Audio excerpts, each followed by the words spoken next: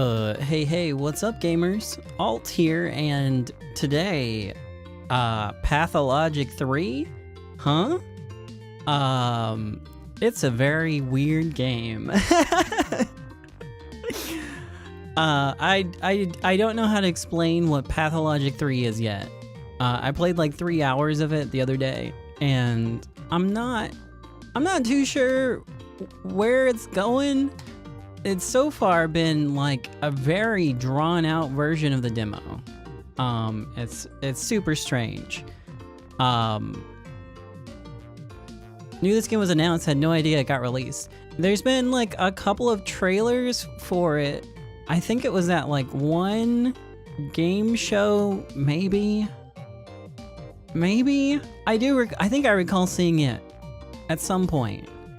And for a long time, it had a tentative release date for like February of this year. And for some reason, it came out like really early, and I don't know why. There's also a recent trailer with Akira Yamaoka doing some music for Pathologic 3, which I don't think's in the game. I don't think it's in the game. I think it might have been just for the trailer.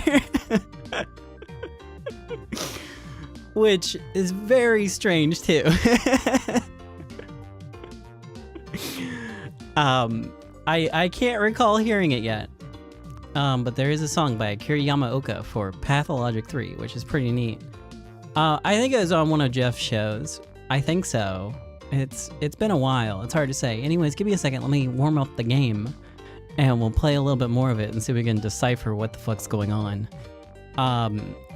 If you're not familiar, Pathologic 3 is Pathologic 2, but from the perspective of the Bachelor. Pathologic 2 being from the perspective of the Horospecs from Pathologic 1. So Pathologic 2 is a remake, and Pathologic 3 is a continuation of that remake, but a different game. But the same game, but also reimagined. The gameplay in this one's very different than the previous game, like significantly so. The last one was like a hardcore survival game. So far, this one is a visual novel. I don't mean that in like a derogatory way, but it is very much a walking simulator currently. I don't know if there's any other gameplay, but just know that it's mostly dialogue, and it's gonna be me mostly reading that dialogue, I think. So if you like that, baby, got a lot of it for you. Got a lot of it for you. Let me see if I can get the game to capture. I think I fucked up the capture thing yesterday when we were playing demos. One sec.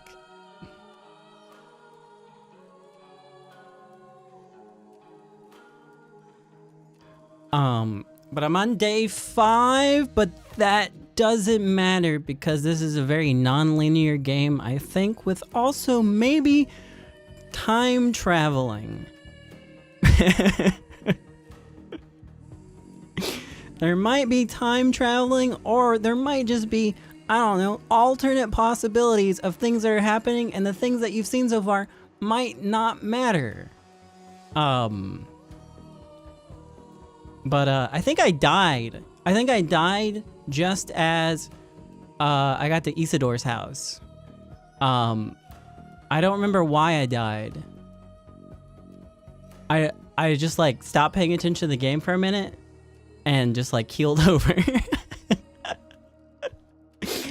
I do have 25 health. It's pretty low. And I think a little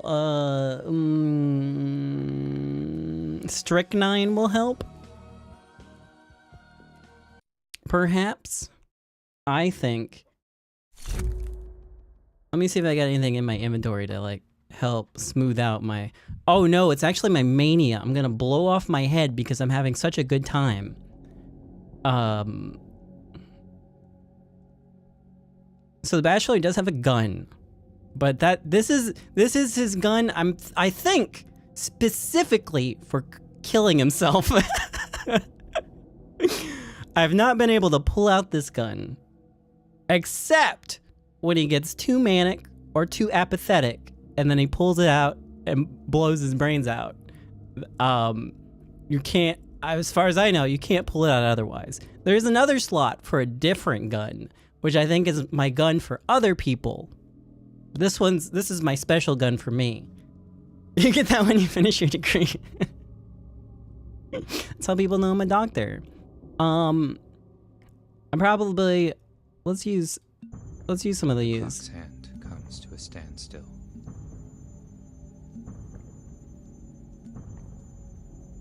And then, do I have anything that improves health? Yeah. There we go. That'll be fine for now. Hey, what's up? Is that Clara? No. Oh, here's Maria. Maria Cana. So, I don't fully understand the naming conventions for last names in this, but all the females have A's at the end of their name. Does anyone, is that what it is? Is that what it is? Are their last names gendered? Either way, eldest daughter of the Canes, Simon's niece. Her mother was a mistress, a woman said to wield mystical power. Maria believed that she was meant to walk the same path. No, that can't be right, because Capella is Olgimskaya, right? But younger Vlad is just Olgimsky, right? I don't know. Either way, believe she was meant to walk the same path. She followed everywhere by her signs. She was followed everywhere by her signs. Young people who claimed to have aligned their fates with the constellations and mastered destiny itself. Her every gesture burned with untamed flame. What? What? I can't hear you. Speak my language. Don't pretend you don't know it. Are you alright? Do you need to sit down? Who dares open his mouth while the mistress is working? Danil Dunskovsky, Bachelor of Medicine. I'm a doctor, by the way. And Danil. No need to mock me. I haven't somehow forgotten you after 5 days. One does not forget the likes of you. I was just focused on the dialogue. The unexpectedness of your voice caught me off guard, that's all. In Danil? It's an honorific. A sign of respect. Don't test my patience. I just want to talk to Isidore. As far as I can see, he's not at home. Give me your hand, Indanil. Do it. Look me in the eye. No, you're not mocking me. You really don't know. Let me guess. Isidore's dead, just like everyone else I needed to talk to in this town. Am I right? Isidore's dead. And what about his shadow? Where is it? In the locked room, perhaps. A trace of Uncle Simon's hands still linger in this house. It's here, very close, still warm. I think it's there too, in the locked room. But we can't get there. Tell me more, whatever you can. I don't know. Uncle was a very close friend of Isidore Burak, or a rival. True friendship is indistinguishable from rivalry.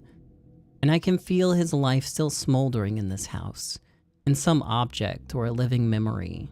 Perhaps he's even there himself. You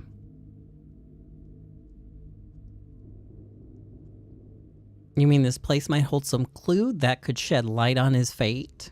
Oh, never mind. It no longer matters anyways. What I'm doing is stupid, and what you're doing, even more so.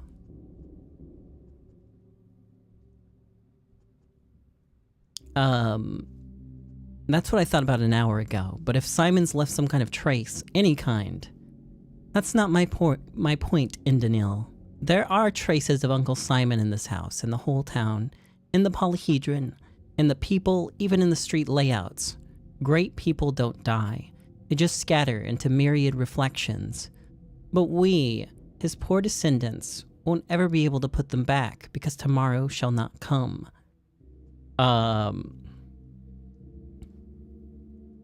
The people locked in the town hall thought so too, but we've broken out. We'll be suffocated by walls of reeking bodies. Shabnak will devour our tomorrow. When you sleep tonight, the apnea demon will descend upon you and you'll lie there frozen, staring at the ceiling forever. I don't know. Oh, I don't know. I had a dream. I've seen every calendar in town stop at number 5. Tomorrow shall not come. It shall not come. Shabnak, this is a surprising confession, but as I was approaching this house, I think I saw her. Some sort of monster very close.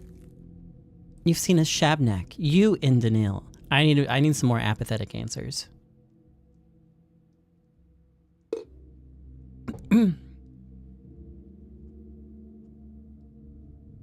I don't believe in these myths, of course, but maybe there are some similar-looking animals living here. In this backwater of ours, the earth sometimes belches out the strangest creatures. I'm surprised you had enough clarity of mind to see her.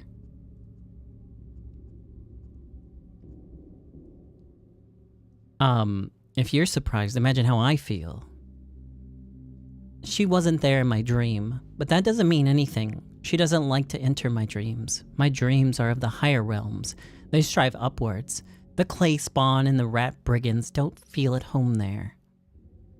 Prophetic dreams again. I suppose I can't complain now, though. Our dreams are not the same. I'm a mistress. I can see the truth. Tomorrow shall not come. If only you acted differently. If you'd open the hospital, taken charge of the emergency command, search for answers, perhaps things would have been different, but you've missed your every chance, and so have I.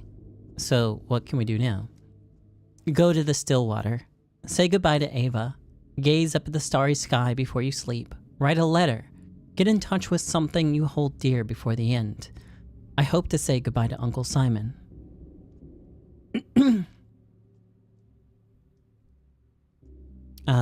No, I will fight until the end. Oh god, I'm gonna fucking die. Although you know, Indanil, this was in my dream too. I stood in this house right here. Uncle Simon breathed behind the closed door, and I told you that tomorrow would not come.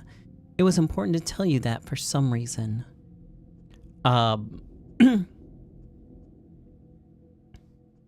It makes no difference what you dream of. You're right about the main thing. The town is doomed. Farewell, Maria. That didn't give me any apathy? God damn.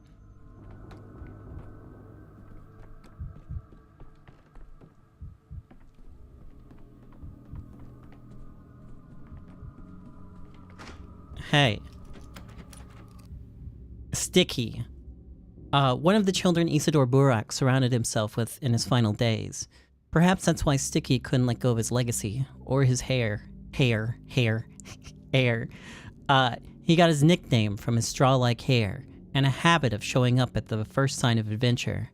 There are dozens of restless teenagers in town. I don't think this one is special. I know the lines too. How else could I find my way around all the attics? And the cellars? Okay.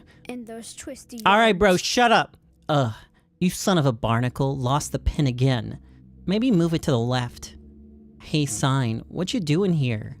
Go take a breather. I told you I'd call you lot when I'm done. What did you call me? A sign? You must have taken me for someone else. Huh. You're no sign, are you? Or a very new one, at least. Did Maria put a spell on you already? Do you want to follow her everywhere? Do whatever she tells you? If you do, then you're a sign. Of course I don't. Me neither. Well, I thought I didn't. That's when she asked me to break into dead Master Burak's house. And I just ran here, skipping all the way. Does the door refuse to yield? What? Do you think I'm some dimwit? The front one took me 3 minutes tops. The main study, though, that won't budge. It's as if they broke the lock specially so no one can open it. And block the door from the inside to boot. Come on now, to the left. Ugh, this again. Now I've broken my favorite pick, too. Is there something important inside that study? Of course there is. The clues. It was the murderer who closed it, I tell you. So no one can investigate anything, so Master Burok stays unavenged. I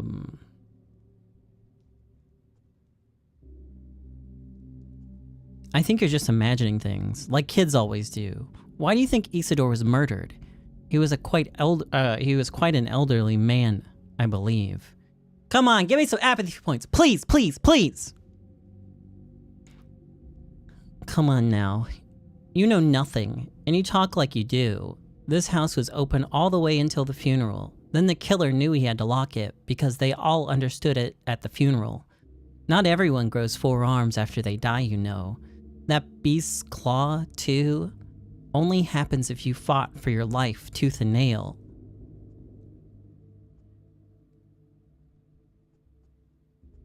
Indeed, it may be possible to determine the cause of death by the body's appearance, but Isidore's been buried already, hasn't he? It's 3 days he's been in the ground. All over now. The killer, he was skulking there that very day. Seeing him with my own 2 eyes, I did. Because I wasn't at the funeral like everyone else. Still couldn't track him down. You've seen the murderer. Who was it?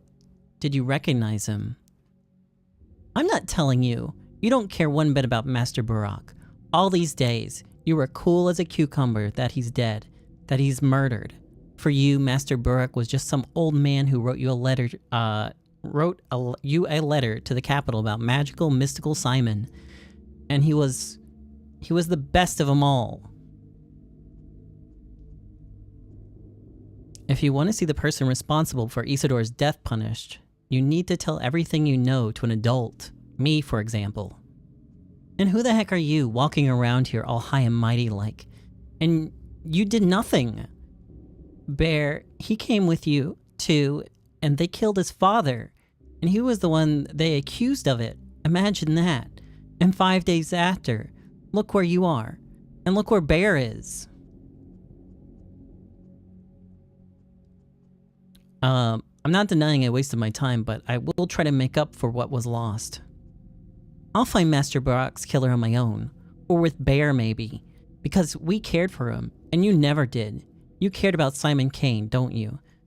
Have you ever thought he might be right behind the stubborn door? What would Simon be doing there? Especially if he's dead. Master Burok, they buried him, at least. Simon, they didn't. Someone stole him. You didn't know that, huh? No one did. The Kanes thought that they would keep it a secret. Not from me, though. What if Simon's body's right here? If they find it, then not you. Sorry, I'll find it then, not you. There's a lot of weird commas in this. If I can finally defeat this door, that is.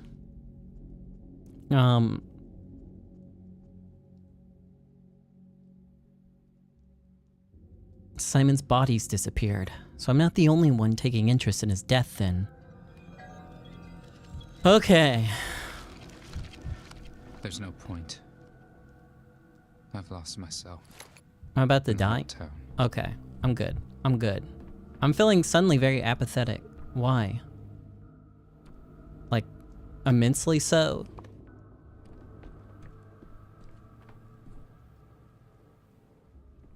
I guess it's the revelation that they're also dead.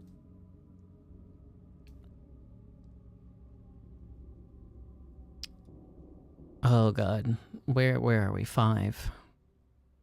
Dead end. It's clear. This is a lost cause. I can't save the town. I can't save Thanatica. I can't save Simon. There's only one way out. Oh, I'm gonna kill myself. Cool.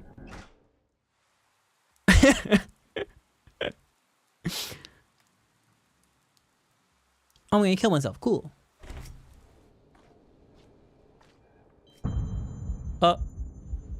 The end. Apathy has reached its peak, and the will to live fades. The last hope is to hold on to a thought.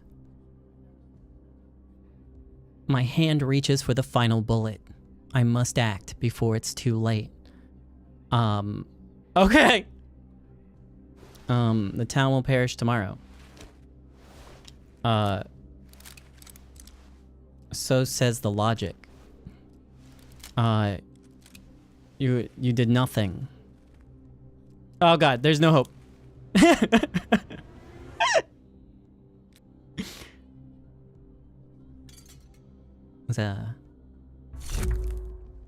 Well, that didn't go great.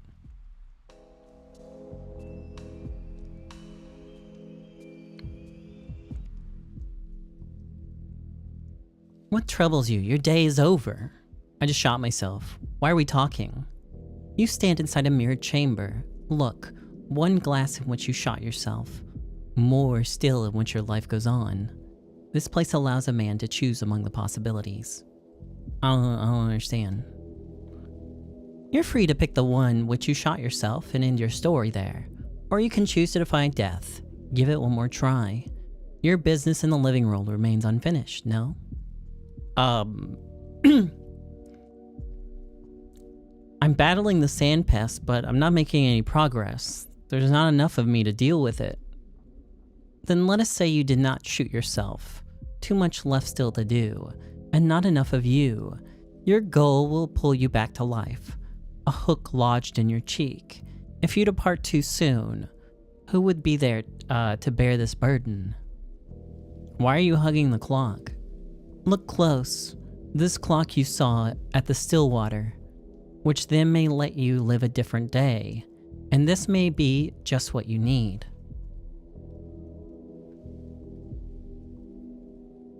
How do you mean, live a different day?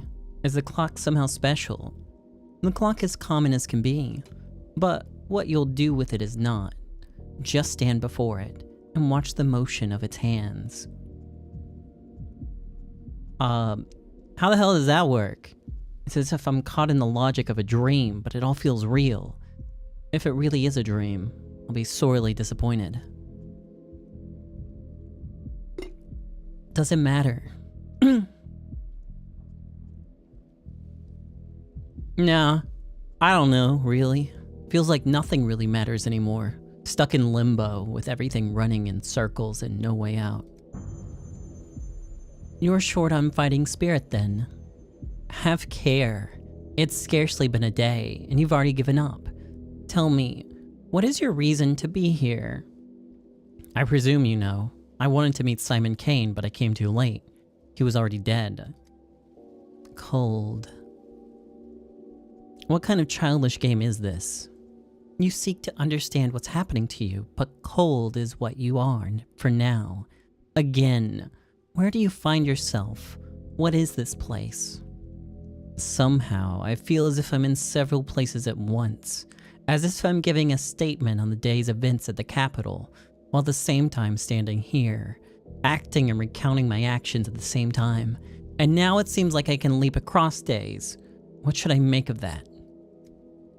You come out of the shadows by degrees. Indeed, it's as if you were at once both here and there. This thought of time as a mere line entraps your mind. In truth, you're as free as ever. At once, you're here and in the Capitol. One foot on yesterday, another on tomorrow. So that's how it is. I ask for clarity and I get smoke and mirrors. No smoke, but many mirrors, sir. To free yourself, you'll have to break the glass. I'll give it a try. Alright. How do I know? Does it matter? Does it matter which one? In every shard, a new me. Amalgam gained. Okay. The broken ones don't lie. It's more honest now.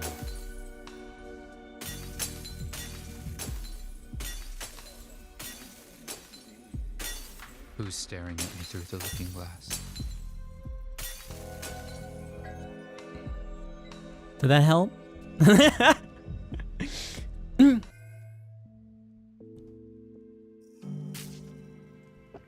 Yes. I need some loot. I need to find a mechanical clock to restart time. Sounds easy. As easy as anything else I've done in this town. I believe there's a mechanical clock at the town hall. I don't know if that's the one I need to be looking for.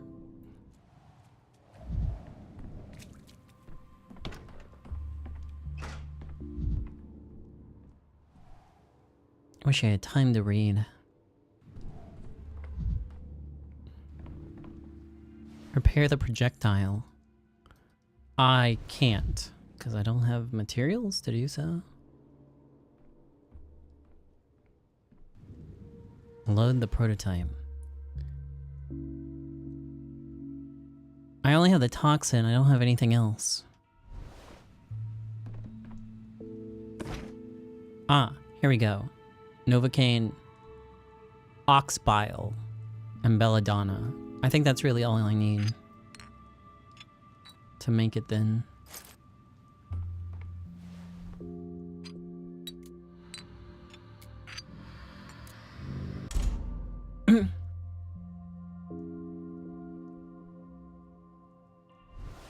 Okay.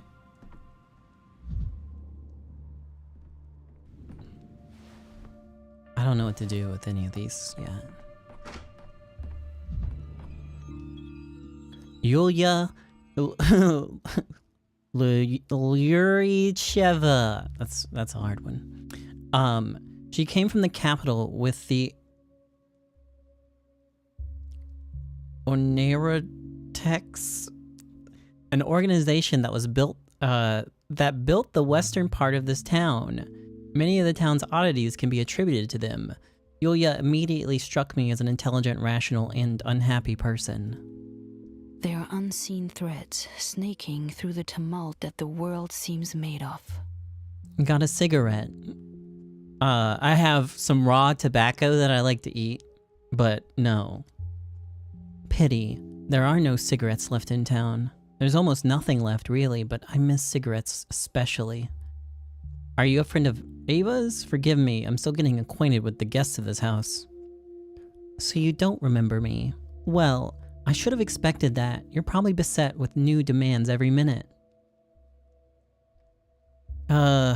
Forgive me, you're right. So much has piled up and everyone wants something from me. I'm Yulia. 2 days ago, you came to my house, the Tremel, and promised to put a good word for me with the Canes to make sure they don't exile me from the town.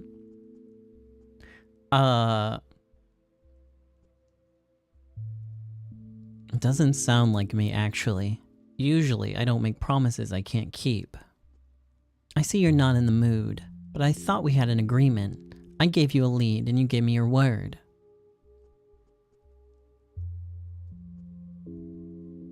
As awkward as this sounds, it's nice to meet you again. Could you remind me of what we discussed during our last meeting?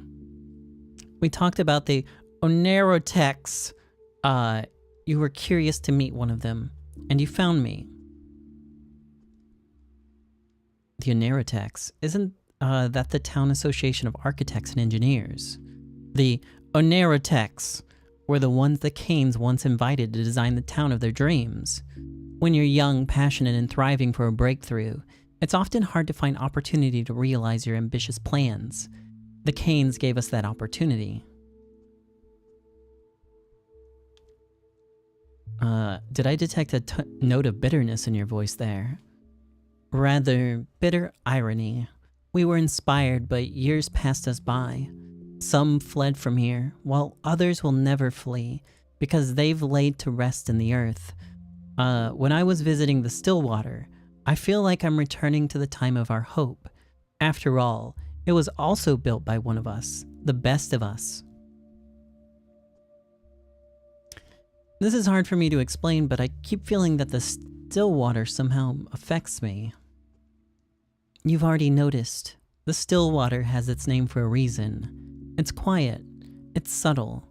Ask yourself how many rooms it has. The question is more interesting than it seems. The answer is either a joke or a gift from the architect. You know, there are 1,000 reasons to admire Ava, but the main one is that she's capable of living here. Do you know her well? Everyone in the Onerotex loved her. She was, for us, a tuning fork, the best, most sensitive audience, a canary in the mine. No university can teach what she knows. Even if the town dies, and with it, all our works, I'm happy that Ava saw them. To keep the town from dying, I must take my leave, but thank you for this conversation.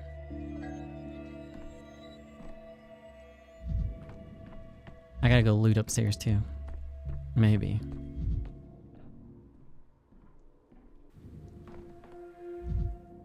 I don't know. See, I need to find a mechanical clock to restart time. Sounds easy. As easy as anything else I've done in this town.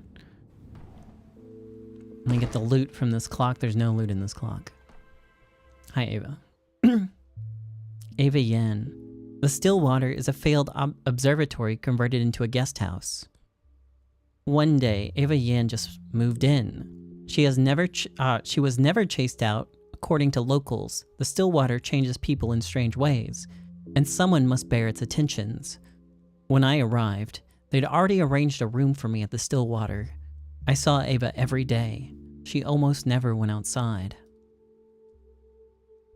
There is no death. Oh, cool. You're back. That's good. You'll sleep much more soundly in the Stillwater than in a prison cell. Simon had good reason to arrange for you to stay here. Good reason, you say. Tell me, this long case clock, how long has it been here? It's always been here. Simon used to joke that they built the Stillwater around it. When Farkhad started erecting the Stillwater, the clock was the first thing to be installed. But why are you asking? Is the ticking too loud? Disturbs your sleep? No, just curious where it came from. So you say it was Simon who brought it here? Farquaad, oh my god. I don't think he brought it here, brought it by himself. It's quite heavy, but it was brought here at his request. In fact, you're the first one to ask me about it. Most people just don't notice it. Each time I see you touching it, it feels like you can see something that I can't, as if you're being transported by it. Wait, have you seen me touch this clock before? You've been living here for 5 days. Of course I have. Every single day you stand in front of it and murmur something before you go to bed. If I didn't know that you were such a skeptic at heart, I would have thought you were performing a ritual. Huh, I'm just trying to figure out what kind of place the Stillwater is. Those who live in the Stillwater can get things muddled in their heads. But you shouldn't blame everything on the house. It's unusual, certainly, and built with specific intent. But in the end, it's only a building. I've heard a different story. I've heard something isn't right with the house. Like people can't stay here for too long. In our little town, there are tall tales about everything, even toy bulls. Separating truth from fiction is hard even for the locals. Alright, well, I guess I'm going to sleep. Sleep is death's little brother. Who told you that? You. Huh. That does sound like me. Don't lie down while you're thinking so much about the clock. You won't fall asleep anyways. You're right. I can't get it out of my head. Alright. Oh, you know what? I probably should see the past instead of looting it. Amalgam is required to recall the past. Amalgam is needed both for the bachelor's past and the player's past. Loading a save requires payment. It can be obtained by smashing mirrors, and in a couple more ways. What the fuck is even going on? Okay. Where am I gonna go back to?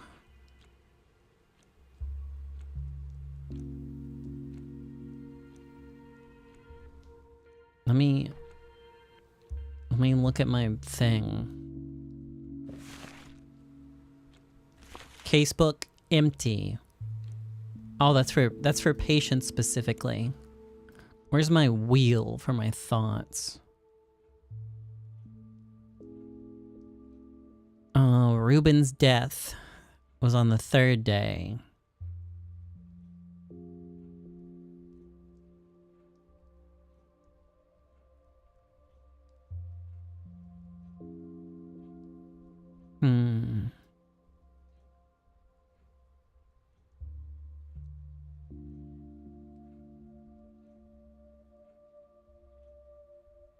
Let's see. An echo of Simon is hidden in Isidore Burrock's study. So we do need to go back for that. Simon Kane's family has excommunicated me from their home and friendship. However, the younger Kanes don't follow this prohibition. Vlad the Younger is taking charge. I guess we should probably go back to here.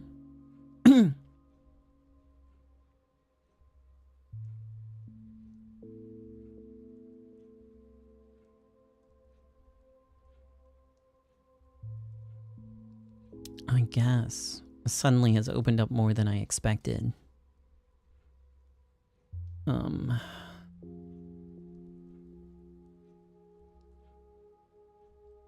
This is also before Ruben's death, too.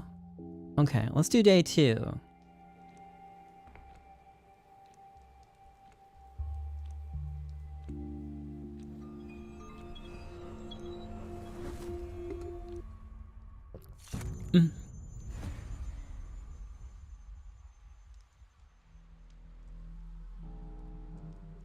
It's fine by me. I'll manage somehow. But you keep lying to yourself. You've been going on about the second day. What are you implying exactly? According to our information, there was no plague in the town yet. There was nothing to research besides the still water and its charming mistress.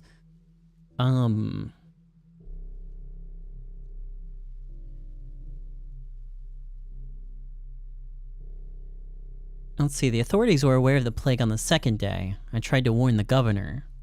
And nobody listened to you. With your reputation, it's a very childish lie. For shame. Next thing you'll tell me is the cup was broken by an invisible dwarf, not you. Well, they did listen, or they tried to. If not, I wouldn't have anything to work with by the third day. You cannot possibly know whether the town was clean on the second day or not. You hadn't opened the hospital yet. You understood nothing about the sand plague. And pardon my frankness, but I'm not interested in your hypotheses or speculations. I need hard facts. I did open the hospital on the third day. Why don't you tell me that then? And then we'll see if there are any merits to your musings about the genesis of the plague.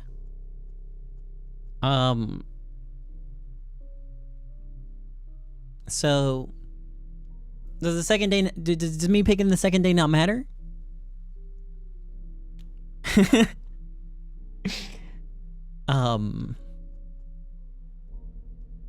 third day it is then. Not like I have a choice.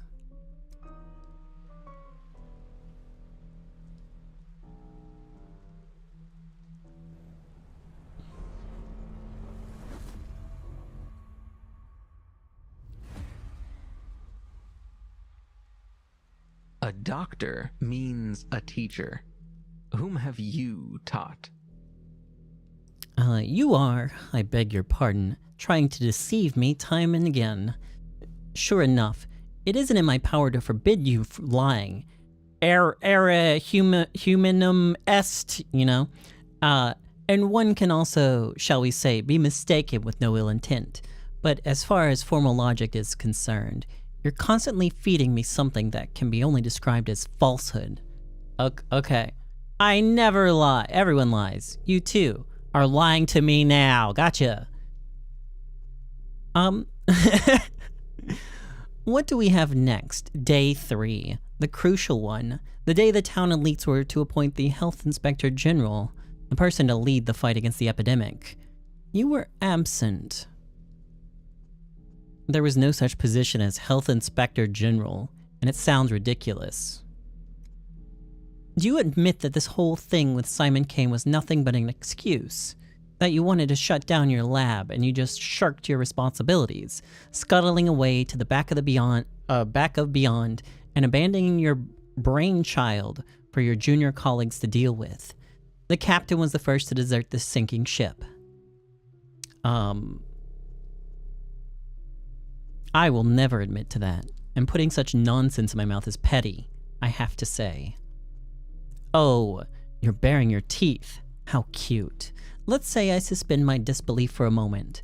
You claim you led the emergency command dealing with the epidemic. But what about a hospital? Why didn't you open a hospital in this town? I can only explain that as deliberate sabotage.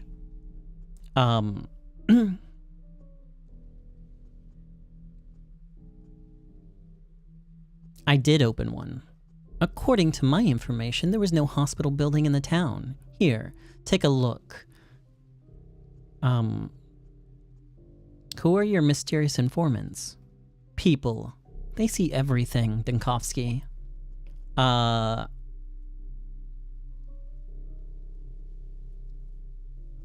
They also lie all the time. Got him. This guy reminds you of Reporter of the Week. I was thinking that yesterday. I didn't say it out loud, but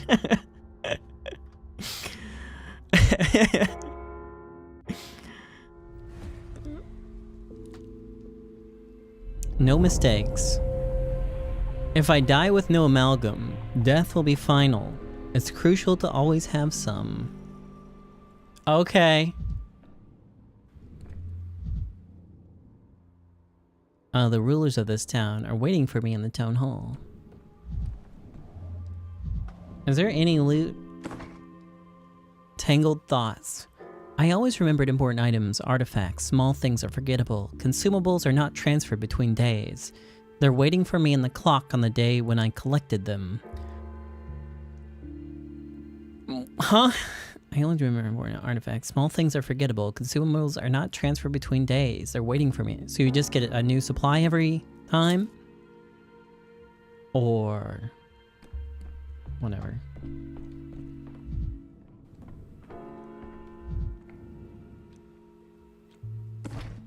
No loot.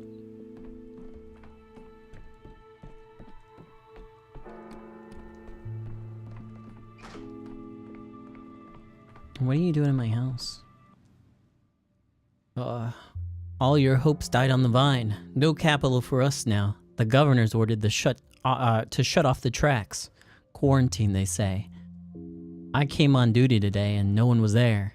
You think the station had died out. Can it really be the plague? Must be why all of them big people are gathered in the town hall now. Doctor, is that you? Back from the meeting already. You're the doctor, so tell us, please. Will they close the town?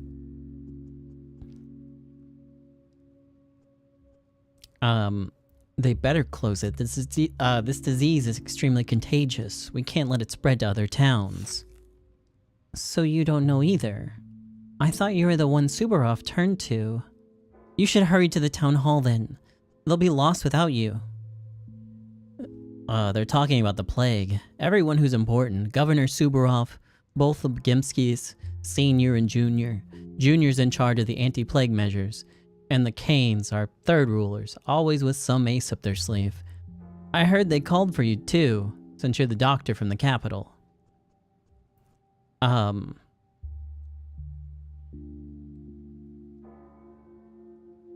Let's see. And as the doctor from the capital, these responsibilities should be mine. Dealing with issues like these without a doctor is suicide. Yeah, but where's the loot at before I go? So wait, is my device charged up? I don't know.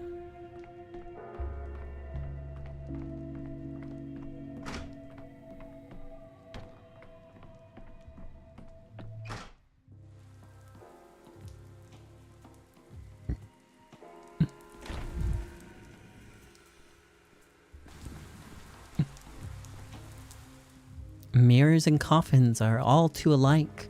One ill-timed glance and they'll trap you inside. What's wrong with looking into a mirror and seeing myself in it? That's the point of mirrors. Imagine that you're a mirror. When a man stands before you, you hold it in yourself as double. And so, where once one stood, there are now one and one again. Were I a mirror framed, I would hold that man within my depths, never to release him, forever hidden behind the silvered glass. Mirrors are just glass and silver amalgam. They don't think. Amalgam, yes.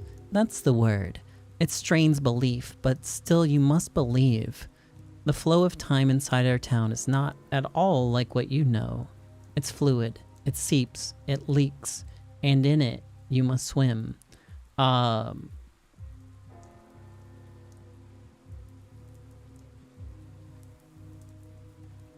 I have this odd feeling that I know what will happen in the future.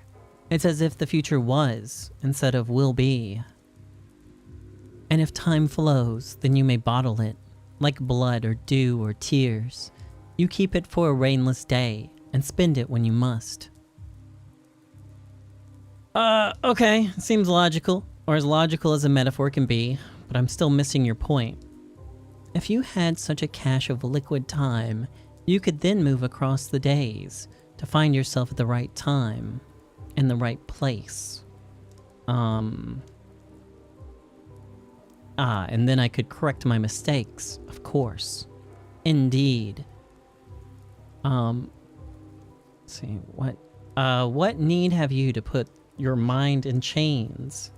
You do believe that the dead men can be brought to life anew. I don't know why this font's like so hard for me to read. Maybe I should get my glasses real quick. Hold on. Let me get my glasses, because I'm blind as fuck. Where are they? Oh no! I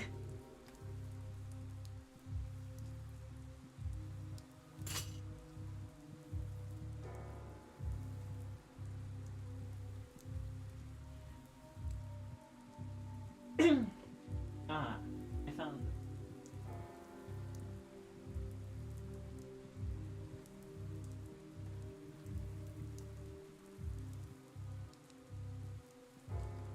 them. Okay, sorry, I'm back. They're very dirty, but maybe I can see better. Let's see. What need have you put your mind in chains? You do believe that dead men can one day be brought to life anew. We don't understand how death works, but we do understand how time works, and it's not the way you describe. Just think of it as Simon's parting gift, just like the watch that Nika gave to you. In time, its meaning will be clear, but first, you need to learn how to make use of it. How do you know about the watch? From reading the inscription on its shell. Amalgam is what we call liquid time.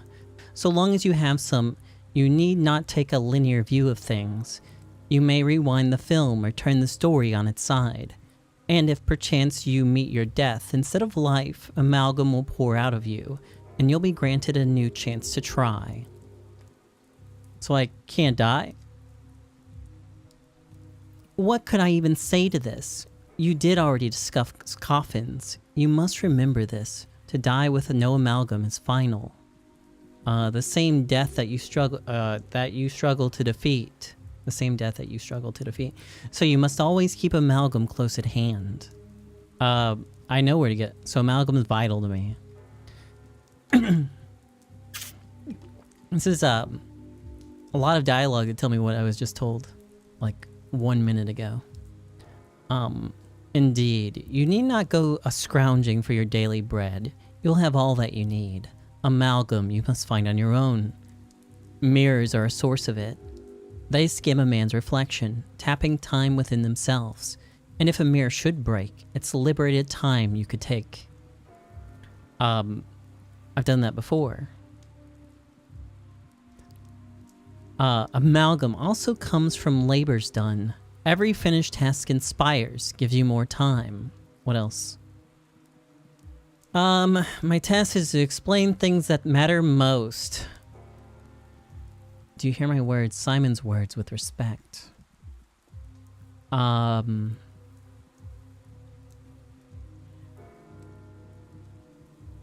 feel weird in this town. In the present, there must be a phenomenon behind this.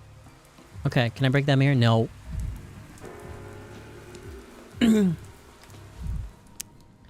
I'm good on that right now. Hold on. No.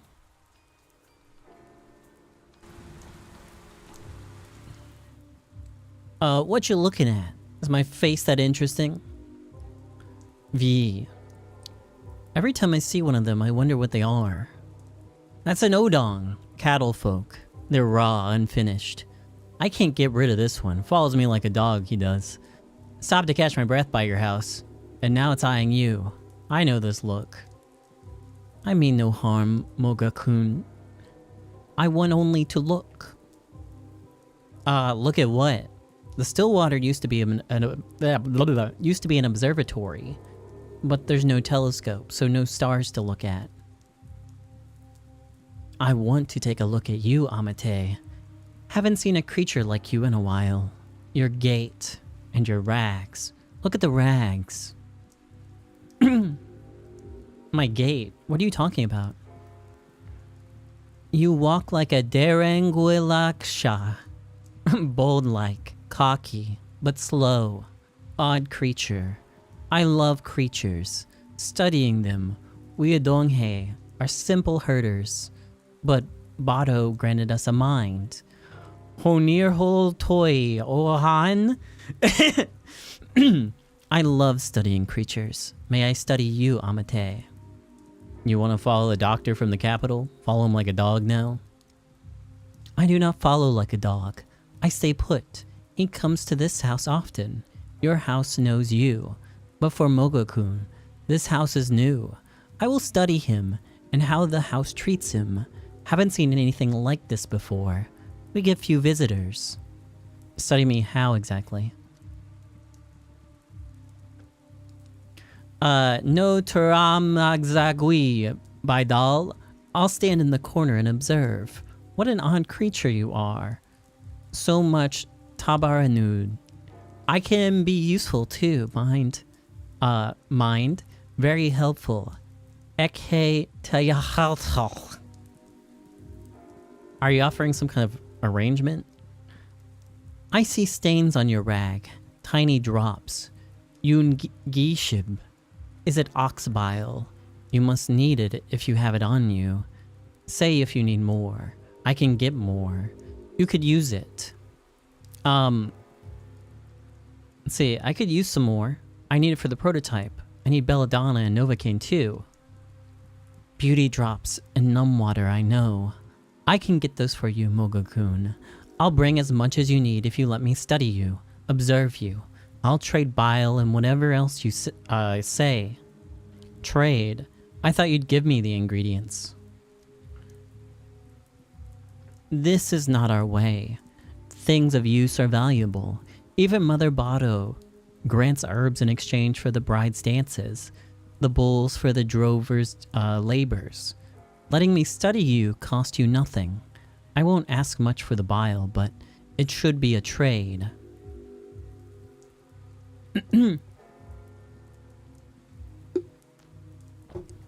So you want to observe me in the Stillwater and trade ingredients to fuel a prototype. It's a deal. Hey, what about me? I got used to having you around, and now you want to run away from the doctor with the doctor from the capital? Here, I thought we were friends. We are friends, but I befriend creatures to study them, Amate. I studied you, and you are no stranger creature to me. You are no strange creature to me no longer. Farewell. I'll meet you in the Stillwater, researcher. Just don't bother Ava. Cool. I got a new dog. Good shit.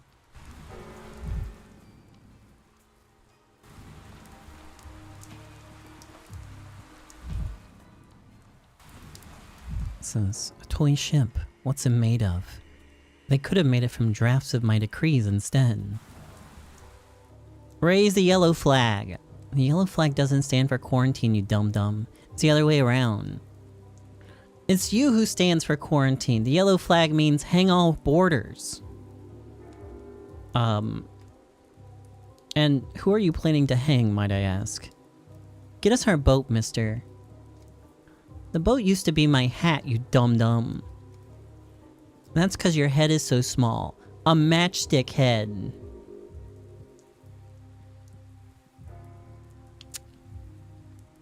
So this boat is a headdress? He won't get you the boat. His head is ill-fitting. He thinks they're in mere 3 dimensions. You won't do, mister. Leave the boat be.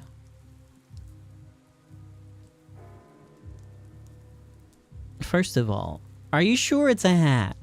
I think if it fits anyone here, it'll be me. My hat. My hat. Can't take it. That doesn't really look like a hat.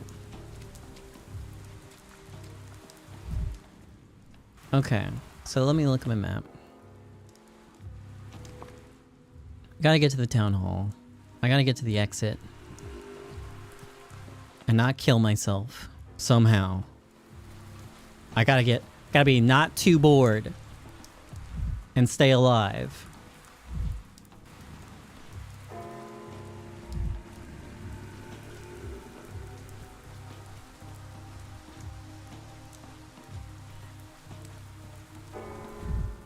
This is not an exit.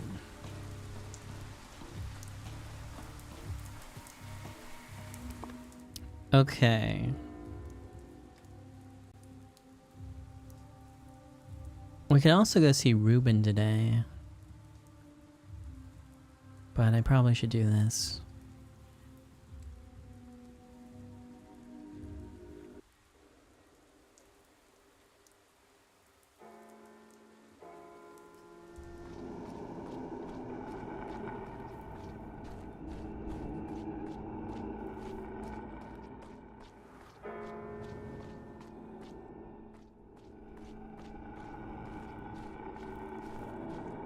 See, the plague didn't think about using the sidewalk.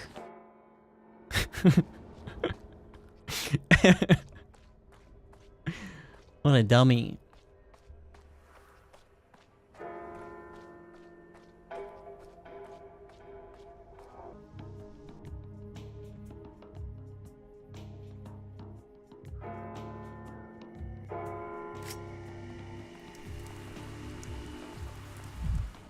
Yeah, I'd suggest simply walking around the plague.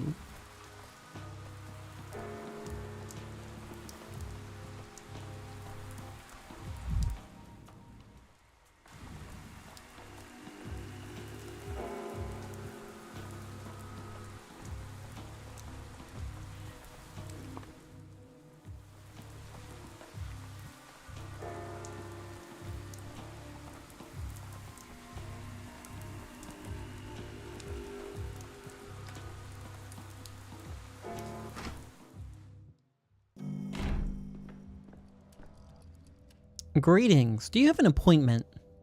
I heard there was a gathering taking place. Oh, no. Impossible. Gatherings are forbidden around here. There's a gathering, I'm telling you, in this building. It's a matter of the plague, naturally. Assemblies of any kind are forbidden. Is this a joke? I'm a doctor. Ah, then come in. Go in there on the left. They've been waiting an hour for you already. Thanks.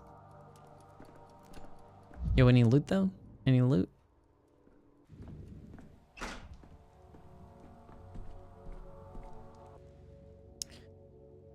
Vlad Olgimsky. Now, didn't I read this once already? I don't know why I'm getting another pop-up. No, maybe I haven't talked to Vlad. Never mind.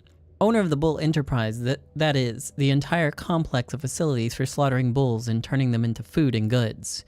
His belly is as vast as his abattoirs, and his confidence in his own power. Olgimsky managed to bend an entire people to his will, bridling ancient myths to into his service. He loved no one but his daughters. Not daughters. What? You're right, I talked to Vlad Olgimsky, but not Vlad Olgimsky. True. Bachelor, why are you here? There's something of, this is something of a family matter. Do you have a family, Bachelor? I was told there was a meeting at the town hall and that I was expected. With all due respect, Bachelor, you're not needed here. No promises about taste, but it'll certainly be hot. My patience is at its limits, Boos. I insist you pay our guest the proper respect. It was I who invited him to this meeting. Inviting an outsider into our house, Tisk. Are you sure he's as learned as you say? Does he specialize precisely in our shared tribulation? Please don't tell me you've forgotten what happened during the first outbreak. Almost no one survived. True, we don't know for certain that it's the same sand fever, but what if it is? Isidore's gone. We need a doctor like we need air. Any doctor. or else. So our esteemed Governor Subarov picks the first one he sees.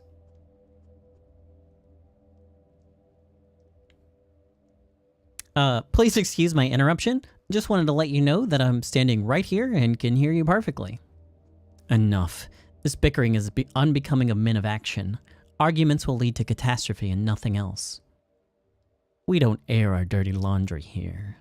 If he carries a report on our customs to the capital, then we can say goodbye to the town where we hope to build something new.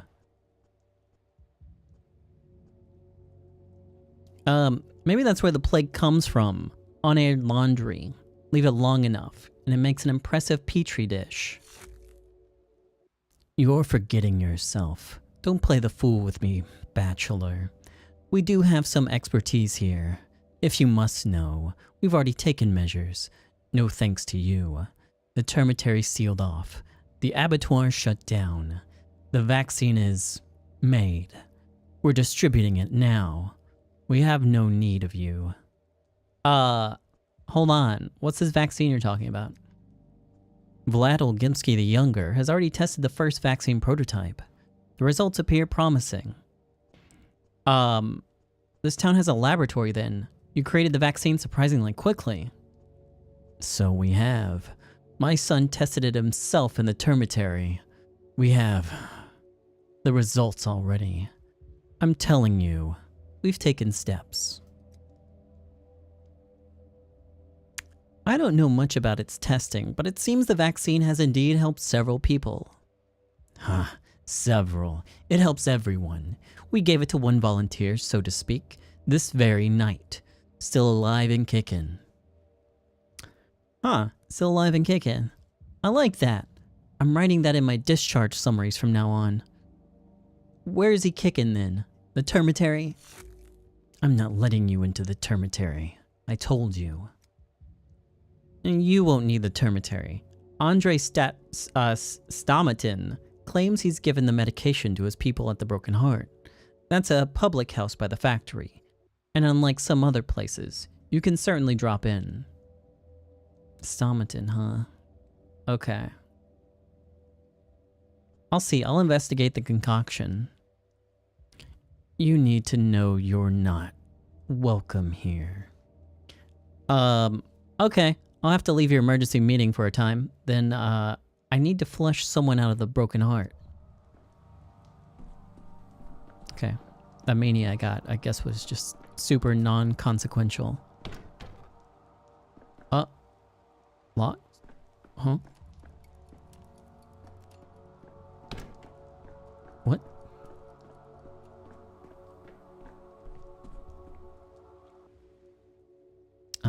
Georgie. Simon's brother. Rumor has it that they're twins, but some people say that he's half Simon's age. He always saw earthly justice as a reflection of divine judgment, and treated it with the utmost gravity. But at heart, he remained the chief theorist of Simon's ideas, an architect and a creator of society and the world itself. I should have listened to him from the start. 100 years? No, too much. 40? No, not nearly enough. There are times when manners become irrelevant. Denkovsky is a scientist and a doctor. Simon wished to know him. That means he cannot be a useless man. We need him at the emergency command. Sow an act and you reap a habit. Sow a habit and you reap a character. Sow a character and you reap a destiny. Okay. It's not simply what he brandished. It's not simply that he brandished his accomplishments, begging special treatment on the day of grief. His arrogance is only part of the problem. He's incapable of listening, of learning. Simon misjudged him. The man has nothing to offer our vision. He may be an intellectual, but he is spiritually bankrupt. Our vision is not currently under threat. The whole town's existence is on the line. The plague is banging on our doors, and again, Simon's... Dr. Denkovsky, you're here. We've been waiting for you. Heard the last bit of your conversation, and I'd like to offer my apologies. I'm sorry if I disappointed or insulted you. Apology not accepted. But my brother is right. You're a doctor from the capital, which means your expertise will be highly sought after, and we, or I rather, will have to cope. I shall simply catch whatever you inevitably let slip through your fingers. Okay, thanks for letting me participate in this meeting. Subarov believes in you. Useless arguments would only distract him from caring for the townspeople. And Simon believed a man should be his own hand in the fire to should put his own hand in the fire to discover it burns. I won't stand in the way of anyone burning themselves on you. Georgie, please calm down. Dr. Dinkovsky, despite our differences, we must unite against a common threat. We, the town's rulers, possess the resources and have the knowledge. Isidore Burak defeated the previous outbreak of the sand pest, but he's dead now. We need a doctor.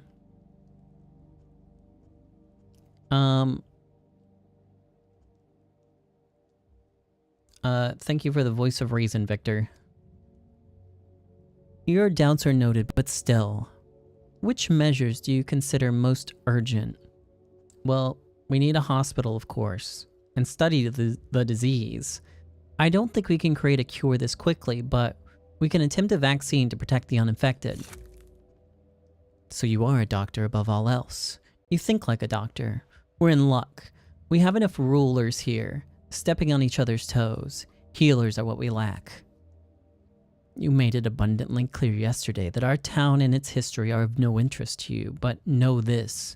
5 years ago, the crude sprawl, the district where the plague was discovered, was simply sealed off. The disease burned out in 3 days. There were rumors of survivors, but that's all they were, rumors. The sand plague is incurable. Our town, let's just say that it's relatively young. We don't have equipment or resources, not on this scale. You'll have to improvise.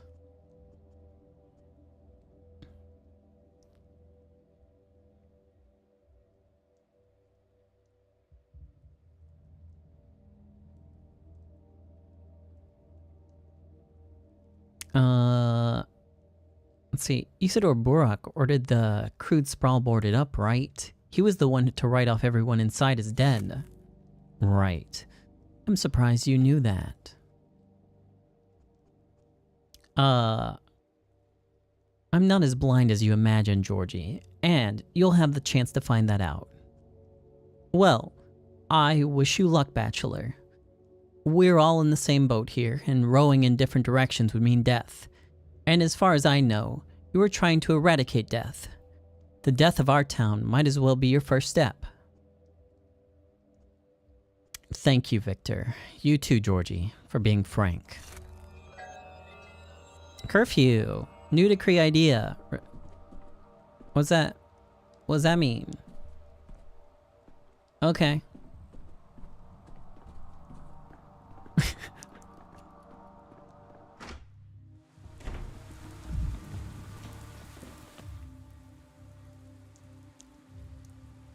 Do I have anything to trade? No, not currently.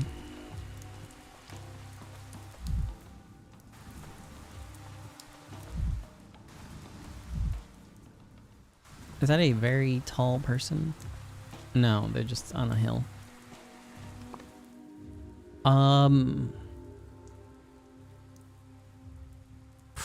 kind of need to go do this, I think.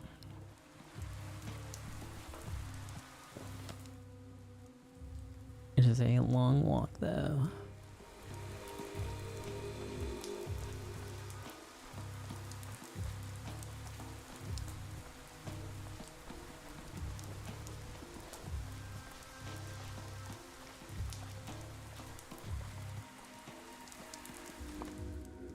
And it's very dangerous.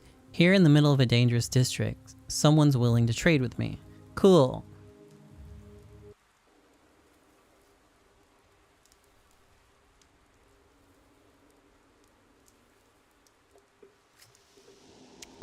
Hello? Why do you insist on snooping around here? Then I make it clear that you'd be devoured. I didn't plan this. You can't walk around town without stumbling upon the plague. Well, I'll give you that. Not that you can just run right through the plague, but in this case, you need to learn the anatomy of the infected district. There's usually an epicenter. What do you see on the ground here? Trash and debris, sometimes bodies. There's a focal point somewhere in the district. A plague rupture. And there are often dark, crimson flowers blooming above it. A flower that thrives on blood. That makes the rupture easy to spot. But if I were you, I'd stay as far away from it as possible. Huh, a focal point of infection, you mean? That makes sense. Any infection must have a source. I mean the rupture and the ground. Didn't they tell you that anger, death, and shabnaks are all born from the earth? Well, now you know.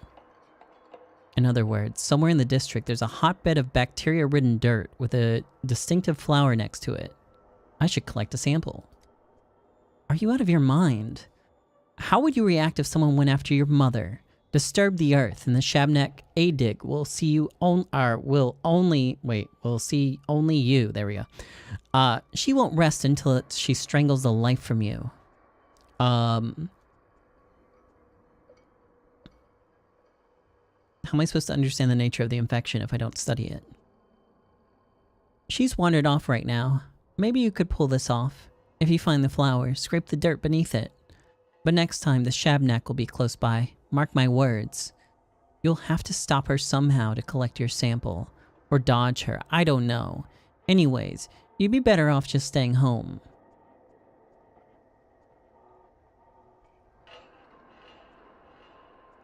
What doesn't exist cannot harm me. I just need to keep my imagination in check. Oh right, because words can't kill.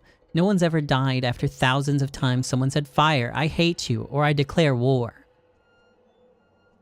Let me just collect a sample. I'm gonna get me a sample. That's gonna be fun. Focus of infection. There's a focus of infection here that I need to find. The louder the sound, the closer I am. What the hell?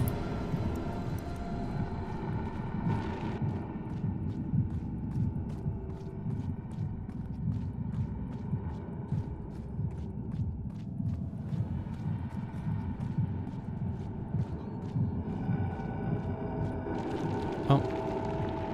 That's bad.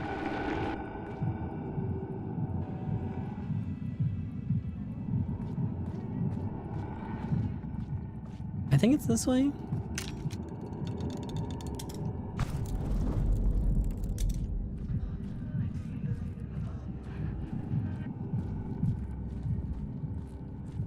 It's hard to tell.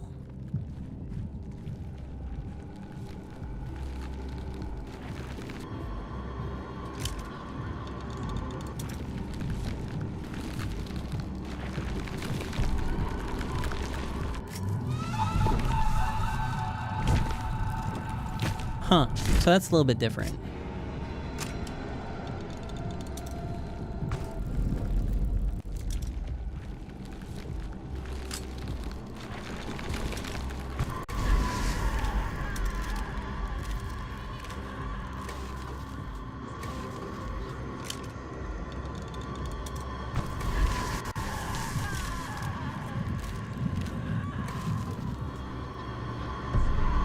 I don't know, it's very hard to do.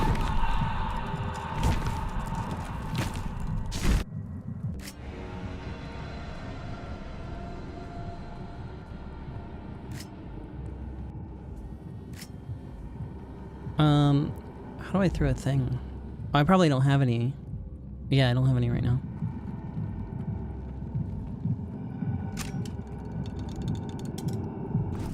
Hey, what's up, Sarah?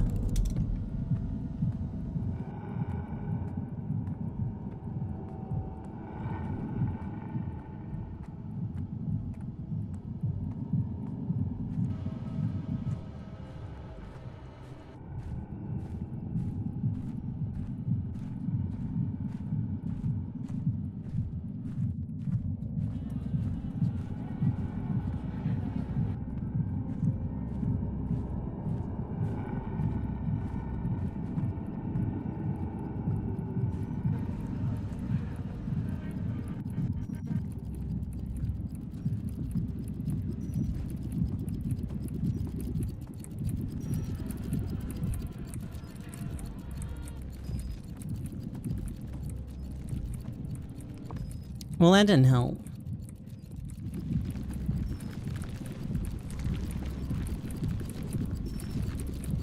Sample collection. This is key to the victory over Shabnak. I must collect the spores from the ground and the prototype.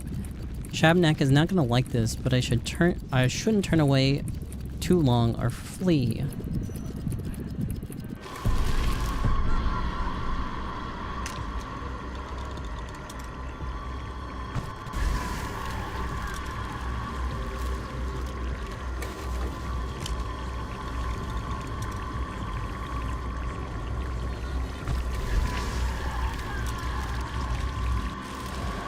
I got the sample to the still water.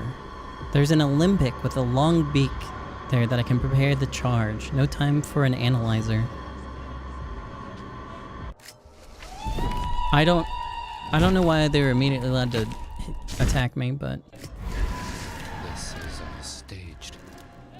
A farce. A mysterium.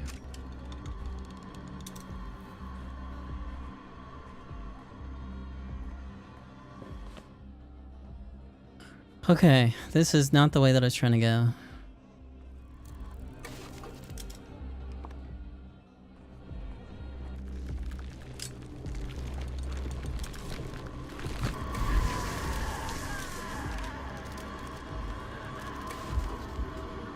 Yeah, I'm just doing doctor stuff.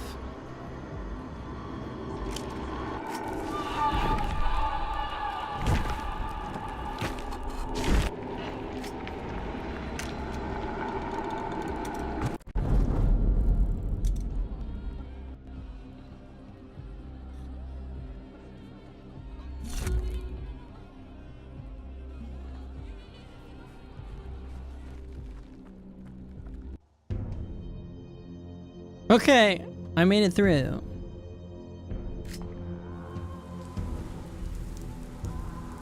They killed him like an animal, don't you get it? He went out for water, and as soon as he stepped over the threshold, someone slit his throat. I've never seen so much blood in my life. He's still lying there in a puddle, eyes open, staring at the sky. Bloody beast. People like that need a muzzle and a leash.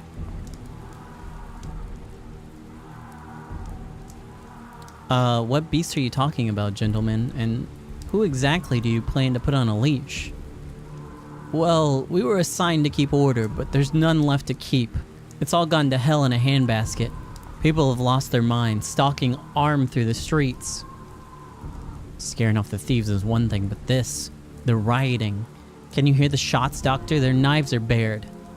Just take one step into the street and you'll be choking on your own blood. I'll keep my windpipe unventilated, thank you very much. I was in a choir before the plague.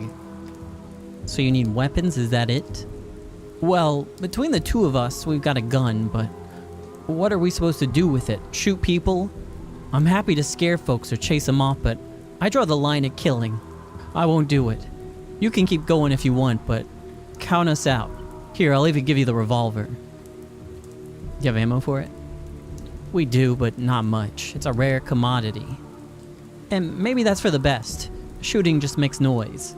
It'll only attract more of those fiends. If some thug comes at you, don't get trigger happy. Try threatening him first. Shove the barrel in his face, give him a scare. That'll buy you time to run. Only two things worth preserving in a riot. Your honor, your neck, and your ammo. Thanks for the revolver and the advice. It's dangerous out there. I must be ready to defend myself with a weapon. It's better to load the gun. But the locals don't know if it's loaded.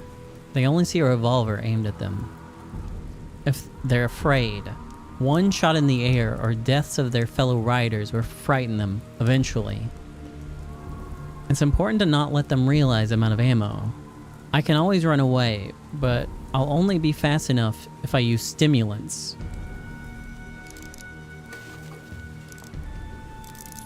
Okay.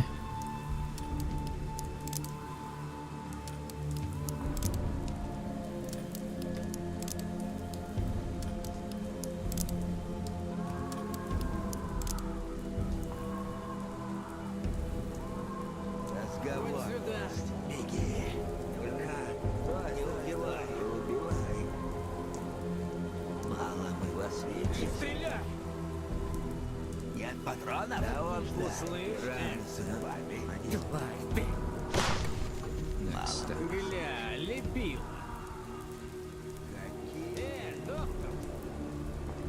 I just shot the other guy in the fucking head.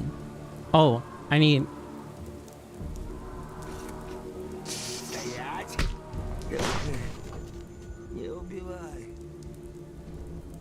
Oh, my apathy's so high, this last bullet's gonna go in my brain. Ugh. This was a mistake.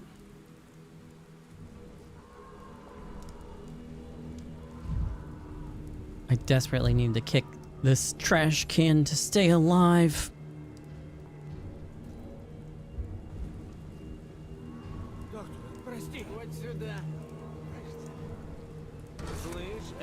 Migraine. Yes. This is migraine. Не убивай. Нет патронов. Мало мы вас. Стой, стой. Доктор. Разговор. Молода столичная. Только не убивай. Вот сюда. Доктор. Мало. Oh my god. There's so many. Oh no. Oh no.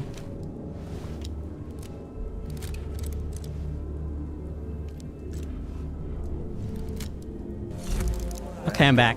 I'm back. I'm back. This place is fucked. So am I. So am I.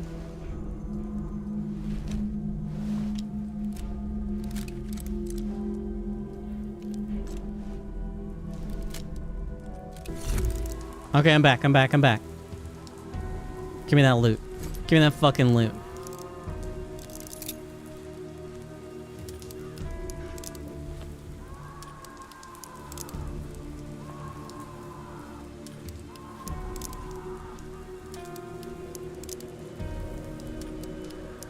You want to trade?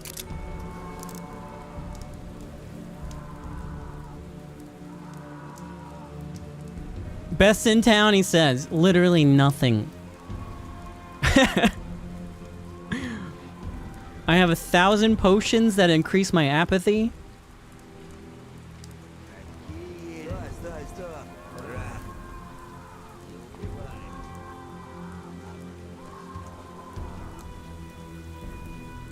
Иди сюда. Мало мы вас вешали.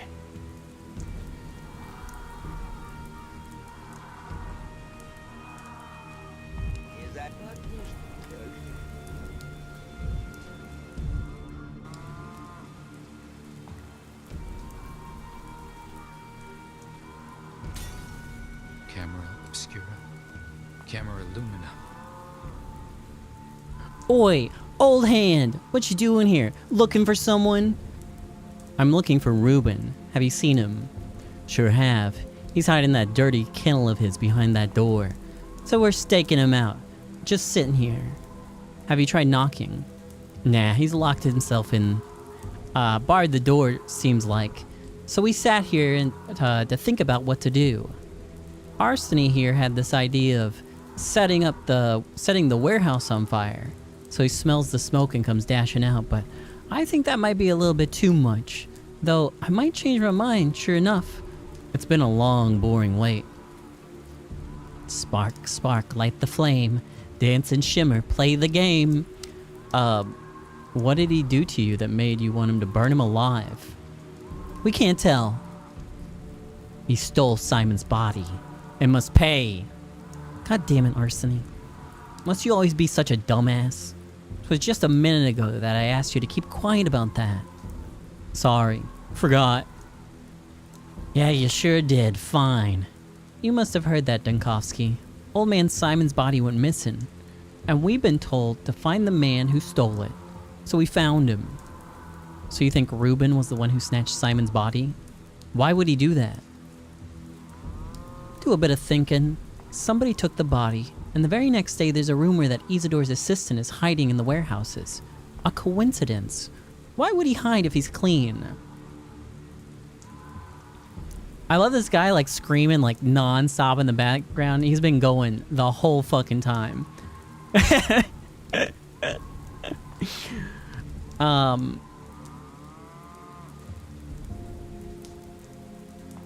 Well, rumors are just rumors. I heard this morning that you two each got a bullet through your head right here while you were waiting for Ruben at this door. Reckon it's true? That's just a load of bull. We're alive. Of course we're alive, you dumbass. He's trying to intimidate us. When did you become so bold, huh, Doc? Well, fellows, I'm both tired of talking to you and short on time. You have 5 seconds to get the hell out of here peacefully. I'll start counting. 5, 4. You gonna leave? You gonna leave?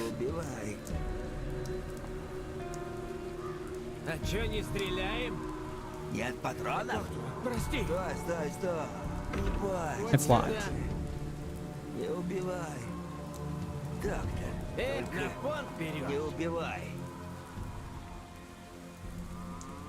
My phone broke.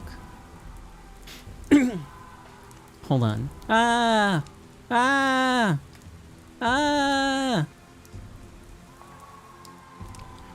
Ah! Okay.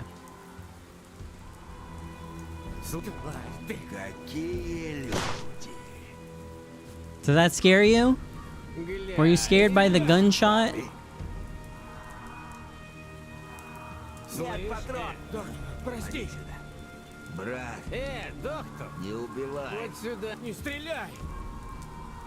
They didn't give a fuck.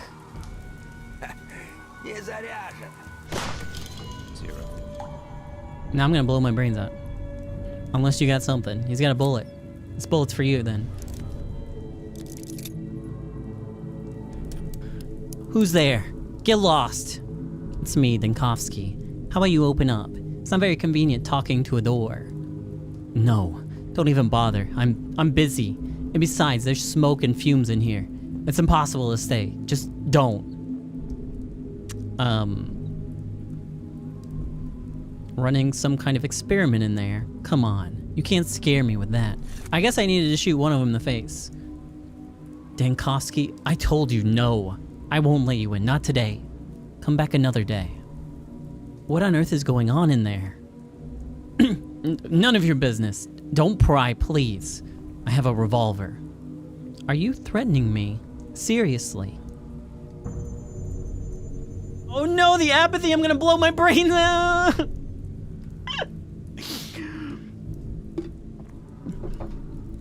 You made me do this, Ruben. You made me do this! Wanna test me? I assure you, I won't chicken out. Better leave while you can. Come back in a day. Or better yet, in 2. Then I'll have time. Right now, I don't. Wait, I was told you were the last person to see Simon Kane. Is that true? Dinkovsky, you understand, not now. Or sorry, just understand, not now. Don't make me point a revolver at you. Tomorrow or the day after, you'll have a lot of explaining to do. And now I'm gonna shoot myself. I need a trash can to kick. Now!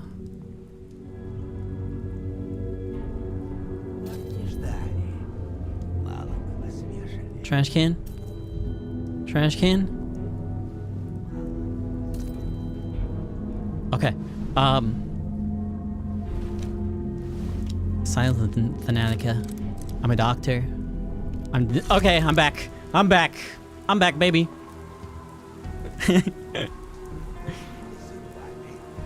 No.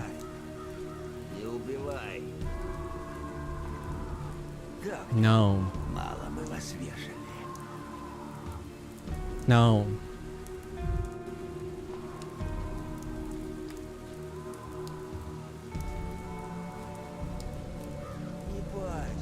That trash can?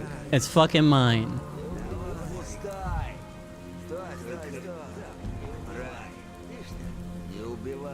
You too? Yeah, there we go. Not here at all. Yeah, apathy makes you slower. Ah! Мало мы вас вешали. Стой, стой. Нет патронов? No.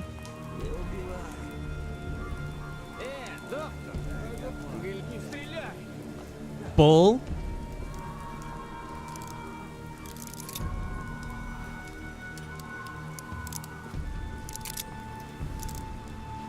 I was hoping that loading would like intimidate them because they would know there was a bullet in there, but I don't think they care. Ah!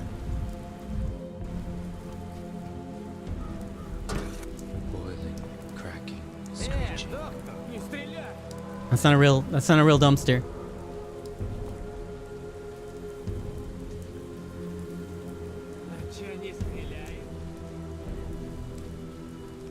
Okay, so I might have prevented Ruben's death, I don't know. Lad Jr. tested his cure for the sand pest in Andre's pub. I need to see the results. And then I do need to study the sample. Fuck. Can I go this way? And then this way? I'd rather fuck with the Shabnak with these dudes.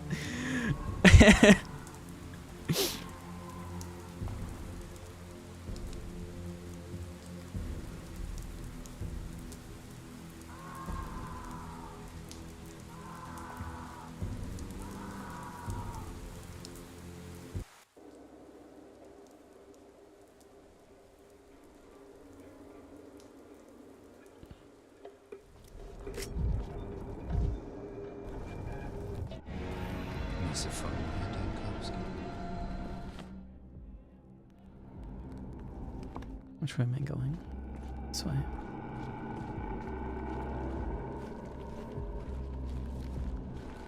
Tired of this noise.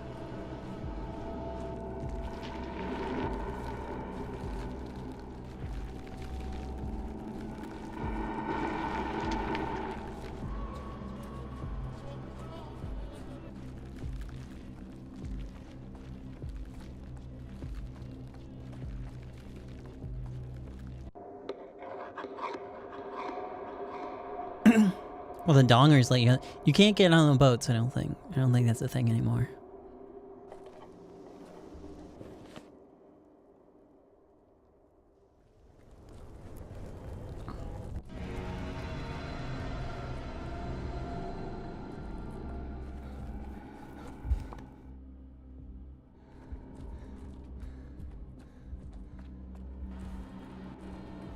No toenails, yeah. No looting.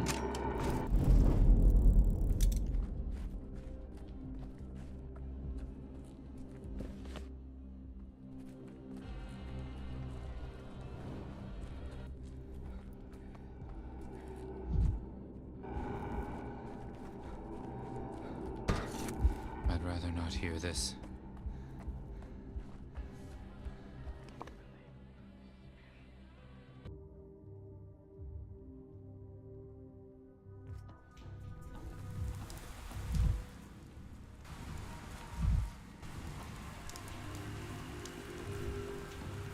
As if things are animated.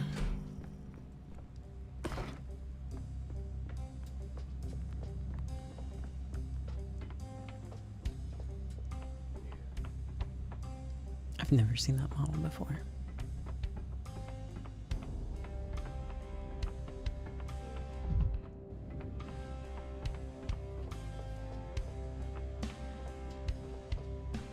Wow. Oh, I would have let my fists fly. Andre Stomatin, an architect, pub owner, reveler, and murderer. Andre and I studied together briefly at university. We met during the student riots. I stitched up his gunshot wound myself. An unexpected reunion. Andre always felt confined by dogma and morality. Only a fool could expect him to come to this town and settle for simply pouring Twyrine and nothing more. Don't stand there like a statue. I see the dust of my beloved capital on this man's feet. Cue the fanfare. I'm sure we've met before. Wait a minute. University. Juggling knives on the table. That was you, wasn't it? Ah, remembering the time we got the better of those bastards, eh? And you sat there all demure, but when the tables went over, you grabbed the gun. Yeah, I remember. Very brave of you. Those were the days. And look at me now. Yes, those were the days. Daniil Dankovsky, in case you've forgotten. You? I'm Andrei Stomatin. The Downgate, the Alley of Heroes Ensemble, the other stairway round, the House, which earned me an expulsion from the Architects Guild. My little brother and I designed them all, but he gets the laurels, and I get the curses. That's how it goes.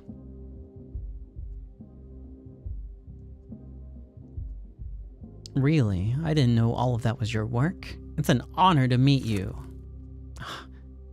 And my joy. You must come from the capital. What's the situation? How's our university's Court of Miracles? Is Sepeko still alive and kicking? The old bastard still owes me a lot of money, come to think of it.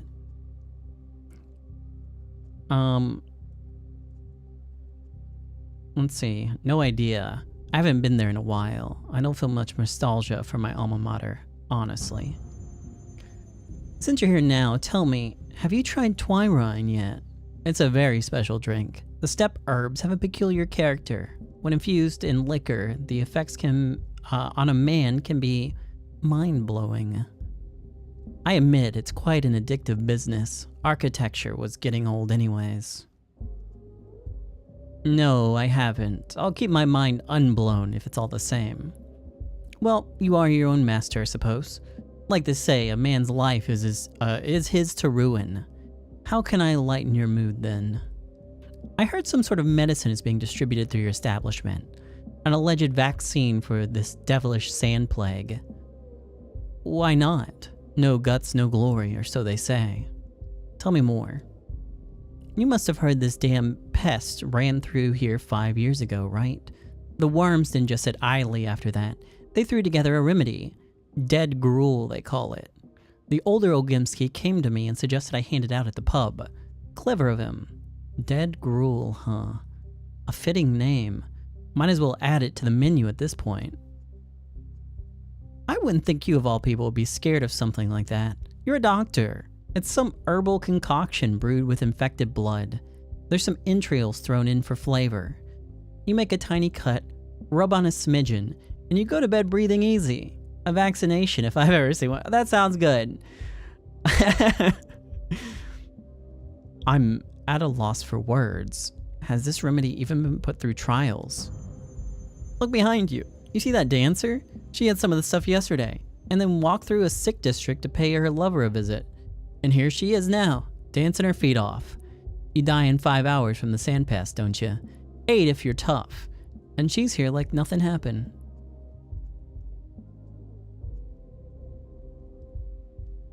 Well, I hope Ogimsky Jr. began his human experimentation with himself as the first test subject. Don't panic, Professor. The steppe concoction works, I'm sure of it. I was just about to try it on myself before you came in and distracted me.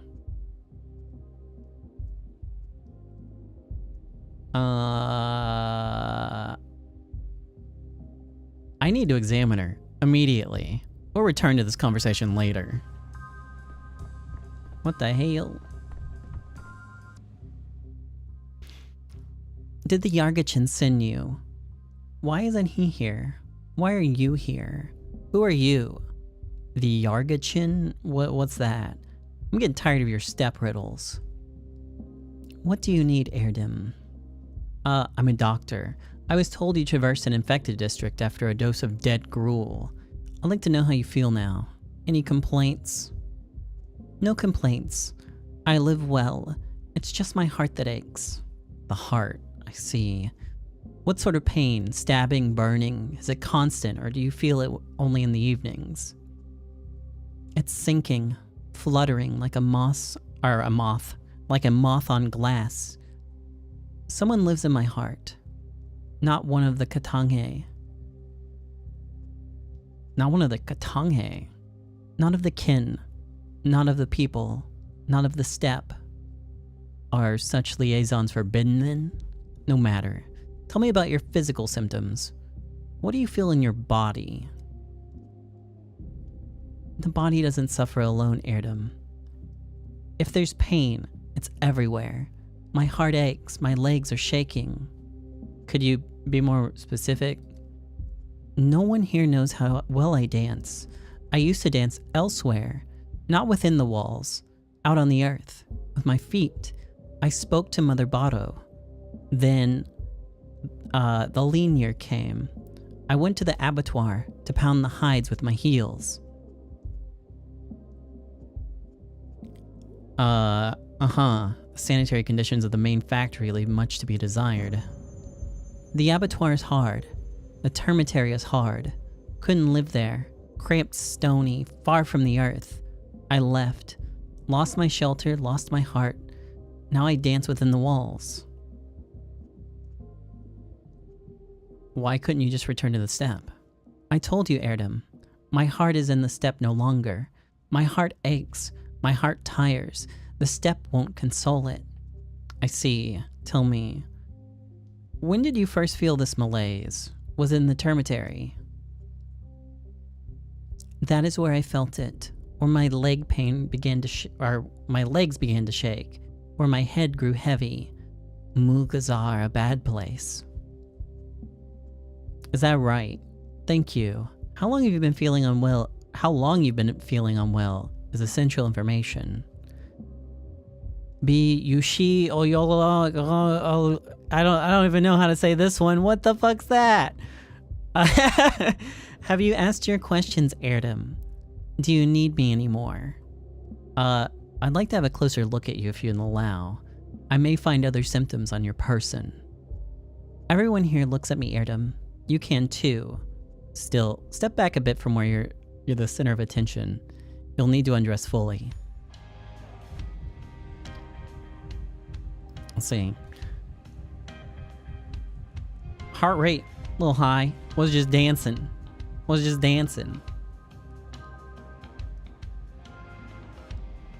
got a little something up here. Inflamed skin, pimples, rash, bites, a scratch, a minor injury, or such an itch that she scratched until it bled. I don't think there's anything on the front. I'm gonna look again though. Let me investigate. No. I'm a doctor, okay? I'm a doctor.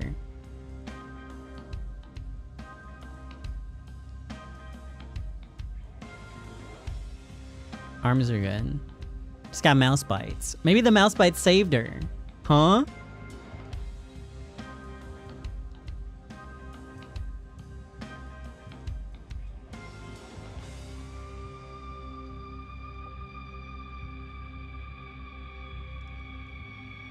Okay.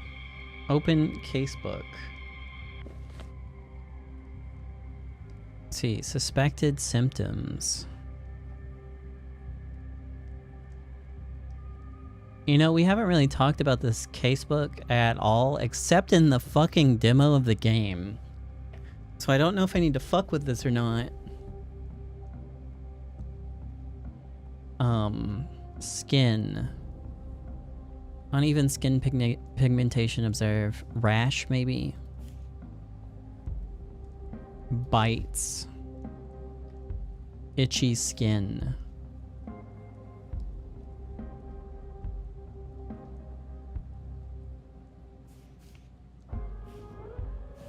Okay.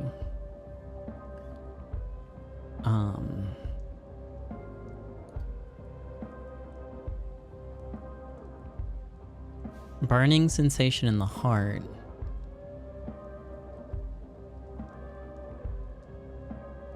What about your legs? What do I put down for that?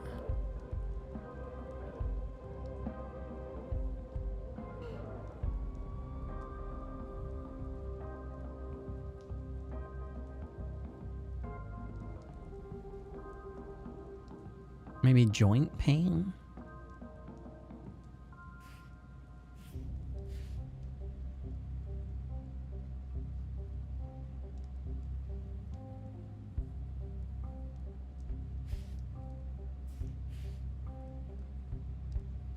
Maybe it's not this.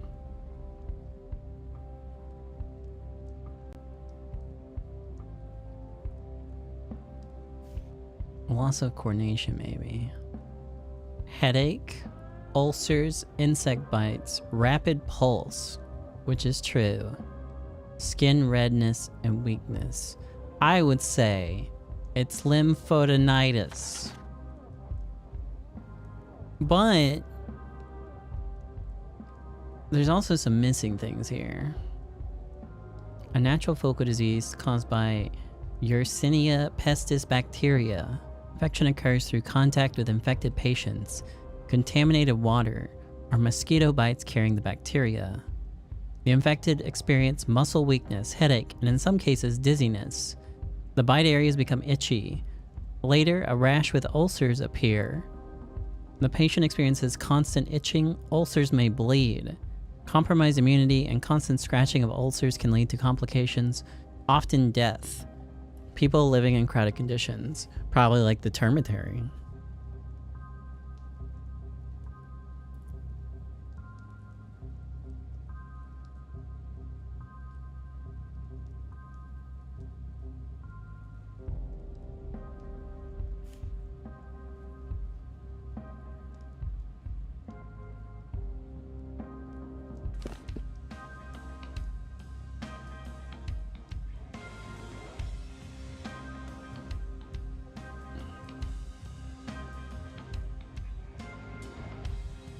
That's it. There is the pulse that's like 130.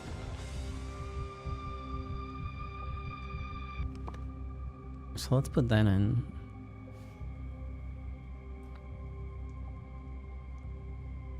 Rash, rapid pulse. None of that seems right.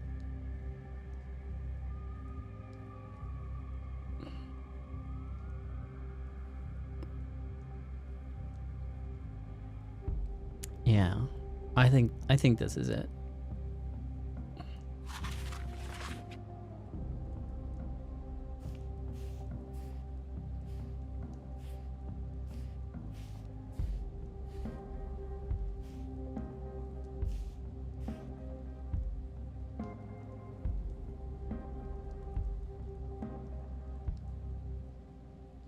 That's like the most overlap, I think.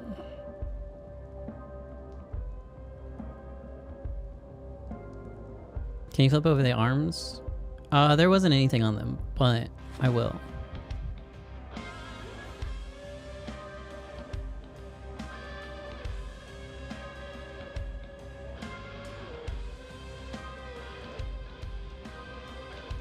Yeah, there's nothing.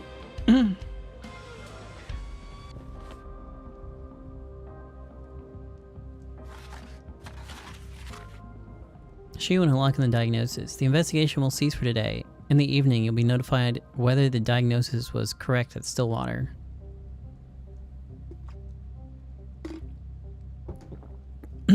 Sure.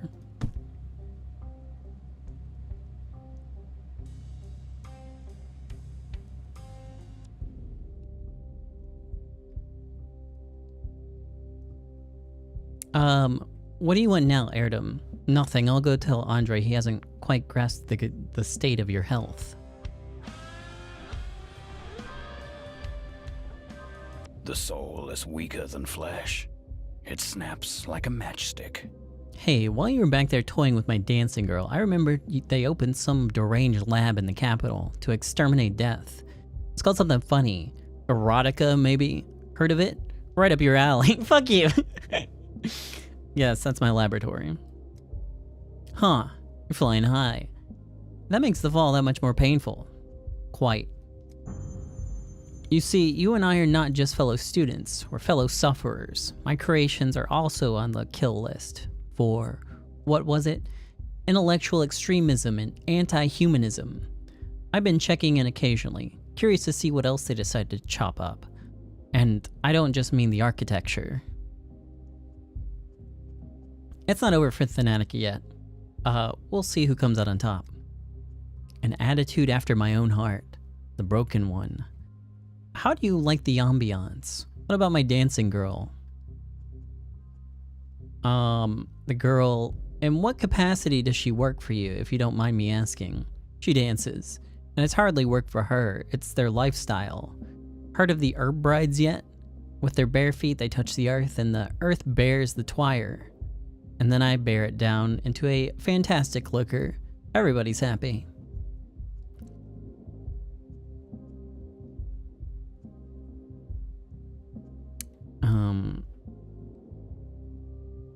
Let's get back to business. You've gone dull, man. No matter, our town will always sharpen you up. Though, you've got a point. What about the dancing girl? How does she feel after the dead gruel? I'm not so sure about the dead gruel. I don't think she shows signs of the plague. But I'd give her the day off anyways. She's sick with something else. But it's not the plague. Anything else can be cured. And you're just the man to do it. What do you say? Will you treat our Kulan? Wait, did you say Kulan? I know that name. She said she was in love, and he wasn't a man of the step. Andre, how do I count it? Tomorrow. She'll die of the plague tomorrow. And the next day, I'll meet her lover at the warehouses. Dankovsky. And you were telling me you didn't try the Twyrine. Maybe you don't need it with that head of yours. You hear yourself. You just assured me Kulan has some malady other than the sand plague, and now you're raving sheer nonsense?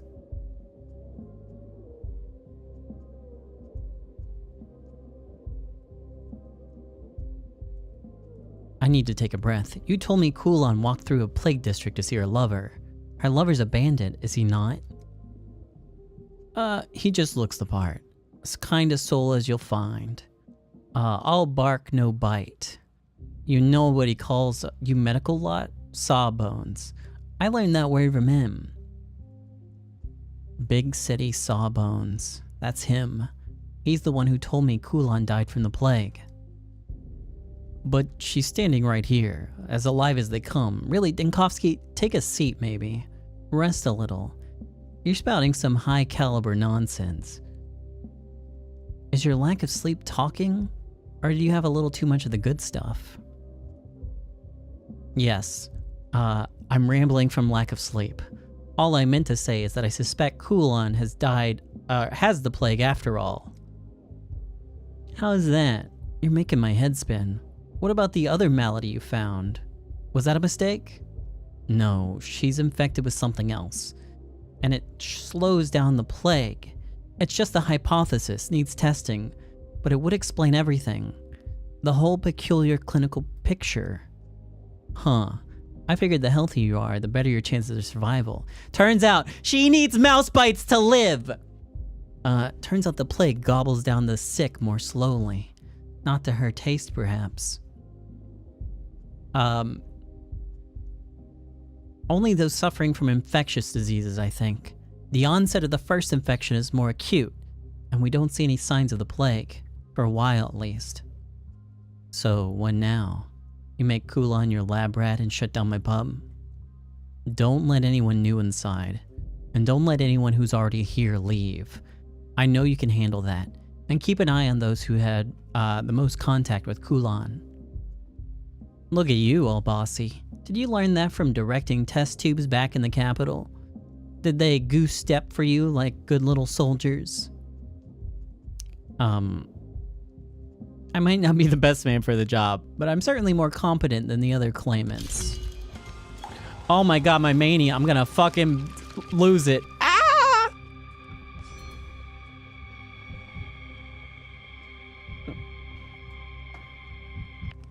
Luckily, my pocket's full of drugs. Which is which? Addictive, less effective with every use, less effective with every use, less effective with every use, less effective with every use, less effective with every use, less effective with every use. Freeze frame.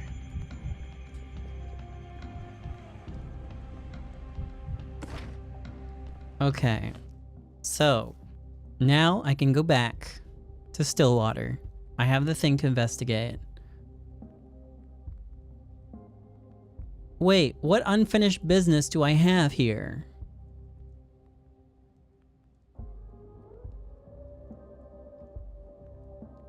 What are you fucking talking about? Don't look at the fire.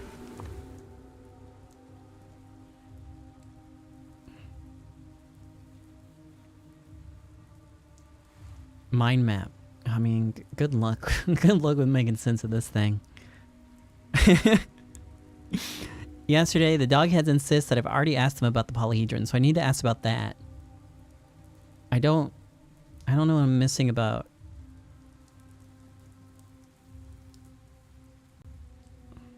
Was I supposed to set a decree somehow? And the game just didn't tell me that I was able to do it? I thought I did that from Stillwater.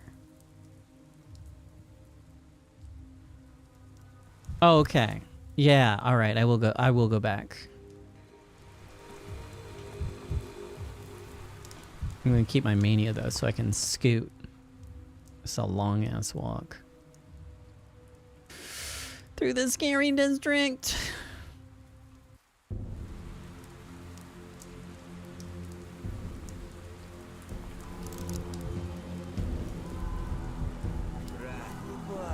Yeah.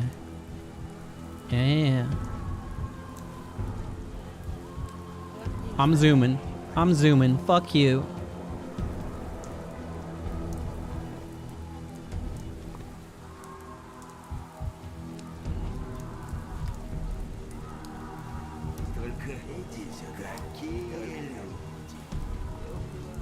I went the wrong way. I think. There's no way through! It's so fucking dark!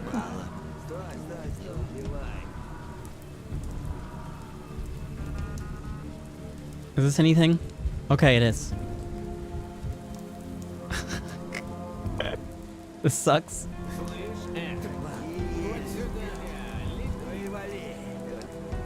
Okay. Holy hell. Is there fast travel? So there's kind of a fast travel. Like you can go through areas without having like physically walk through them. It's just like a new system though. If there's some sort of conflict in the area that you're going to though, you do have to like manually do it.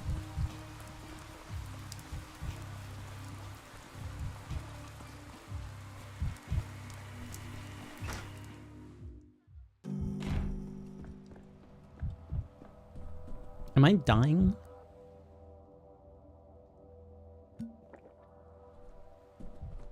These reins chafe my hands bloody. Denkovsky, you're back. This means I've won. Won what? And from whom? My assistant was certain you'd try to flee the town. We even made a wager, but you came back, which means my assistant owes me. Let's see, money. Don't spend your winnings just yet. The day is far from over. I have plenty of time to plan my escape. Enough with the jokes. You examined the dancer, right? What's your diagnosis?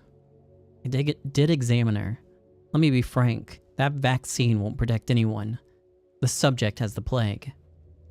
I suspected as much, but hope that... Are you certain, Denkovsky? The medical term intercurrent disease.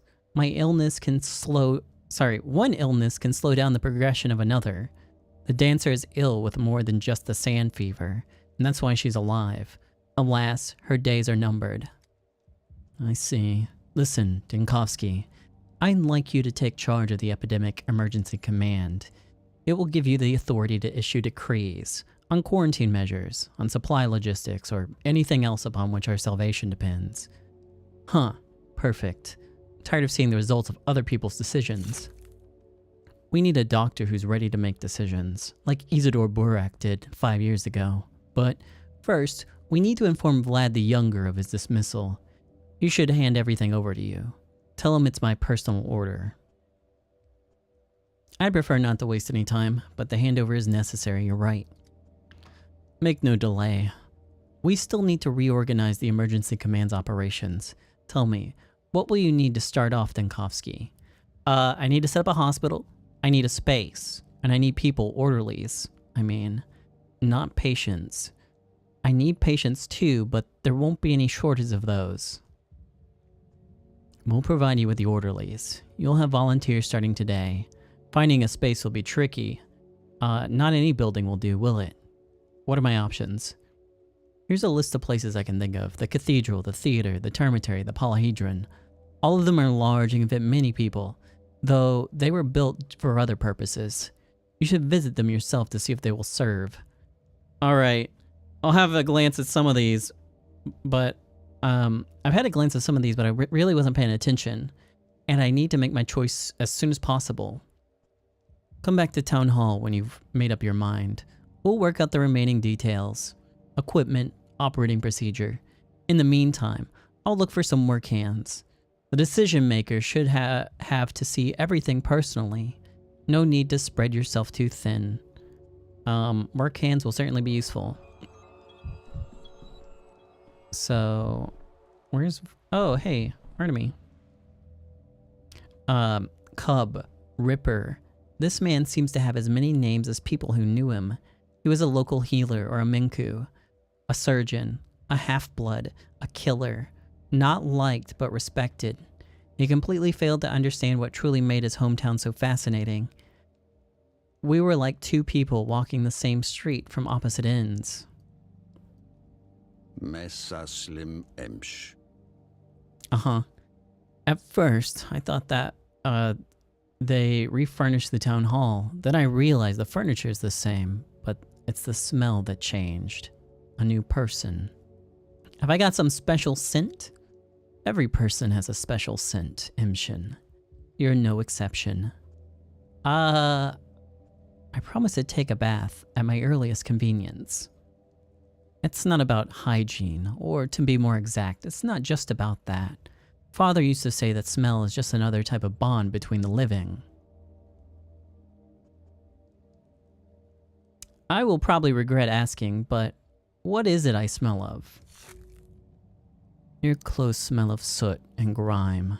Those who live in the capital and have only just come off the train always smell like that. As for your flesh, you're not drinking enough water. Your body's dehydrated. That makes it smell of pond scum. Your system is telling you it needs water, but looks like you're not listening to it. Huh. Diagnosis by smell. That's a new one. This keen sense of smell runs in the family. Father always used to know who was going to knock on the door before it happened. People thought it was some sort of sorcery, but it was just the smell of their dirty, disease-ridden bodies. The very ones he worked with, day in and day out. A most peculiar gift, and one more useful for a hunter than a doctor. It depends on how you look at it. A disease, Imshin, often does manifest as a smell, especially if it's somewhere deep in the organs. To be honest, I can't see how one could grow up in this town and still smell anything at all, besides sweat, that is. I have spent my whole life here, you know. I've been studying medicine, just returned a few days ago. You've studied medicine, and you still believe in diagnosis by smell. It might just be what you lack, Imshin. You're a stranger here, and it's limiting your options a lot.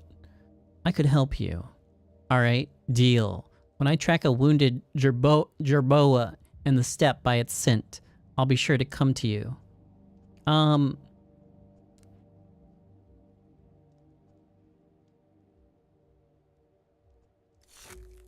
I'm gonna fucking die. I'm gonna fucking die. Looks like you're so impressed by my sense of smell, Imshin, that you're gonna joke about it for the rest of the day. Joke all you want then, but keep in mind, I'm a local, and I'm allowed to cut open bodies. You're not. What are you going to do about that? Why do you think I'm not allowed to dissect bodies? I'm a certified specialist. Dissecting is part of my job. Such is our ways. In our land, cutting someone's flesh can only be done by the one who knows the lines. An heir to the long taglur.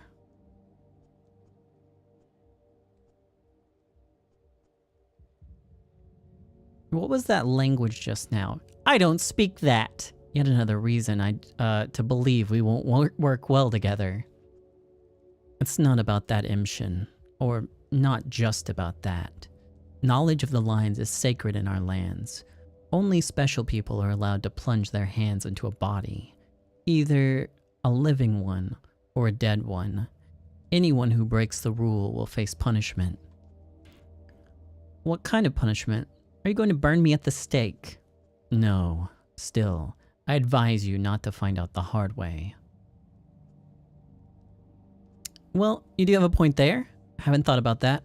We will indeed need to dissect bodies, but what's in it for you? My town is dying before my eyes. My father is dead already. I cannot just stand idly by. That's noble, but I must warn you, if we fail, and fail we shall, it's just a matter of the number of victims. Then we'll be on trial, you as my accomplice. Are you ready for that? I am. Okay, then we have a deal. Cool. Now I need to do some drugs. I'll see ya. Anybody got a mirror? Anyone got a mirror to break? Let's go check out the theater real quick. And I mean real fucking quick, because the day's almost over.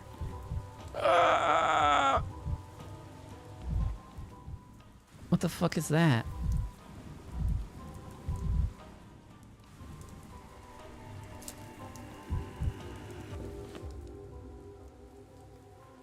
We need to go this way.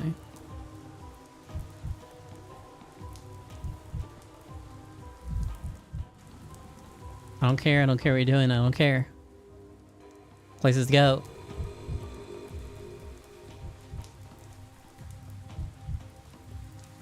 Can't wait till guys start showing up to punch me at night. That'll be fun.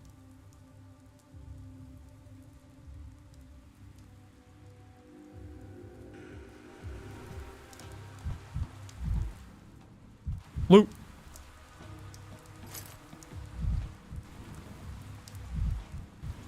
What is this? Okay, that helps. That helps. Not a lot, but it helps.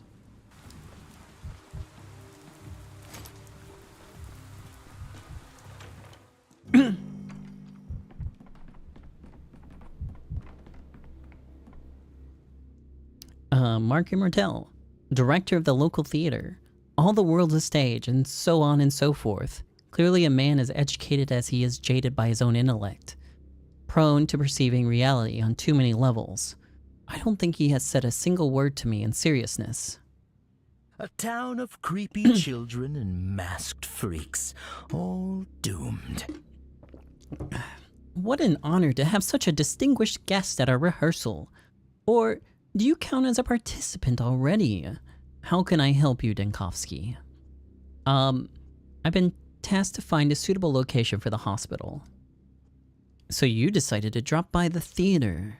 You've got a sense of humor, I'll give you that.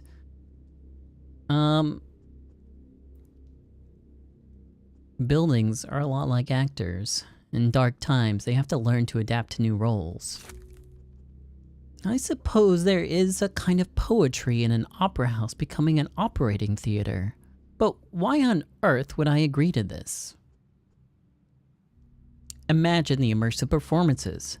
Spectators lying in cots instead of sitting in chairs while Death herself stalks between the rows, rolling the dice to find her newest players.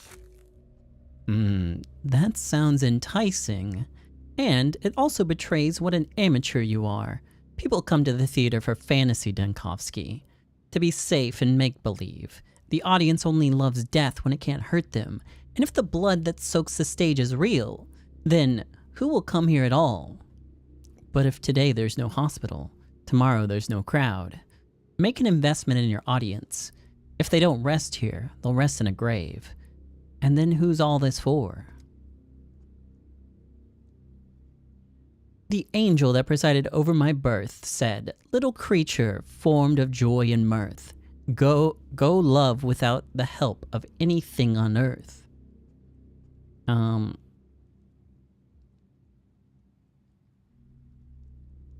Let's see. Wide flew the crowded gates of theaters, and a pale, frightful audience, with their souls looking in perturbation through the glare of a convulsive laughter, sat and shouted.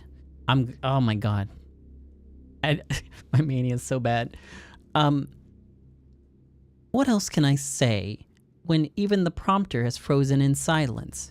To hell with it, Denkovsky. Go on, open your hospital. Welcome to the stage. Stage. Well then, I'll try not to let the audience die. Boredom. Ah! Okay. You. Have I heard it right? You've ordered the theater closed, leaving our troupe with nary a hope for sustenance, and the good people of this town bereft of our performances. Who might you be? I have the honor of entertaining our audience. 20 years ago, I first stepped onto the stage as part of this very pantomime, the one we're currently rehearsing, and you are a murderer. To deprive people of art is to deprive them of immortality. For so long as there's a stage to play upon, we are all of us immortal. The playwright, the director, the actor, and of course, the audience. Do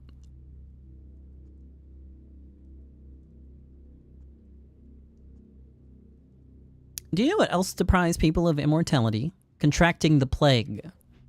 What good is salvation from sickness if one cannot even save their soul with beauty?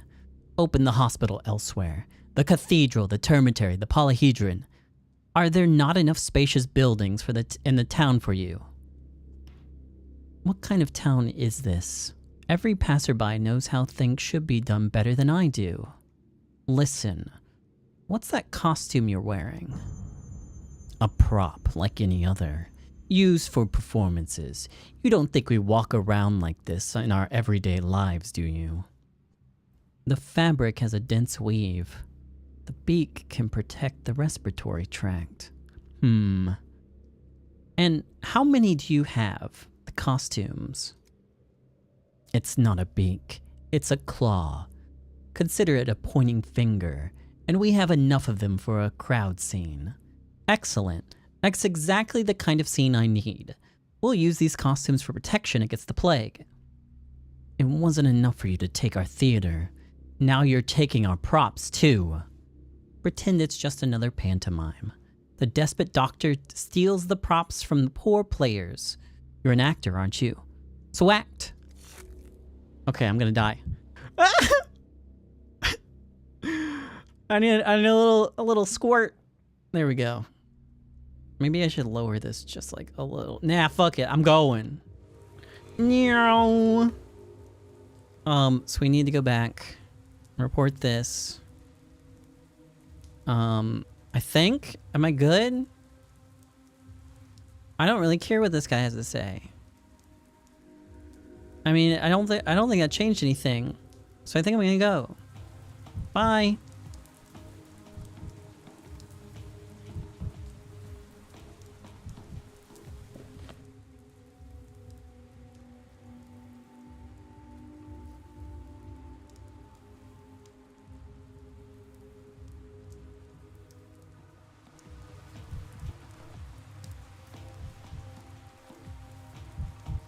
The new sorry, cat.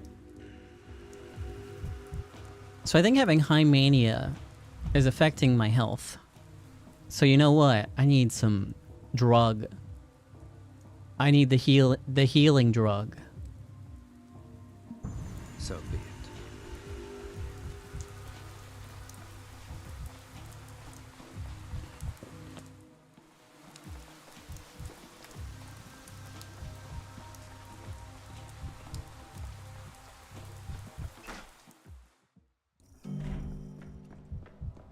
Wait, what are you doing? I've heard of this love thing, all right. Hello. Never seen it, though. Hello, Dikovsky. I've been expecting you. I've heard rumors you disapprove of the vaccination methods we've been forced to use. Let me say in my own defense, however imperfect, it's better than nothing. Yeah, rubbing infected blood in your wounds, it's probably better than nothing. You've got that right. I do disapprove. But isn't that how they used to inoculate against smallpox in the old days? They rubbed pus into a wound and those people survived. Despite its unpleasant name, dead gruel works. The testing took place in the termitary. You wouldn't be allowed inside as my father is, let's say, touchy about that. But there's Stomaton's pub as well. You can check there. I've already checked. And so, the dancer is still alive because a different illness is slowing down the sandpest progression. She has a day left, no more. Truly, that's worrying. I've been checking on Kulan every couple of hours, and they keep telling me that she's fine. Does this mean the vaccination decree has to be revoked? We sent a copy of it to Stillwater for you. Burn it in the fireplace. That's exactly why I'm here. You need to hand over your responsibilities to me. Right now, Subarov's orders, and everyone, including your father, will have to accept it. You may have trouble believing it, but I'm glad, actually.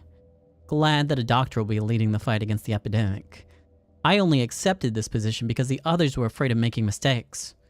I hope we don't part as enemies. We'll likely have to work together in the future. We'll see.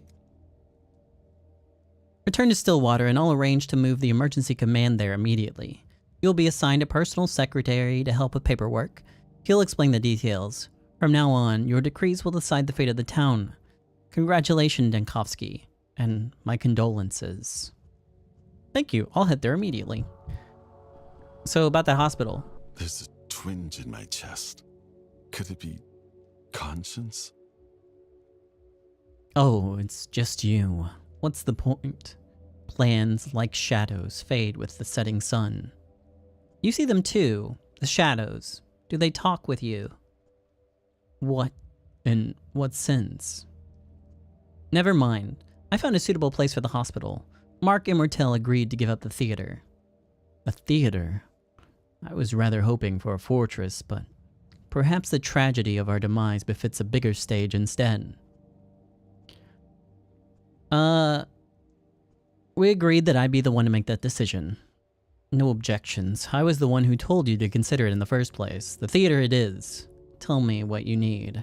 We need people. The more the better. Recruitment of the orderlies is already underway. Some volunteers experienced the first outbreak, which I suppose is an asset. We're also looking for anyone with minimal medical knowledge in hopes of finding competent assistance for you. The disease needs to be studied. I need patients who don't succumb to the sandpest right away, like the Stomaton's dancer. They look relatively healthy, but they carry the plague. Isidore developed a simple test for the sand plague way back when. Yes, I'll find orderlies who are trained to administer it. You'll have your patients. I'll try to organize everything by tomorrow morning. Anything to stop this. I just hope it's not already too late. What do you think? It's not too late. You're doing the right thing, Subarov. The town owes you. Okay. My decisions echo in the future. Like, echo in a good way, right? Like, it's gonna be alright.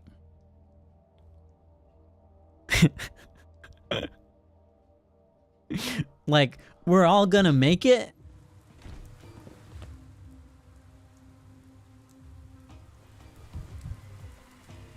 Oh god. More at ease. More clear. I'm so full of drugs. I'm so full of drugs.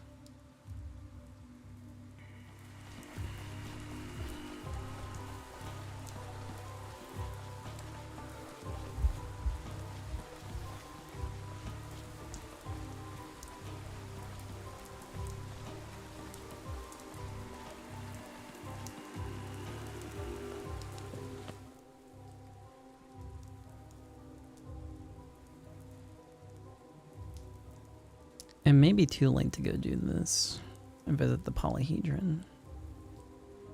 Will I have time?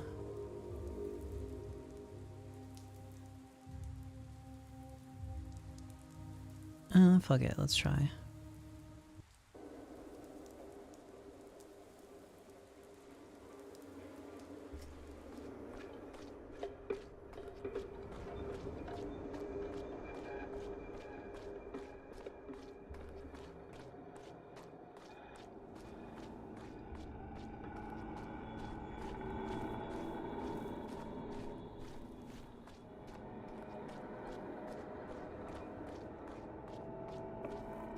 See ya, plague. I'll just walk around.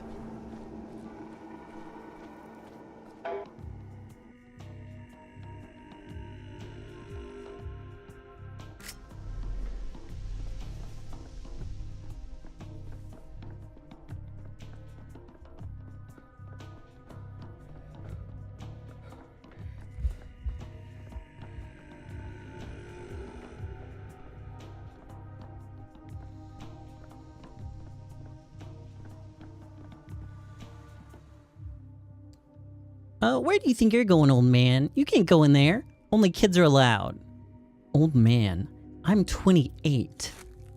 Really? Gee, you look 82. We look at that, little sis. Shriveled Relic here says that he's 28. Right.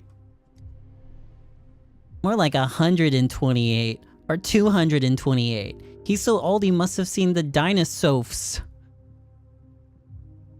Haven't you, old man, seen the dinosaurs?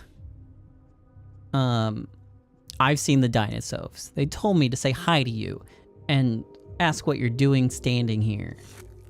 We're not standing here. We live here. We keep standing where you are, though. You keep standing where you are, though, because you're old. No old people allowed. This is a kid's world. Got it? You have your old people world, and we have ours. We don't trespass into yours, so don't come here and leave your old dust all over the place. It takes forever to sweep. I see. Where did this world of yours come from? The polyhedron, what's holding it up? Lots of things.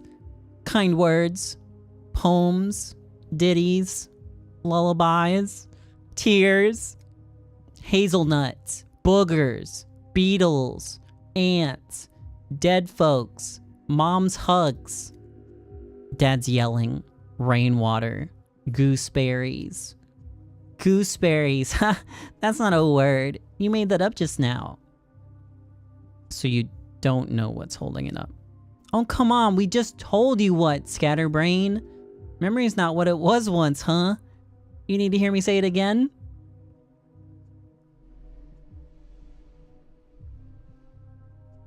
Thanks, kids. You just reminded me why I never want to have children. Have us, huh? Like we're measles. You grown-ups may think you're in control of things, but actually, you're like hazelnuts. One crack, and you can do whatever you like with them. And who built the polyhedron for you? Was it the hazelnuts? Or did it assemble itself out of straw and sunlight? It didn't. The genie built it. The genie from the bottle. The great genie. The great genie! The king of bottles! Look, I'm glad you were having fun, but I was asking a serious question. Who finds answers and miracles at the bottom of a bottle? A genie! Does he have a name? What kind of stupid question is that? Everyone has a name. Poor old man. Already his brain's not doing good. Here, have a hazelnut. But you won't tell me the name, right? Ugh. And you're off to a promising start. I thought you'd figure it out. Give me the hazelnut back. Where do you think genies live, old man? Wherever there's lots of bottles. Oh, fuck! Andre. Sure, Stomaton, that's our genie's name. But he's not Andre, he's the other one, the mirror image. You mean his brother. Alright, I see. Thank you. I'll go drop by his house. Bingo. Bravissimo. Genie us. The old man solved the riddle. Congratulations. Sadly, you didn't earn a hazelnut this time. Here, have this metal spring instead. Consolation prize. Thanks. Okay. I don't know where Stomaton's brother lives. Oh, fuck. Well, that's not happening. My mania really got fucked up there. More blunt. Not so sharp. Let's go home.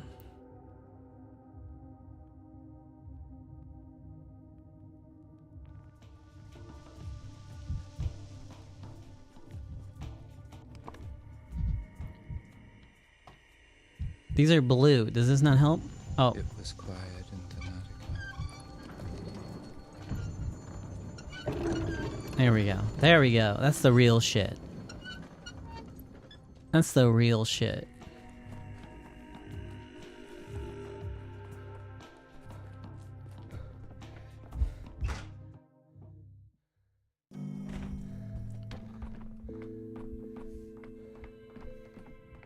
Odong, what are you doing in my house, bro? Oh yeah, we're here to trade. How much is an ox bile? It's 2.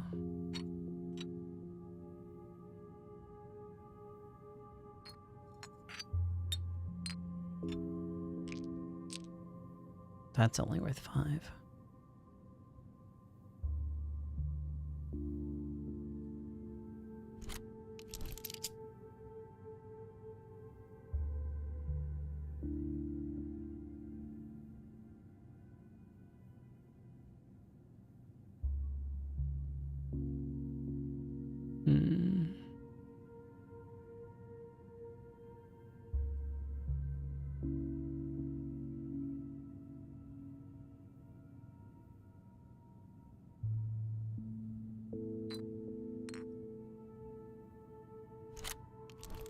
Oh, that bolt's worth most of it. Cost 2.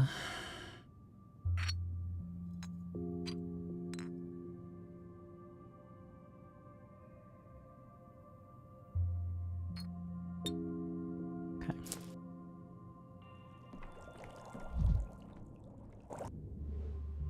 I've collected a sample from the plague's epicenter.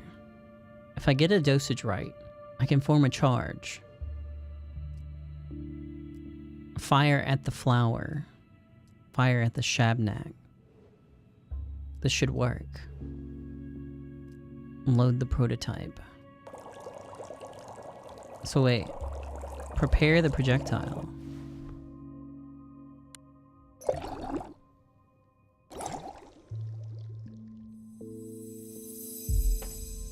Prepared. The focus of infection must be eliminated today while the projectile lasts. Oh. Who the fuck are you? Professor Tellman, head of another lab. It was so very positive that every answer lay in the depths of one's psyche. And when the answers weren't there, Tellman would happily plant them. It would have been unforgivably stupid on his own. But even worse was the fact that I called him friend and he summoned the commission on me, the rat. So the plague appeared to you in the form of an enraged woman. That's telling. Could you briefly describe the nature of your relationship with your mother, Denkovsky? Where's the inspector? It was determined during the investigation that you need a psychiatric evaluation, so we can form a psychological profile. I agreed to draw it up because it's better if it's someone you know, less outcry that way. So you're here to officially declare me insane? Not in the slightest. First, it isn't true. Secondly, even if it were true, I'm not sure I'd be allowed to declare you as such. Insanity, you see, absolves one of responsibility.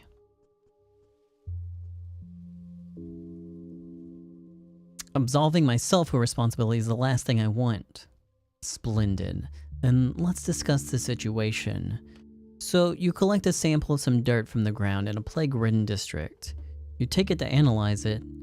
That all seems perfectly logical so far, but then the analysis showed that the soil sample contained unusual cells, which I believe belonged to the sand plague. They were alive, but in a dormant state. To put it in layman's terms, they were asleep. So it was a sample of the plague, a decisive step towards the vaccine. I managed to activate the cells using stimulants and topical irritants. The result was a plague sample, but an unstable one, and extremely dangerous. I could not administer such a thing to a patient. It wasn't weakened like the vaccine. It would have killed them outright. But you could still observe the cell's behavior. I noticed something curious. In the laboratory equipment, the plague cells resorted to autophagy. In other words, they began devouring each other. Much like how, in your perception, competing laboratories are trying to devour Thanatica, right? It was impossible to use that sample for a vaccine, but an unusual thought occurred to me. If the activated plague cells were devouring themselves, perhaps they could be used to create an antidote. Not for sick people, it would kill them, but for infected districts. How would that even work? I mixed the activated cells with a base for a compound to be dispersed with my prototype. It created a caustic, aggressive reagent that was only good for a few hours. By applying it to a plague contagion epicenter, I could force it to devour itself and cleanse the district. Okay. Like cures like, so to speak. Having loaded my prototype with this cleansing agent, I headed back to the plague district to kill an enraged woman. Why do you keep making this about women? You speak of your actions in a manner that sounds scientific, even professional, but there are witnesses who claim that you began hallucinating a certain female figure in the infected districts and saw you attack it. Don't deny it, Danil. And who, pray tell, are these witnesses? I'm not authorized to comment on. You know, canonical killers, people in a manic state, have a certain behavioral pattern. They strive to kill bad people, often women, often marginalized, in order to cleanse the streets.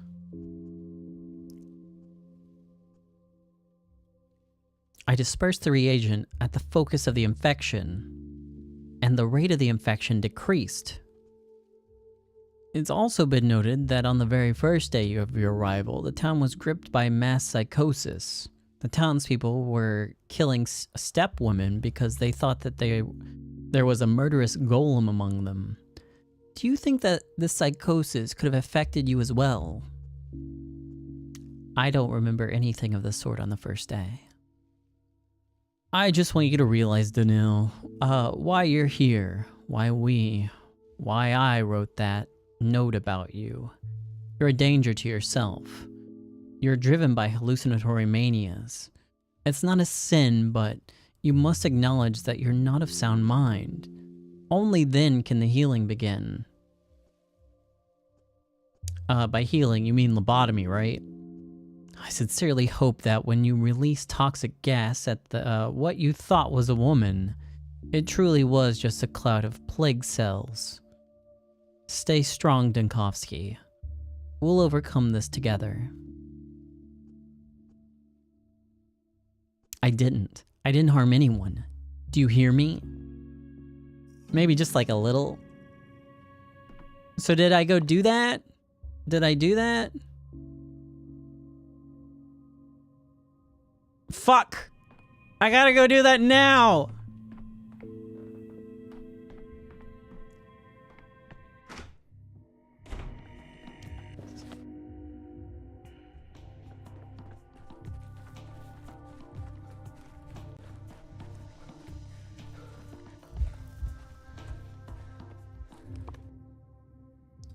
Those weren't people. Those were clouds of plague spores. The source of the infection. Now I need to find a Shabnak. Once I find her, I must prepare the prototype to fire the projectile, hit the plague with it, and reduce the infection. I only have one attempt.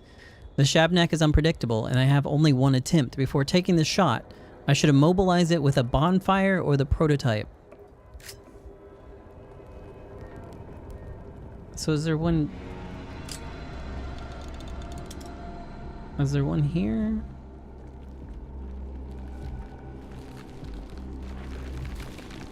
There's one here.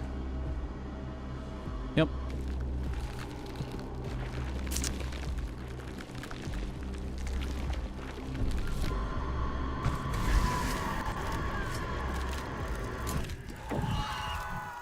You've subdued her for today. The town is recovering from the plague.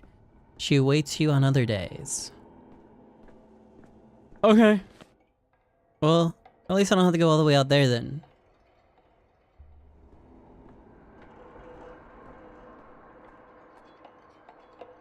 She'll be stronger. I'll be stronger.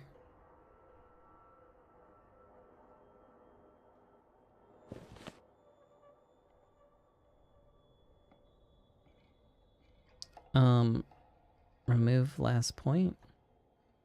I don't really want to travel all the way there. How do I...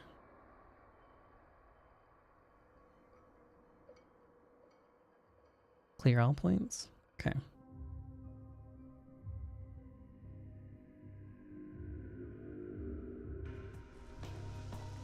Who the hell are you? Are you heading to the town hall too? Why would I be? There's been a commotion in the town since this morning. They say all the ruling family... yeah, I already know about this shit. Get on my face.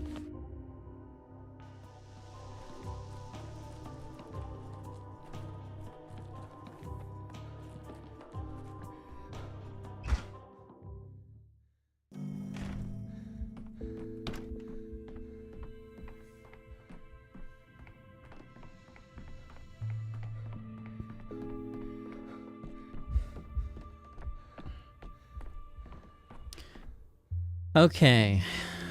Heron, pedantic secretary. The old Gimski's forced his assistant on me. He received visitors, handled the paperwork, and all of the things that, of all things in Stillwater, loved the inkwell the most. At first, it didn't occur to me what his true role really was. I was told that you've taken it upon yourself to rule the town and save us from disaster. Let's assume that's true. Moose assigned me to help you, and in an organizational sense, so to speak. What are your orders? Moose? I'm not going to rule the town, just the emergency command. What? Have no ambition? What kind of question is that? Curious. I'll write that down. So, what are your orders? This desk here will be my workspace. I'll put the papers on it. No touching, no moving anything around. Duly noted. Would you mind giving me a general strategic overview of your administrative approach before moving on to specific orders? Strategic. Yes, do you have a concrete plan of action? We have precious little time. The town appears to have only 2 or 3 days remaining. Beyond that, it'll become a hecatomb, which means we must bargain with death one more time. Another day, then another, then 2 more. So you mean you're not going to defeat the plague, you're just delaying death? Of course I'm planning to defeat it. That's why I need more time. To research the disease, to develop a vaccine. Infection isn't the only threat facing the town. Panic is equally dangerous. The public is illiterate and fears restrictions. If our medical measures are too draconian, they'll put our heads on spikes. Our heads on spikes? What for? For helping them, for not helping them, for forbidding them to leave their homes and die, for making them wash their hands and live. Don't you understand mob mentality? So we have 2 epidemics, one plague and one of fear. I've written that down. Well said. We must balance the seesaw. At times, we'll need to lift quarantine measures to prevent unrest. At other times, we might need to distract people or amuse them. We must find a way to suppress discontent. Otherwise, the town will fall into flames rather than miasma. Distract them? We may find that there are multiple approaches to solving the same problem. What matters is balancing the levels of discontent and contagion that allow us to live to see another day. I'll draw ideas and inspirations for anything. I'll contemplate the decrees constantly, and I'll sign them right here at this desk. And through this, you have full control of the town's condition. If only. Doubtlessly, events will transpire that influence both unrest and contagion. I must deal with these consequences. With any luck, I'll be able to clear the plague districts on my own. At least, I'll do my best. If it works, it'll be an immense advantage. That's good, because the emergency command's resources are limited. Volunteers, equipment, fuel. Precisely. It's all dirty work that no one will thank us for. I've written that down. And of this I assure you, while you hold power, your every word will be law. The law of heaven, not merely of earth. Any order will be fulfilled immediately. You won't have to worry about who fulfills them or how. Everything will run like clockwork.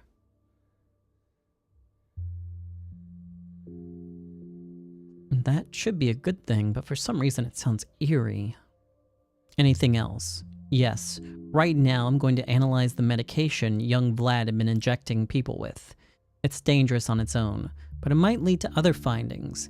And you'll send an orderly to the pub. I need samples of the dancer's blood. They'll know which one.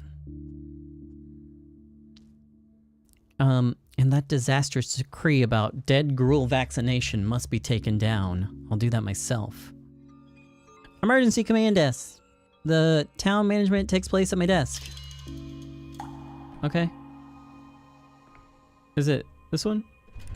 Oh, okay.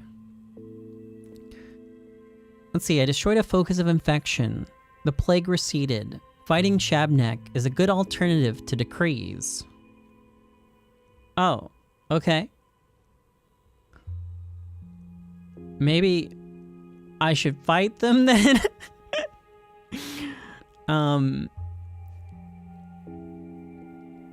How do I get rid of this decree? Remove decree. This is the one? Yeah. Hey, town makes it to day 6. That's pretty good. Ideas for new decrees will appear if I carry out tasks for locals.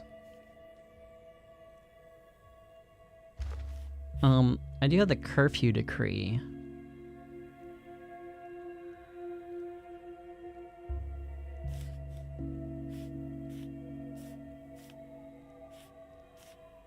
We can put up, scarecrows to scare away the Shabnak. That ought to work. How much unrest can we handle? Does this even help?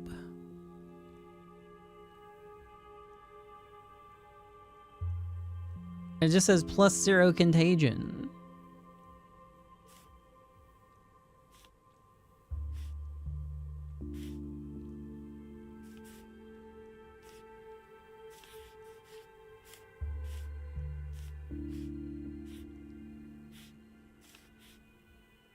Quarantine seems to be the only one that changes the trajectory of this line, and very poorly. So do any of these decrees help?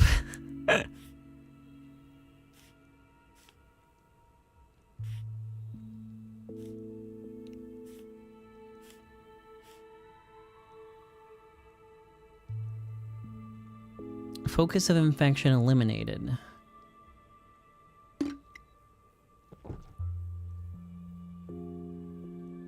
Critical event. Oh man, I don't know.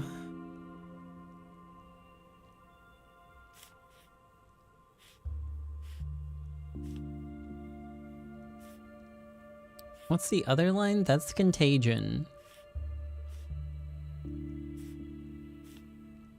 This doesn't help.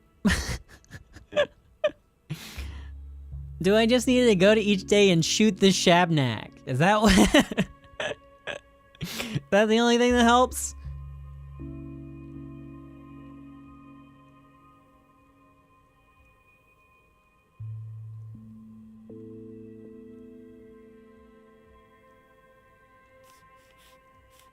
Because, I mean, this doesn't really change contagion at all. This doesn't improve the outlook much.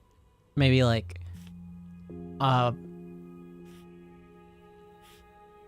it looks like 10%, maybe? Maybe. 5? Maybe. Yeah, these decrees seem kind of not great.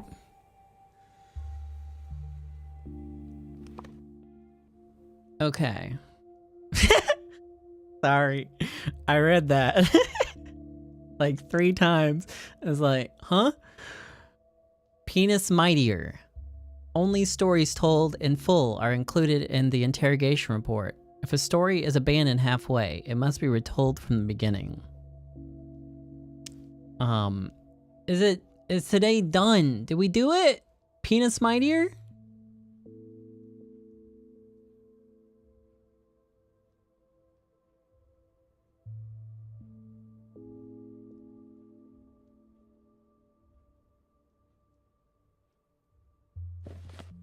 I need to go do this.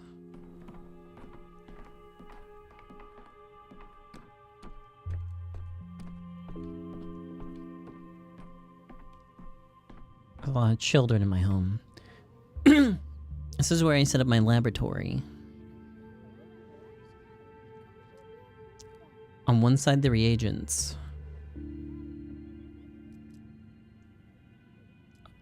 A set of a set of a set for chemical synthesis. I can't synthesize antibiotics, but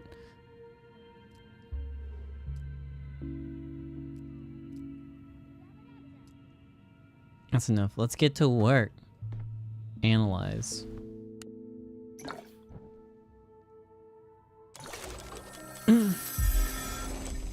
A supposed vaccine with which young girl Gimsky is poisoning the town. The Udonge invented it. They say that it simulates immunity to stand plague. Killer doctors.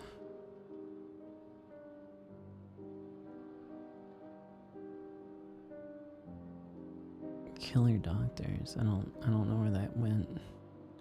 This thing is so hard to follow.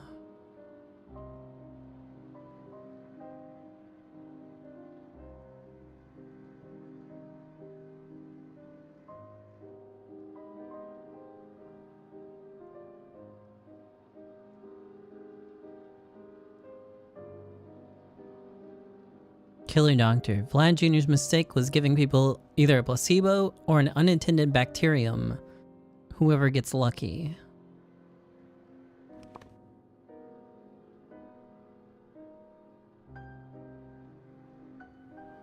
So what is currently on my map? The enacted decrees have already affected the town. More threats mean more dangerous districts.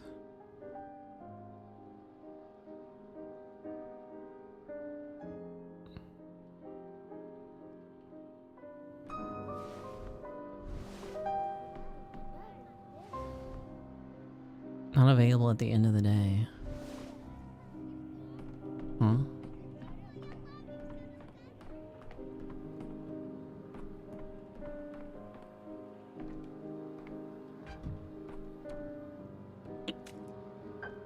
I could use some quiet. Daniel, another day awaits you. So did I just lose like all progress on that day? 5 years ago, when the disease arrived for the first time, people feared the unknown. Now they fear what they know all too well. What do you think is more frightening? The unknown or the inevitable? The inevitable. You're a visitor. You didn't see the first outbreak. The plague is an unfamiliar evil to you. It hasn't stood before you at its full height, so you're not paralyzed by terror, like those who've already faced it. They all believe that if you take the helm, we'll slip through the reefs. I did what I could. I took charge of the emergency command and ordered a hospital opened. I hope it's enough. All these responsibilities you have now, why isn't your head spinning? Not even the Stillwater is the Stillwater anymore. It's the whirlpool. It is spinning. But what choice do I have if they're appointing me the savior of everyone and everything? I need to sleep. I have a lot on my plate tomorrow. Good night. We'll all wake up in a town that has entrusted itself to you.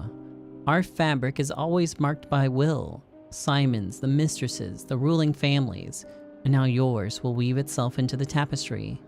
I wonder what will change.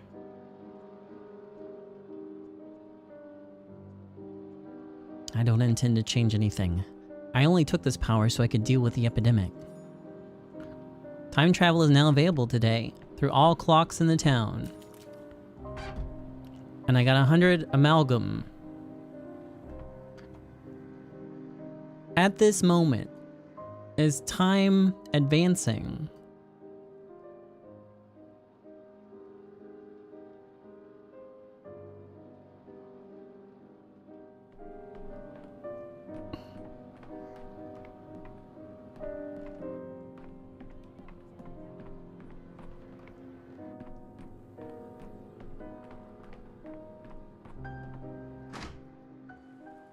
Smart, intelligent, logical, but so very fixated on whatever he deemed important. We wouldn't even allow the possibility that he could miss something. He failed to understand what kind of place this is, what soil. He only noticed what was convenient, so I mostly left him alone. I sympathized. Can you hear me? I need to be in 2 places at once. 3 places. Otherwise, it's all for naught.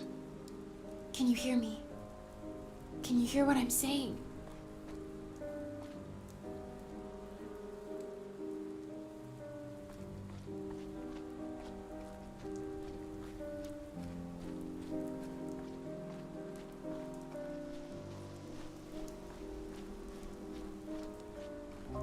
Okay.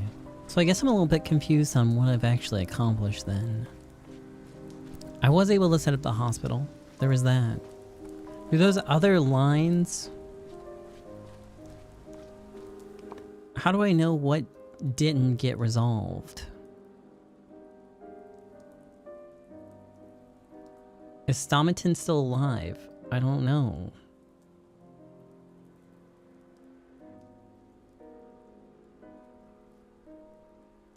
Or not Stomaton, Reuben.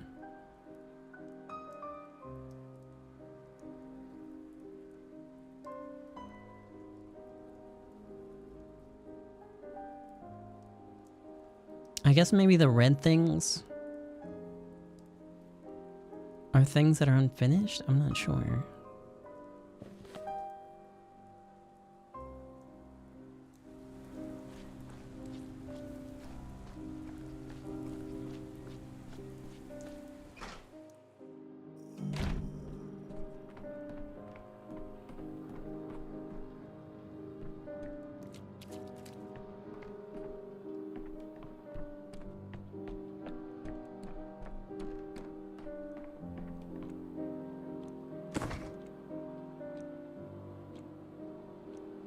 Okay.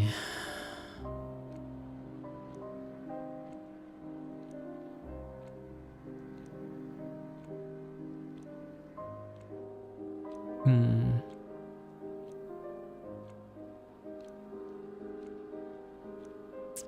don't know.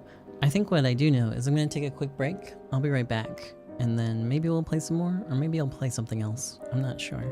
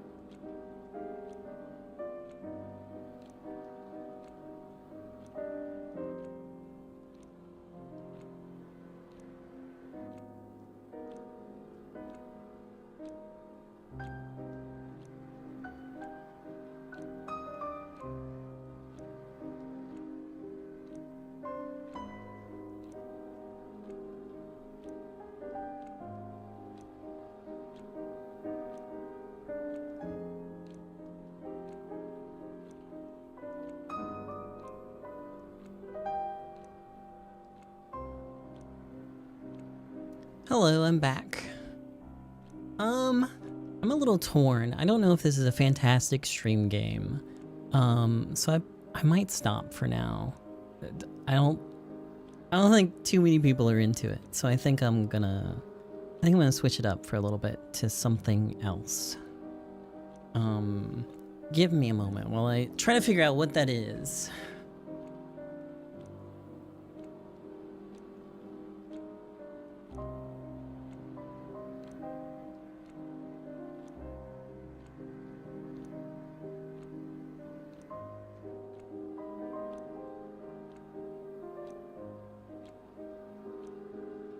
What are we gonna do?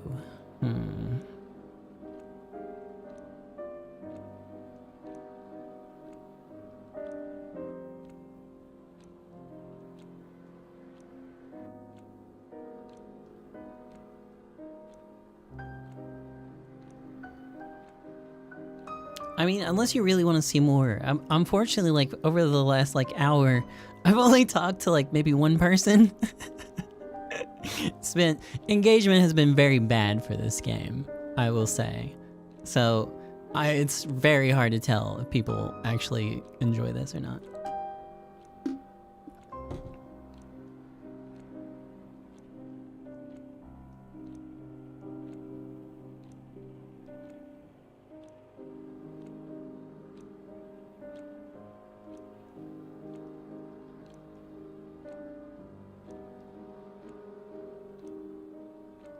I think it's very cool. I think it's a very interesting game.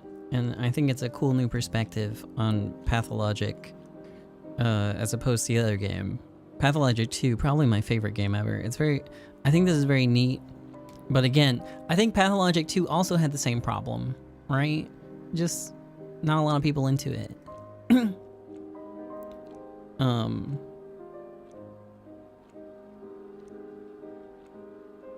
So...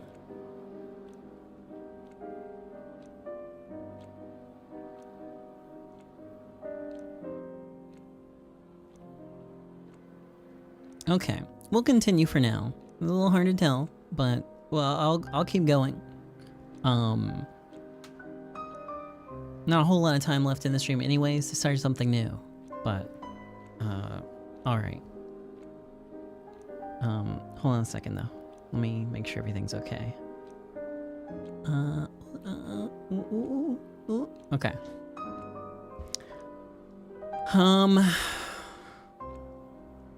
So maybe I should go to day 4 to see what's changed. If so, does that use more amalgam going? I think I use the same amount of amalgam going to the same day. Finishing a day, you do get 100, but I don't know how much amalgam you need for another slice of the time pie, you know? I guess I would imagine that each one is 100, and then going back is 100. I don't know. Let's go to 4.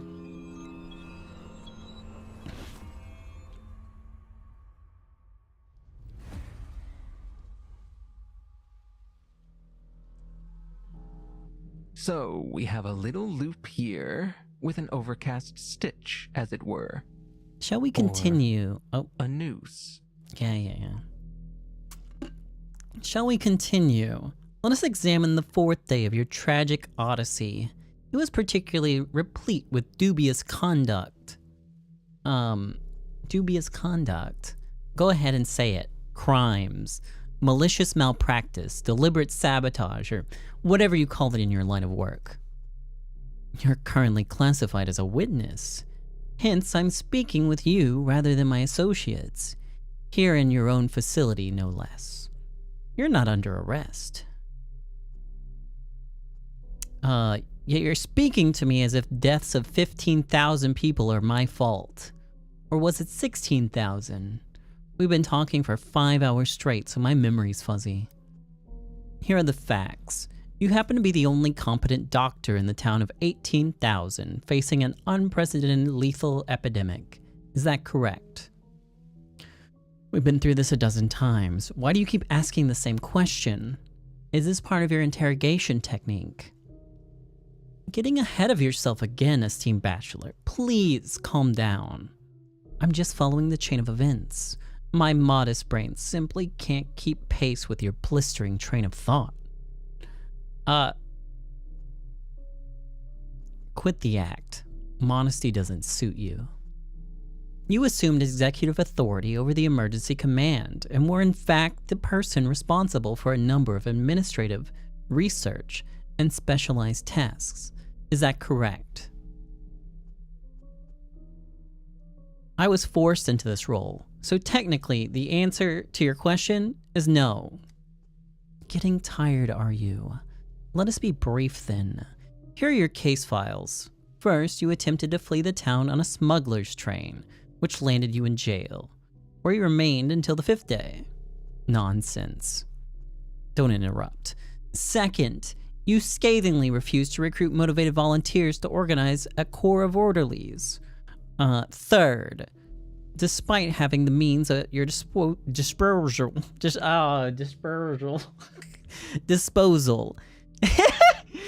you deliberately ceased work on a promising vaccine.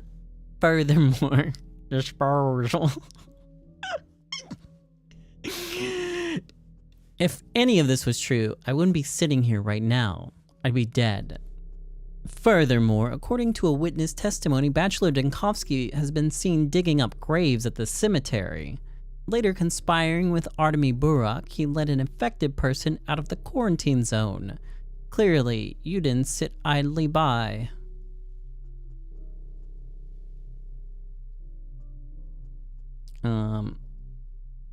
It wasn't like that at all. I needed the patient for research. Do you think putting together a case like this was simple? Please, get to the point. As your pals from beyond the Gorkon River say, to be a falcon, the quail must quail no longer. No one there says that, but who cares?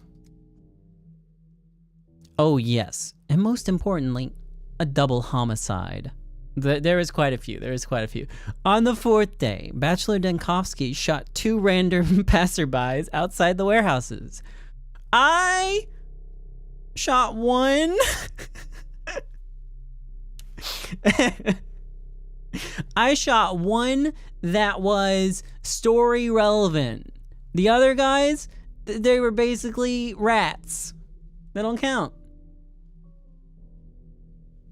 It was self-defense, a them or me situation. When you deny the facts, please do me a favor and explain yourself. And stop meandering. Tell me your version of the event in details. Wait, am I shooting more guys? Whoa, never mind, forget what I said. Sure, I will.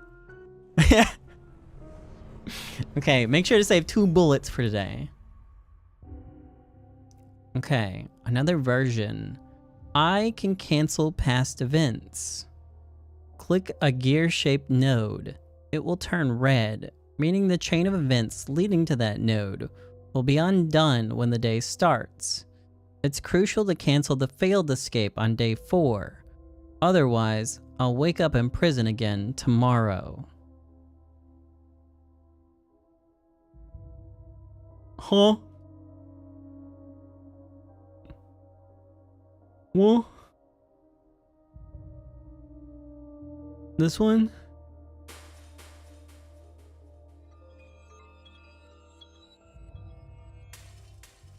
Okay. Can I do that anywhere? This game's so fucking weird. Okay. Alright, so...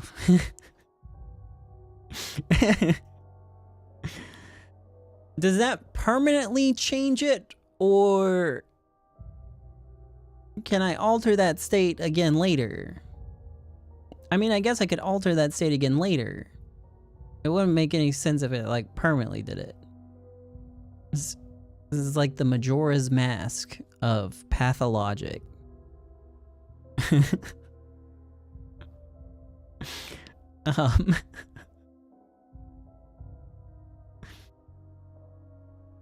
Okay, so we're not doing the escape.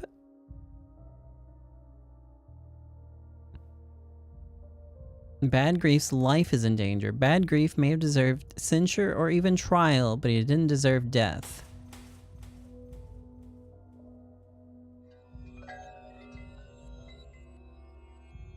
So, what does clicking on this do for bad grief? Would that mean they're alive?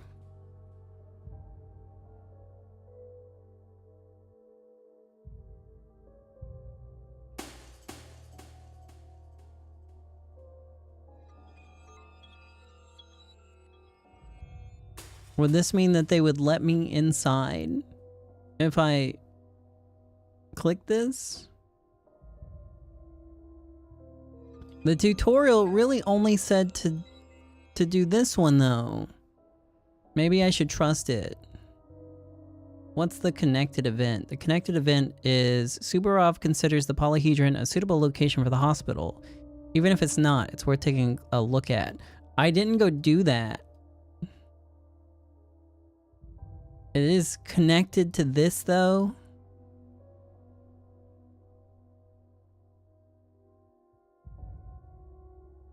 And these are the ones just being in jail day 5. This is bad grief dying.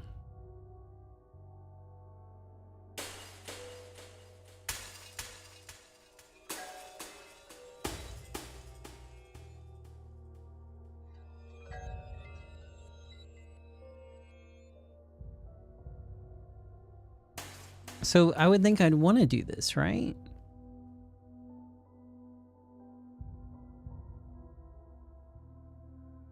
I don't know about this. I don't know what this could possibly change.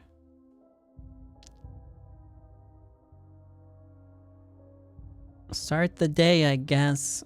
We're about to find out. Whew. A mirror. Let me break it.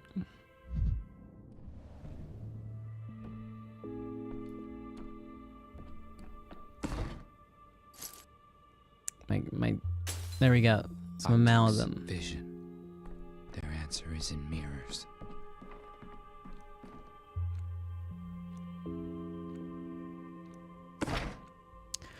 Oh. Do I need to put the loot back in the clock? Or you just, is it just a set amount? Is it just a set amount of things you get every day? I don't know.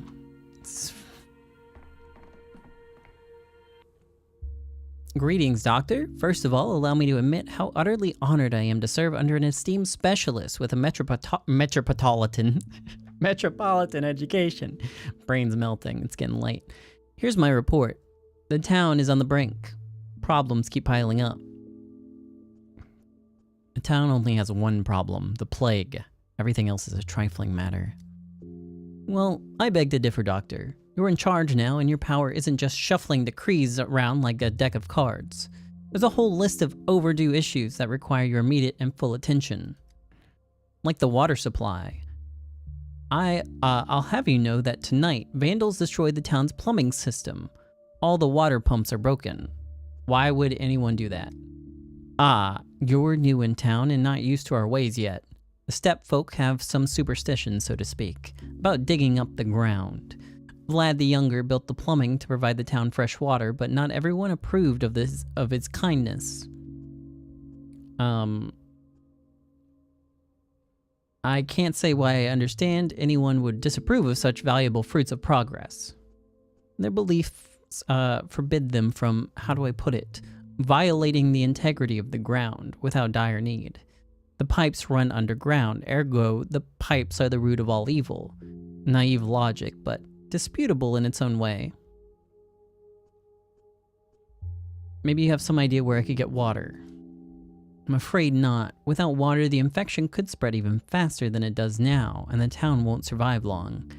And fortunately, that's not the only problem we're facing today. I need your decision concerning the body disposal. As usual, you want to challenge death, but what do you have to do to tidy up after her triumph? You want to challenge death, but what you have to do is tidy up after her triumph.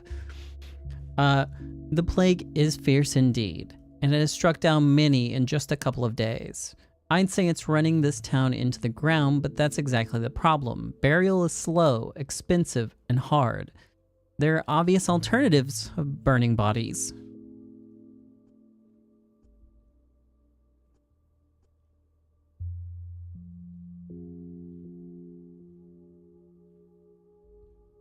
What is the obvious alternative of burning the bodies? Putting them in the ground?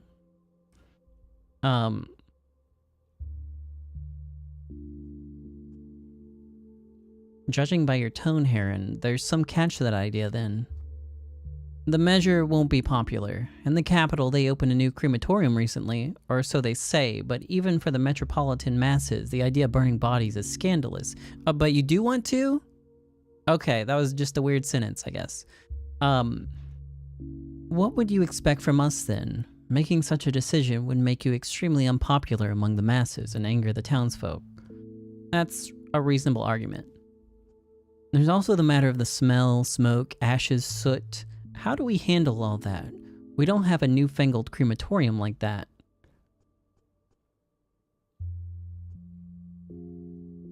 Cart the bodies into the steppe and burn them there. Very well. I'll make the arrangements in your name today. And there's another issue. The Please, Heron. Let's take a break for now. I've only just taken command, and I'm already treading water like this. Okay.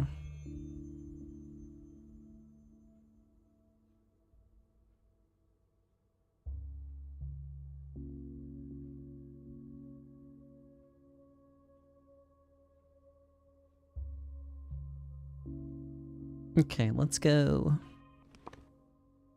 Let's go see Bad Grief. Oh, god damn it. Wait, I don't have a gun today, do I? No, I do still have the gun. And the bullets carry over somehow.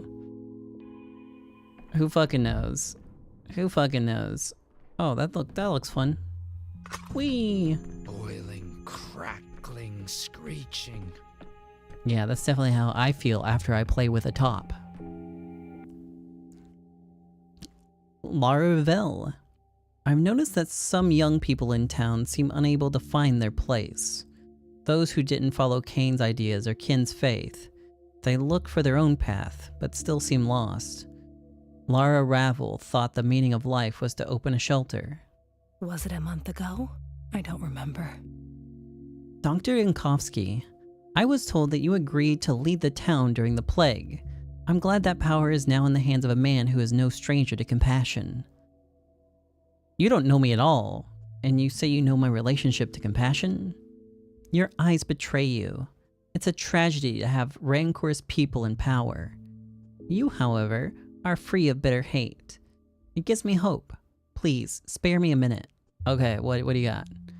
My house has long been a shelter for anyone who needs a roof over their head.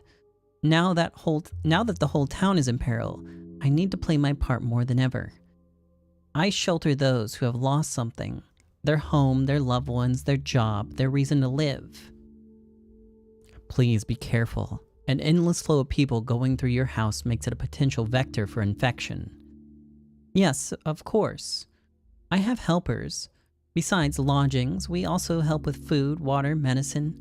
People are used to turning to us in a time of need, which is a good thing, but now our supplies are dwindling. To be honest, we'd be grateful for any help the town hall can spare us.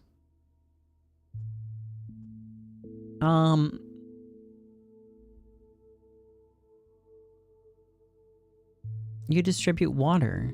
This morning I was told the plumbing system had been destroyed. Where do you get your water? It has, but we still have water carriers in these parts. They go to the springs in the steppe and carry barrelfuls of water from there. I've already arranged the deliveries. They're very compassionate people. So the town does have water after all. Reassuring. Cool. Alright. So we can go to Lara's house. Let's probably get a Bad Grief first.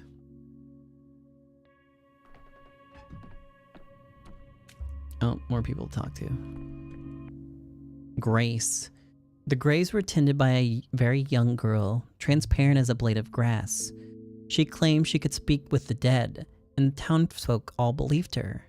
Lethargic, with low attention span. I suspect her mother drank heavily during pregnancy. Do you want me to sing you a lullaby? I hear it. I hear the voice from below the earth. Hate it when noon comes after 11. It feels much nicer after the supper. Very true, Ava. Whose voice?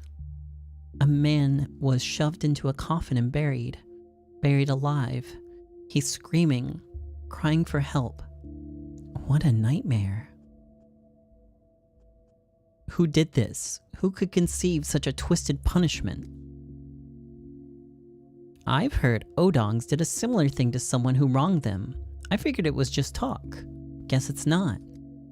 No, the Odongs couldn't do it. Their laws forbid it.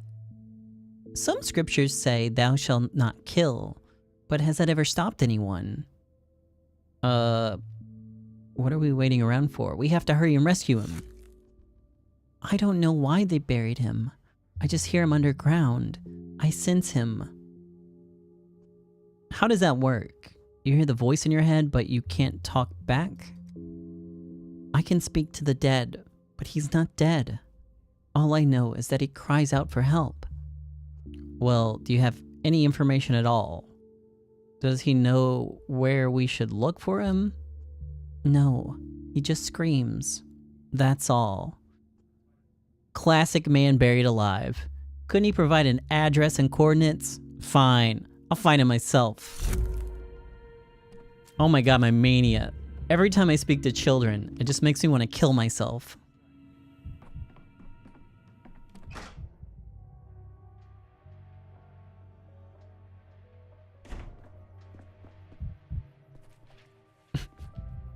Hello? A man lies here.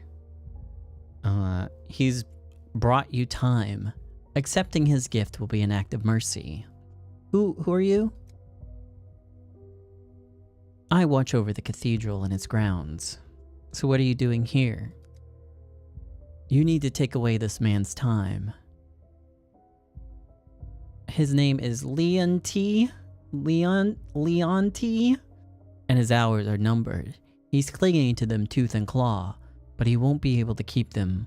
There are medications that can help him release his grasp. What is this man even doing here? He was looking for healing, but he's collapsed at the threshold. His time is all but up. Time this, time that. You keep repeating that word. A man is suffering because he's trying to hold on to his last few minutes. If you relieve him of hope and pain, he'll die peacefully, and those minutes will be yours. Why are you sweeping him up? Do you think I'm a vampire or something? Do you have a reflection? I'm not sure. I was joking. The cathedral's machinery is working. Theoretically, anyone could collect the last moments of dying people. I have some medicine on me. Take it. The cathedral's machinery? Our cathedral produces time. It also allows someone to capture it. You know by now there's a lever inside. It allows you to mend amalgam vessels when they're broken. What, amalgam vessels? A body has blood vessels, and also amalgam vessels. The former carry your scarlet past, while the latter carry your silver future. Didn't you know that? I think I missed that biology lesson. I only explain mercy to you. You don't have to show it. If euthanasia is not merciful, but also useful to me, I should certainly consider performing it. Yeah! You can find dying people in plague districts. They're lying on the ground, grieving their fate and refusing to accept it. Find them and take their time. Cool. Do you do that too? With your broom? No. Oh, okay. Alright. Can't save everyone. The unused time of these fortunates or unfortunates may yet be utilized. I only need to find the correct dose of apathy-inducing drugs before their heart stops beating. I can only extract amalgam if the patient dies a painless death. With too high or too low a dose, I could cause myself harm. Excuse me? Wait, me? What?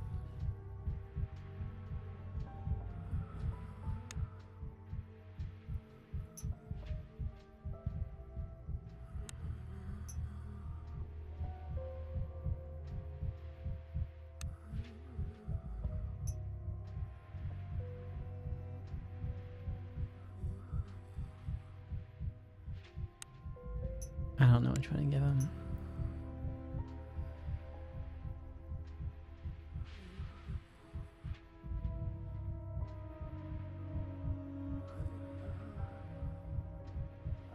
My phone crashed again.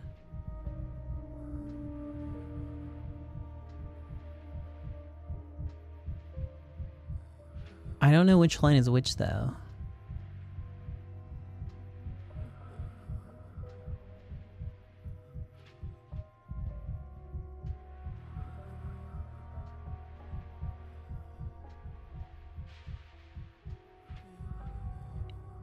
Oh, so I need to land this between here. So it needs to be like 10, 20, 30, 40. But some of these have ranges from 20 to 40.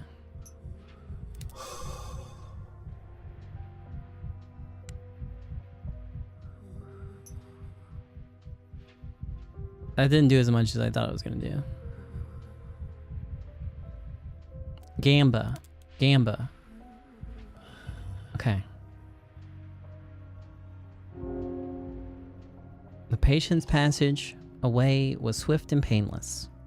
Okay, cool. Oh, mirror to break. Bonk. One Stankovsky. Now, 1,000 fragments of Dankovsky. Hold on, I gotta go to the playground. Whee! Forgot that there's so much of the world.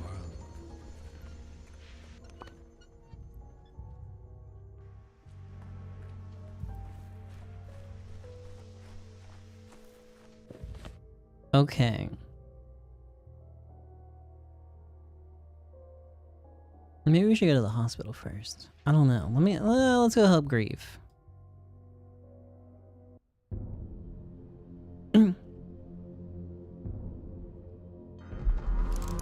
Hey, what's up, fuckers? We need to go down the road a little bit. Gun. Gun in your face. Gun in your face. Gun in your face. Yep. Oh, look at that. Oh, you're gonna be shot. You're gonna be shot. Oh, yeah, bye. Huh? Huh? Anybody? Anybody still wanna be shot? You?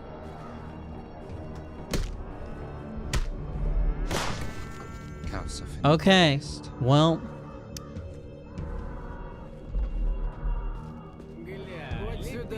I just shot that man.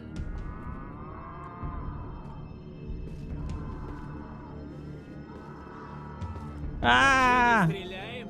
Ah!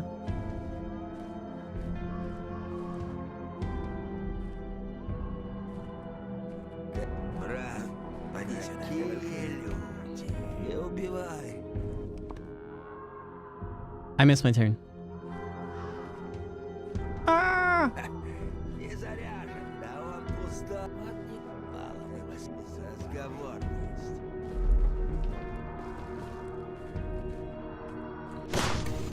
Defended yourself. Oh God. Breathe in, breathe out.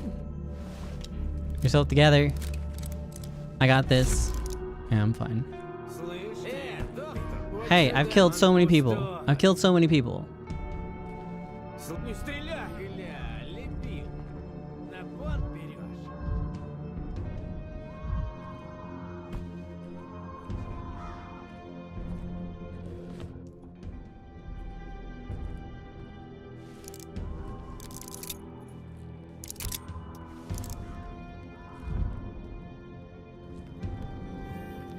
Enough. Quiet.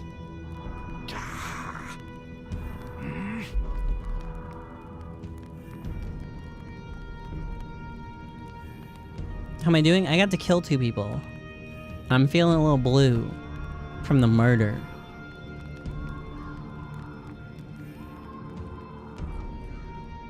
Is this not the spot? It's not. I don't want to hear this.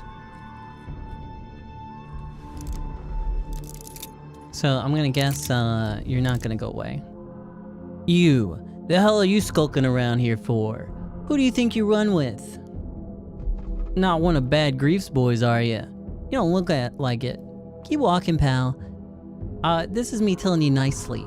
We don't got time to count your bones. What did Bad Grief do to you? Why are you breaking into his place?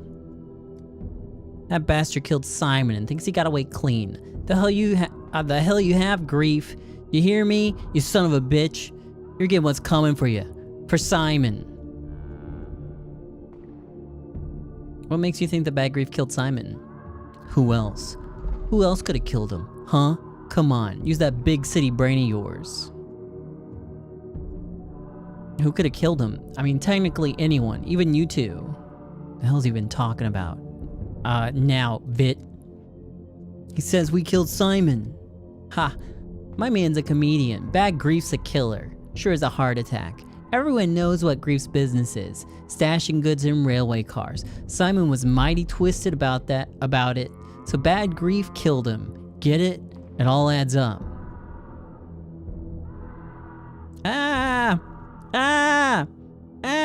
That's your evidence? Seriously? Nah, there's more. When word got out the Sage was murdered, we went to the Crucible that same very day. There was a whole crowd showing their loyalty and paying their respects. And there was Bad Grief, standing there with a huge smirk on his bastard face. Not a tear in his eye.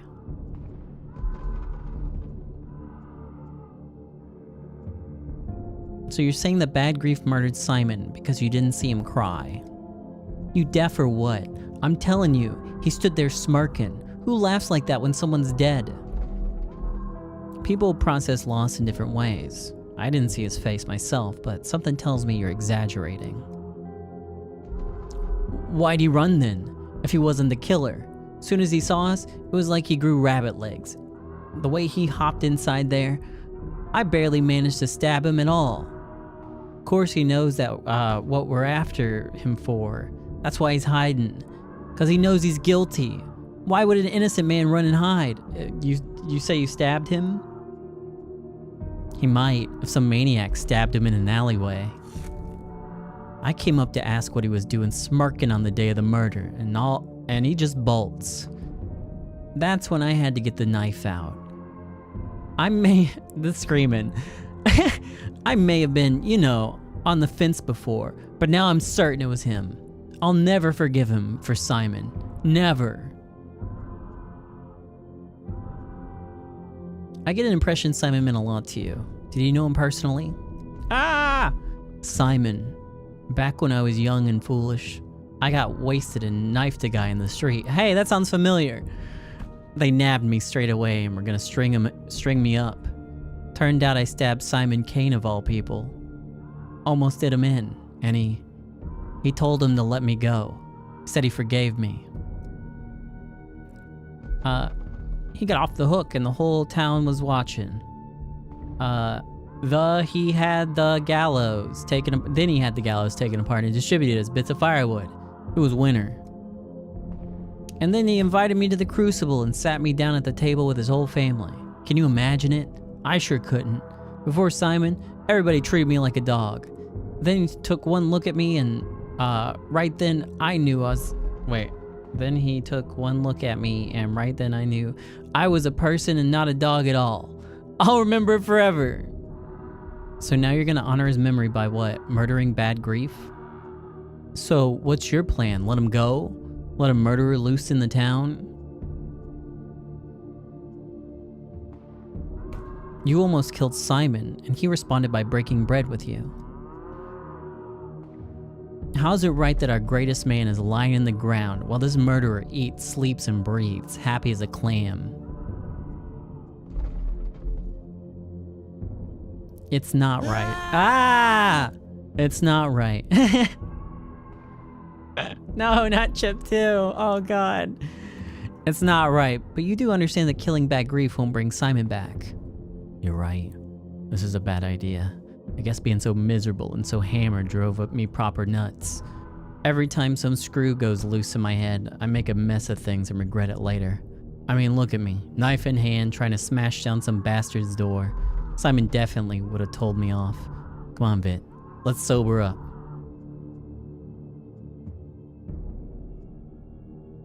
I knew you were reasonable men. Didn't get to shoot anybody. Fuck! What about that guy? Hey. Hey, who the hell are you? Danil Dinkovsky. You say that if I should know you. Sorry, pal. First time I heard your name. It's alright, pal. Who are you people, by the way? Us? We work with Bad Grief. He's not alone out there. Or out here, then?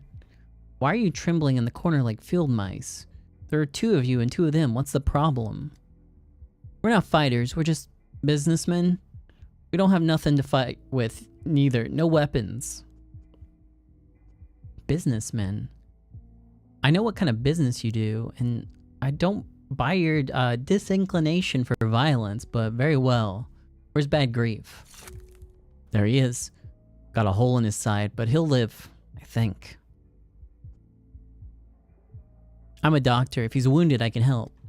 Really? You're not with those guys, are you?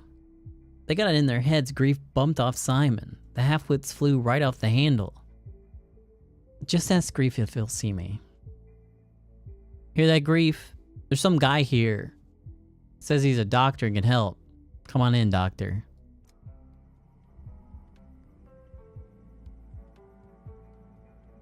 He's not looking good.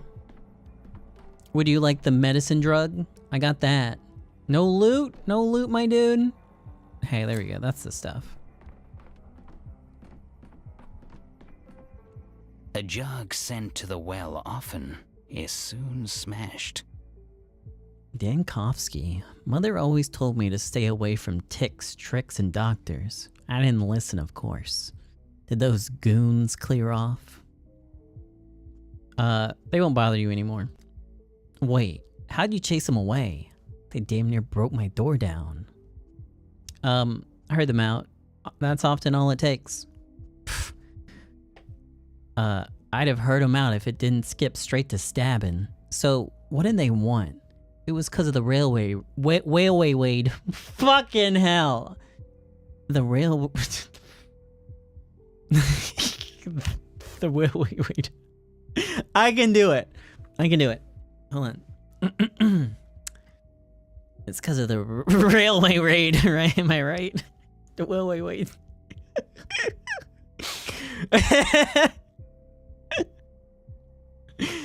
I was just trying to help. I have no idea the patrolman would sweep the cars. I'm telling you, I had no idea. I had nothing to do with the railway raid. Those men thought you killed Simon Kane. Well, without him, the town's flipped its lid. People are letting go of their final marble. Perhaps, but why are they pinning it on you? That's my point. And it's the sharpest one I own. I have no idea. Everyone's frothing at the mouth to pin the blame. Today it's me who's off Simon. 2 days ago it was Isidore done by his own son. And tomorrow, it'll be your turn. Blame for both. Just you wait. What's your theory? Who do you think killed Simon? None of our townsfolk would lay a finger on Simon. That's a cast iron fact. Here, I'll bet you the gold in my teeth it was an out-of-town vixen. The broad with the mean face. Have you seen her? Arrived on the same train as you. Mean face? Well, that description fits about half the town's population. Could you be a little more specific? Well, she's in capital dress, and she looks at you like you're a knot in the woodwork that needs smoothing down. I saw her when I was hanging by the station. My people say she pops up like a rash all over town. One day loitering at the Crucible, the next at Staminton's pub, ferreting out morsels about Simon wherever she goes. Well, I'm in capital dress and I poke my nose in about Simon wherever I go. What of it? Oh, of course you made it all about you. Trust Mr. Lection to kiss his reflection. Am I gonna get anything meaningful or just more proverbs and sayings? You, Dinkovsky, are worse than a pickled watermelon. Come on, use your head. She was after something of Simon's. She offed him, but didn't get what she was looking for. Now she's circling the town like a vulture, trying to find out where Simon hid whatever it is. What is this mysterious item Simon was killed for? Do you know anything about it? You know what they say, if I could see the cards, I'd have a house by the sea. I got no clue what it is, but I'll tell you one for free. Simon was the only thing holding this town together. He was our pillar. And when a pillar fell, the plague crashed down on us. You think that's a coincidence? You might as well say snow and winter's a coincidence. Can it, Avis, Quavis? Yeah, bro. Either way, an out-of-town woman asking around about Simon is interesting. I suppose I gotta track her down. Okay, now you can die. Goodbye. Oh, these piss me off. Oh yeah, those look sharp. Bad grief, why'd you smirk? Why'd you smirk, bro? Why you smirking?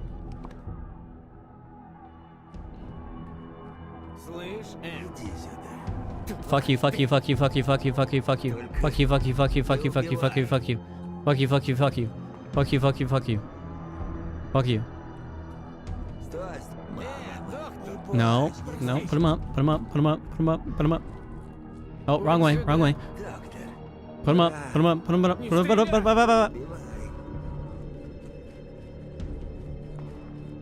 I went the wrong way again.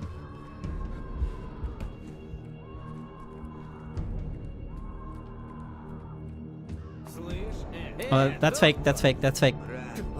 Hands up, hands up, hands up, hands up, hands up.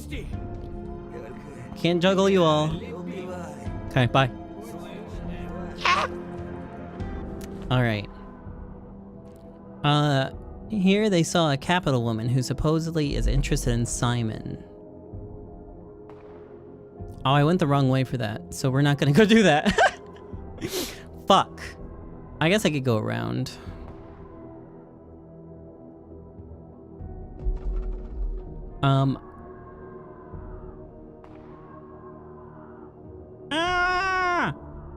Shut up.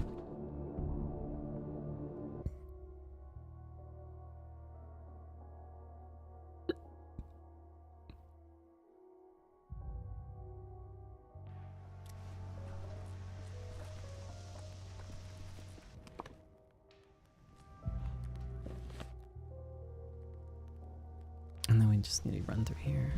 If I can find some loot on the way though, that'd be pretty sick.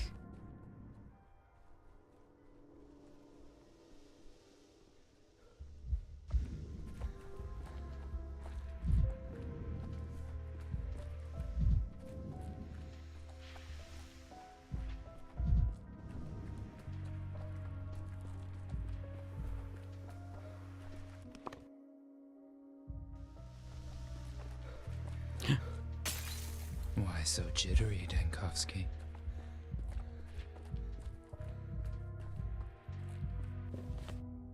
Okay.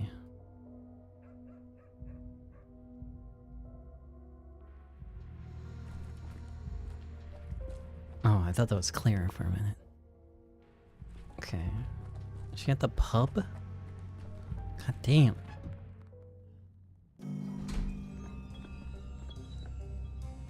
No loot.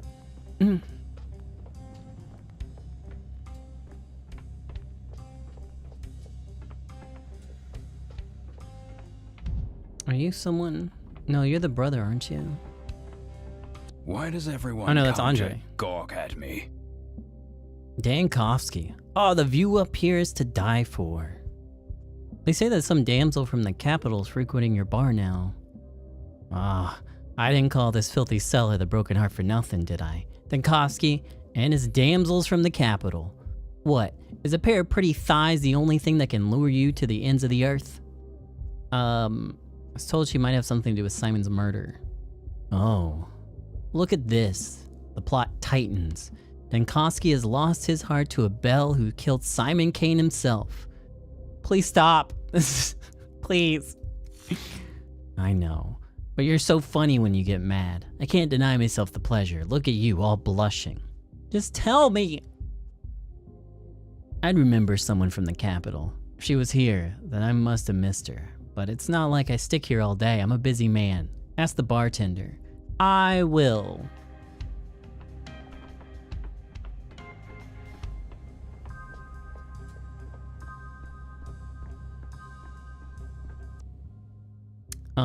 Everyone gets a drink on the house today. Yo, whoopoo!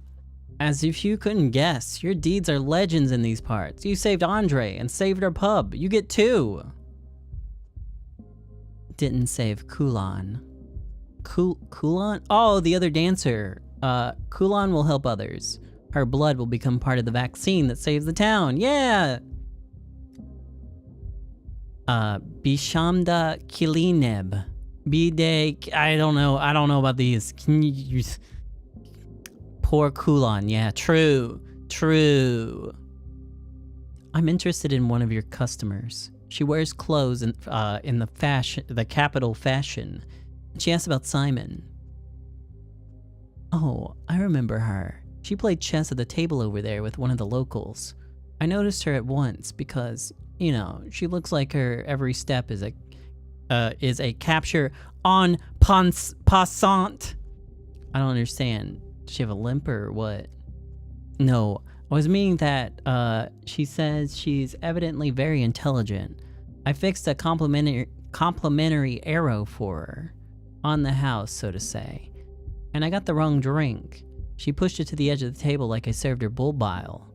What's a complimentary arrow? That's what we call shots here. Do you want one? No, I'd rather you tell me more about the guest. There's not much to tell. Pedigree embodied, that's what she is. In her every gesture, I wanted to come over, get acquainted, but I didn't dare in the end.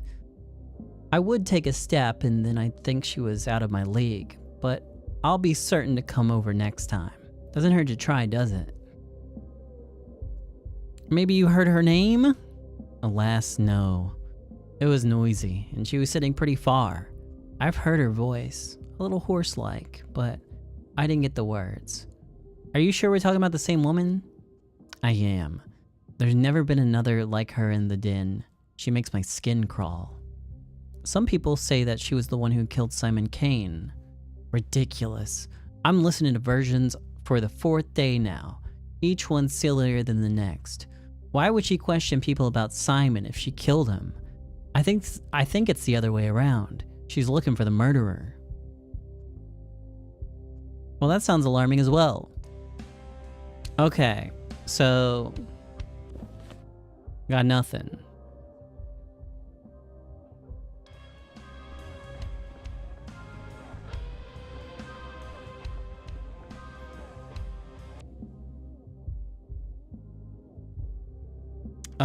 Drink with me, Taneg. Remember Golgoykin. Who is Golgoy? Yes. I see. Have you seen a woman with a wicked face here? I'm Shaghatte.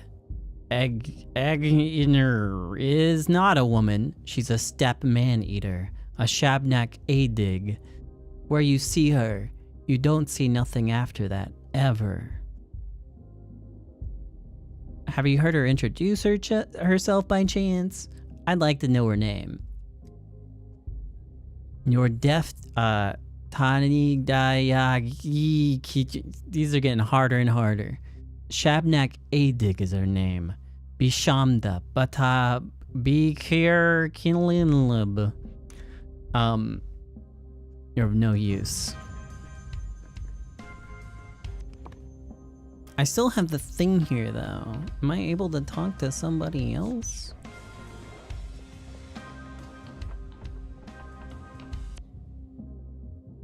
Do you know those Stomaton staircases? The ones that lead nowhere? I went up there this morning and there was a door there. All carved like. An interior door. No door jamb. Just standing there at the very top.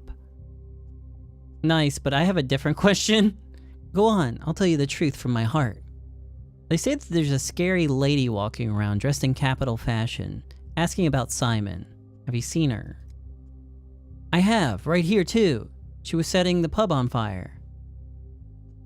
So did she succeed? Let me guess. Now you'll tell me the pub is burned down. This very pub, where we're talking. No, silly. Or just a bit. But she did burn something. So what did she burn, if not the pub? Who knows? Some kind of papers, blackmail material, probably. These furnaces of ours, they're not for that usually. They don't burn. The pub's made in an old underground workshop. They're here since those times. A furnace? I wonder where one can find a napkin here to dig through some soot. Okay. A furnace here?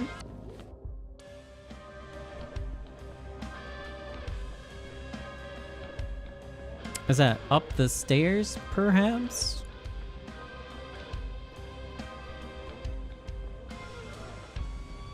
Yo, nuts? Yoink.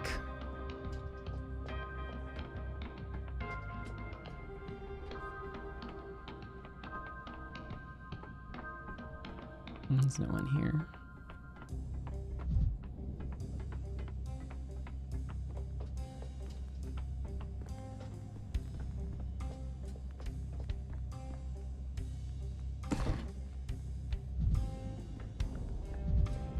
I don't know, maybe I need to talk to someone else.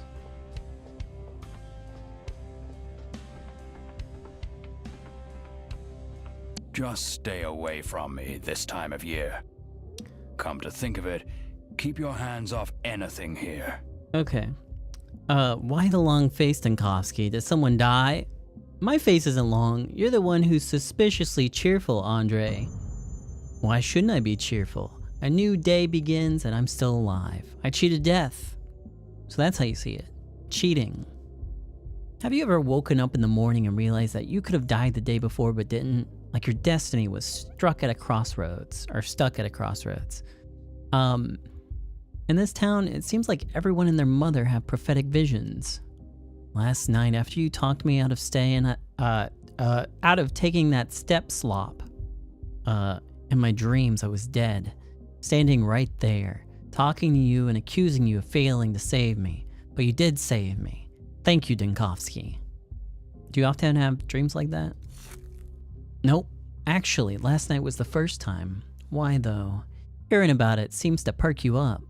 Never mind, forget it. I'm just glad to see you alive. By the way, Dinkovsky, how's Kulan? Is she alright? Why ask me? You can check how she's doing yourself. What is it? Guilty conscience gnawing? We're close enough for you to know that I don't have a conscience, but with Kulan, it's something else. It's about me being enough of a moron to trust Olgimsky and spelling Kulan's death, more or less. Well, take it as a lesson. Think before you do stupid things to avoid more crossroads and weird dreams. Oof. You don't understand. She didn't want to get vaccinated. It was me who nudged her, you could say. Stop tormenting yourself with regrets. If you feel guilty, then help. How can I help now? Not Kulan, obviously. Helps everyone else. You got a pub, customers. If you see someone who looks sick, send them to me. Bailing water from a leaky ship with our bare hands. Well, if you say so. At least have a drink with me before you go. Sorry, I don't drink at work. Okay. I still don't know what I need to do here.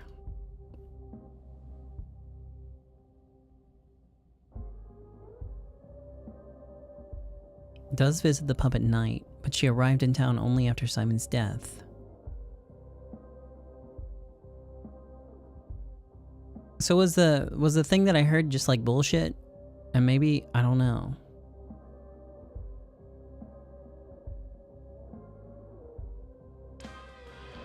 Did they make this guy prettier? I think this model might have changed a little bit.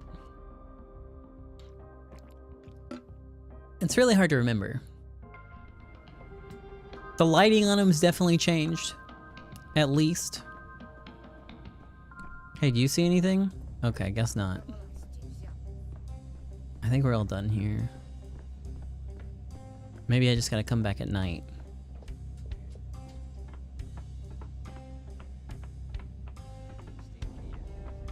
Have you seen Artemy? Yeah, he was on day 3 when we went back to the town hall. Oh wait, this is it. Charred papers. They smell of smoke and soot. Fuck.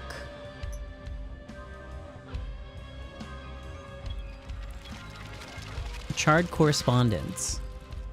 Ag cannot burn anymore. You are, as always, pursuing, but you're not looking in the wrong places. An amazing paradox indeed. What you seek is not ahead of you. I'm to leave this woman alone. Focus on bringing it to life. You hardly need my advice on... Well... Let's see. Potential adversary. Did she come here on her own, or was she sent by someone? Is she after Simon or me? I can't track her down yet, but I'll keep my ears open. Okay, so this is a dead end right now.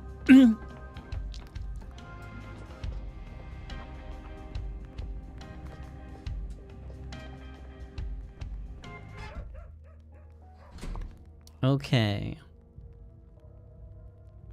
Let's go on to the cemetery. If I'm allowed to. That'll be fun. The town dribbles. It does dribble. Like a little bit. Sometimes. You know.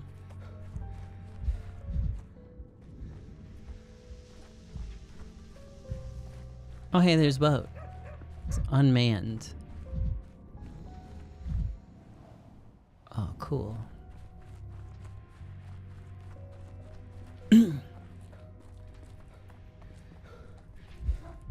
Oh, do I have to look at here manually? Is that allowed?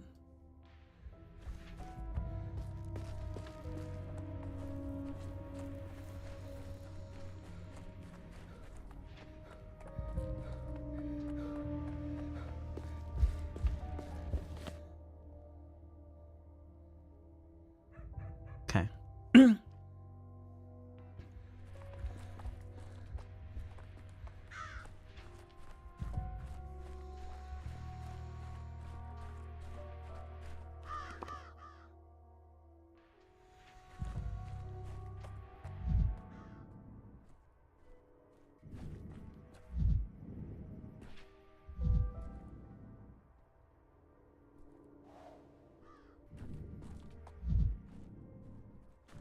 Hello, child.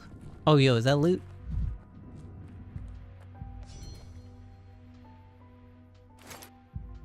Okay.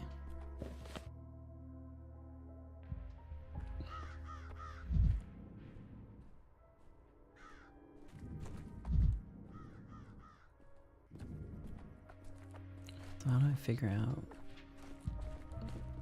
where this guy is? How much more punishing this game is? So far not. You can die. You can die, you get extra lives, there's no permanent consequences. It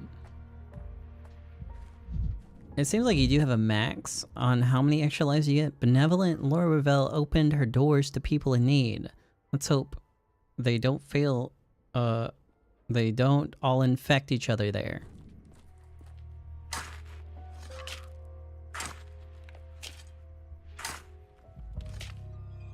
Do the mirrors respawn? So from what I think happens, you have to go to the cathedral and pull the lever to respawn the mirrors, but I believe they do. Hey, are you okay? Why did I just dig you up? This guy definitely dead. Definitely dead. Ruben suffocated underground. Now I know where he was buried. Next time I'll manage to save him. Okay.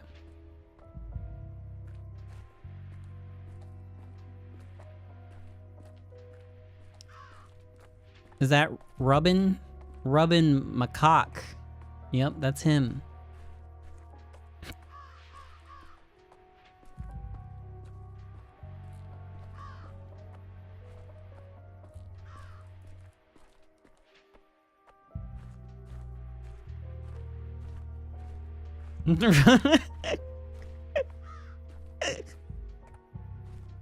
Must you tread the earth with your feet? Did you hear that? It was pretty funny, huh?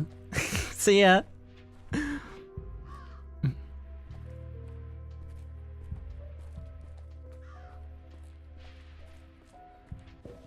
Okay.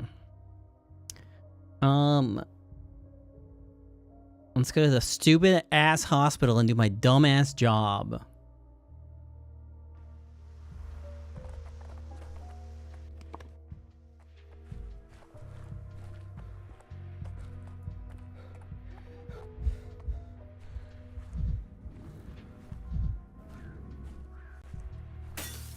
Superstitions aren't real.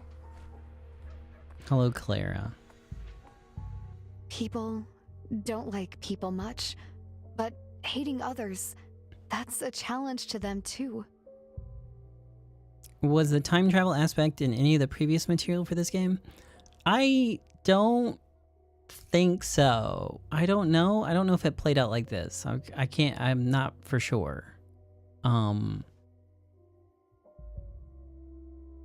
Oh, I mean, specifically for this game, yes. In like the trailers and in the demos, it was, yeah. It was there.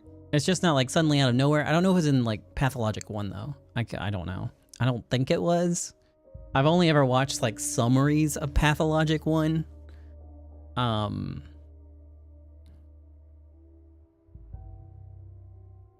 They told me the theater's a hospital now, with a doctor for a director. So here I am, looking into your eyes, and how are you a doctor? Do I know you? What do you think? Yes, I think I ran into you somewhere in town. Exactly. I've come to help you. Ah, a teenager wearing a fishing net as a cloak is offering to help. What kind of help? Are you going to catch a bunch of fish for me? I see you're swamped with patients here. There are more of them than the rotten apples in autumn. But my hands work miracles. They can take pain away. What do you mean, take pain away? Every illness comes from the heart. The body is nothing more than a reflection of the spirit. But you need not understand that. All you have to do is believe. If you don't let me in a few days, the hospital will vanish. Ta-da! It doesn't matter if you like me or not. What matters is the people inside. Don't you agree? So what are you going to do exactly? Save those you write off as doomed. I don't think it'll hamper you. You can't even begin to comprehend the parts of the body I work with.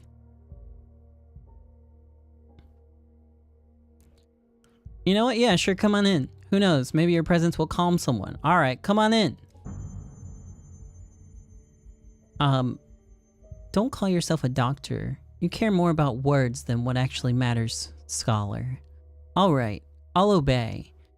I'd say don't get in my way either, but you couldn't even if you wanted to. Remember the rules, girl. Plop.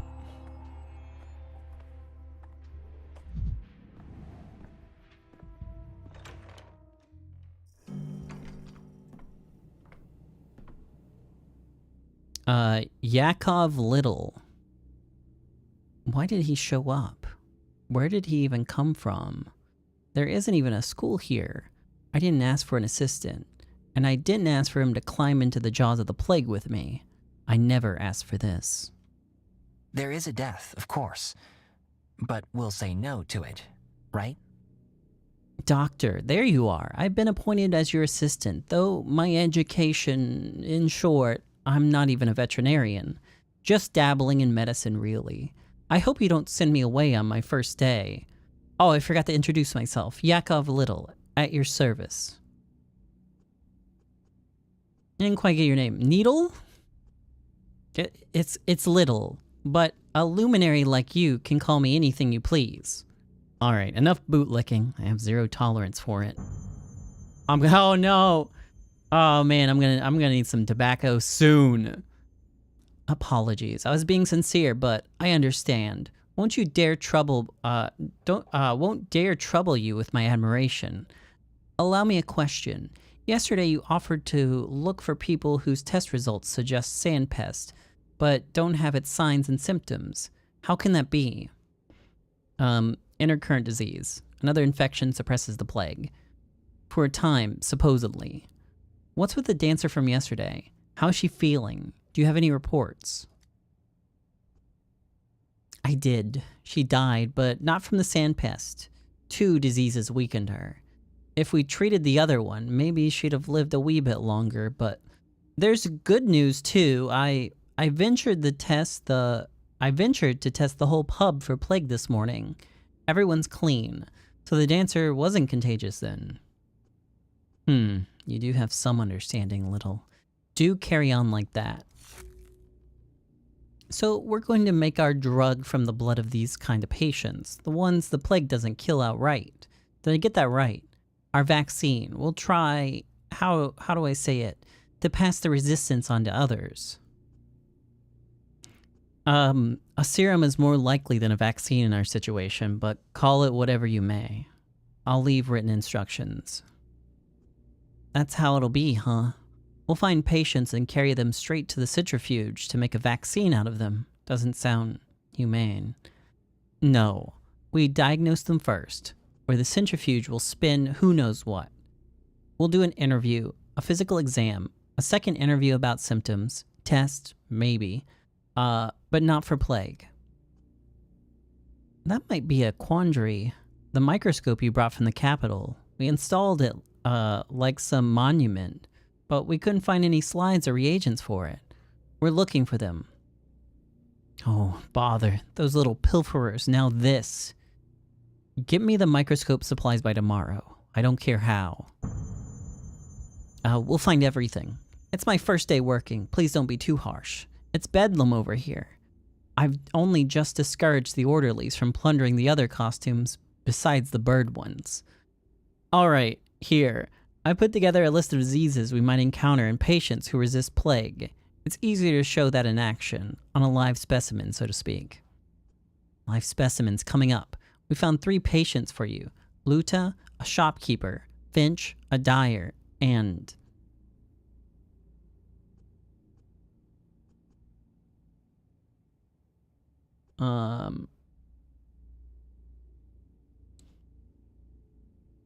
See, wait a minute. Let me at least have a look around.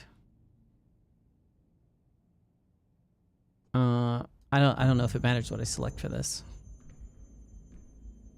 This is weird. Oh, it's because I'm extremely apathetic right now.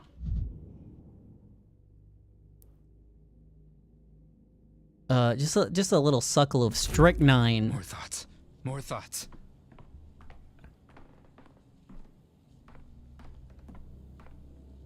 Hi, Artemy. Mindy Imshin. Turning the theater into a hospital. I don't think you could have chosen a better place, or a worse one. I used to come see plays here. I've even participated in a few myself. Oh really? Whom'd you play? You'll laugh. I was a doctor. So, how was it? Did you manage to get into character? I had to make a lot of sacrifices, but in the end, I think I did. Well, let's get down to business. You're here, which means you're ready to help, right? I am, and not just to help Imshin. I want to make a panacea, a medicine that will cure the sand plague. I believe it's possible. With virulence like that, almost didn't get it. Absurd. You cure a person, and tomorrow they'll get infected again. No, we need a vaccine. We need to fight this plague preventatively. You can't take away people's hope. If you're trying to make a cure, does that mean that those people on sick beds are doomed? What are they to you then? They're valuable sources of data and information about the disease.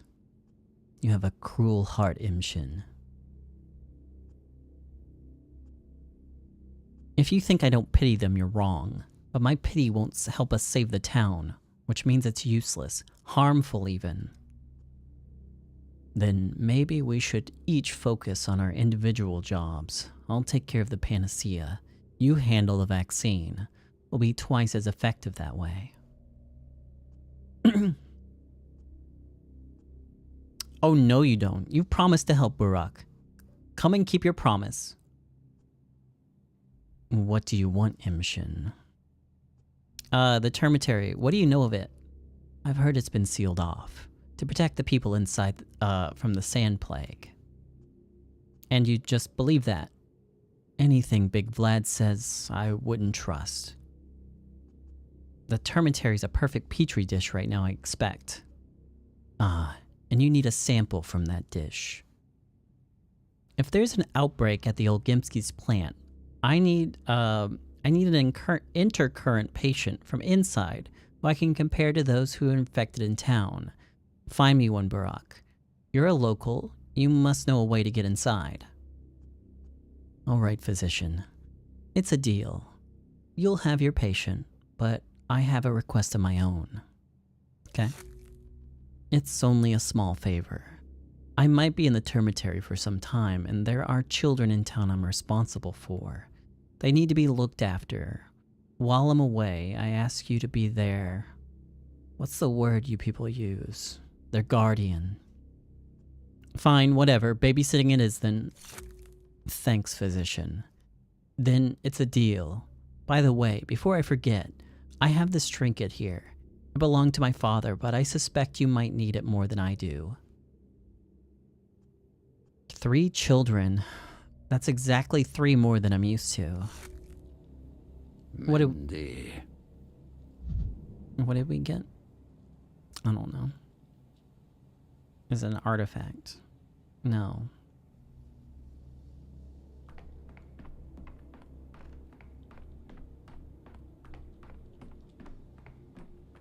Olgimsky is a decent man. I mean the younger, of course.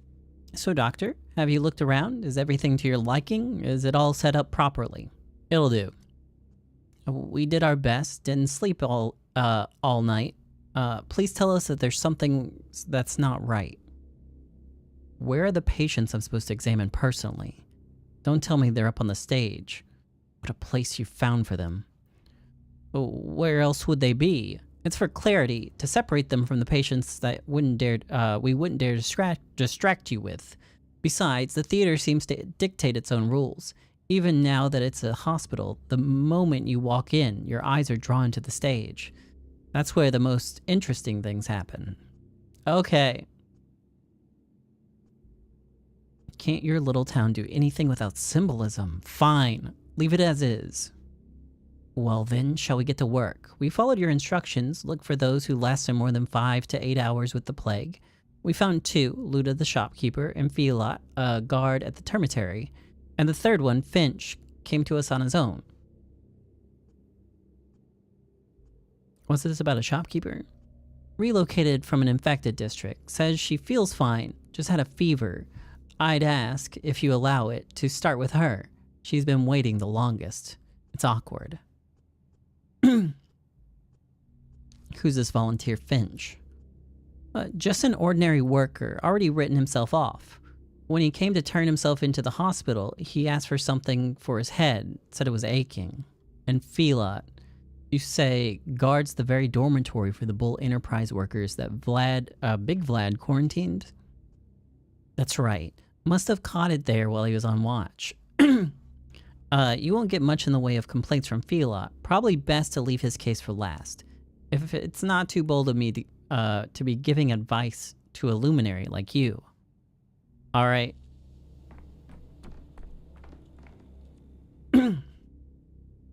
See, I'm healthy, just so you know. I don't have anything. Well, why'd they bring you here then? I had a fever for no reason, that's why. But it stopped already. But I'm better now. I have no scratches on my skin, no yellowing, no sandpaper scratchies. No drought in the mouth. What circumstances preceded this fever? Our house was cleaned out after the infection came. People were sent wherever there was space. Some were lucky and ended up in an empty living room. We got an attic or some got an attic or a cellar. Us, we were put in a boiler room. A boiler room, you say? Was it turned on? Of course. The air was so stuffy in there, I tell you, but there was a silver lining. No sickness can survive that hellfire. Your sudden fever is easily explained then. Yeah. Uh-huh.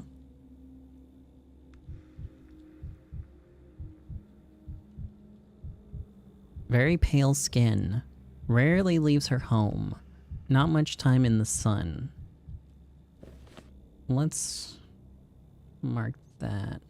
Is that something? Maybe not.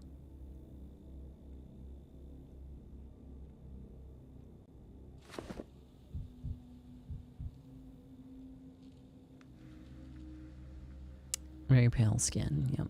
Kind of blue. Hematoma. Maybe she bumped into something. Maybe it's a symptom. I should ask where this bruise came from. Same deal.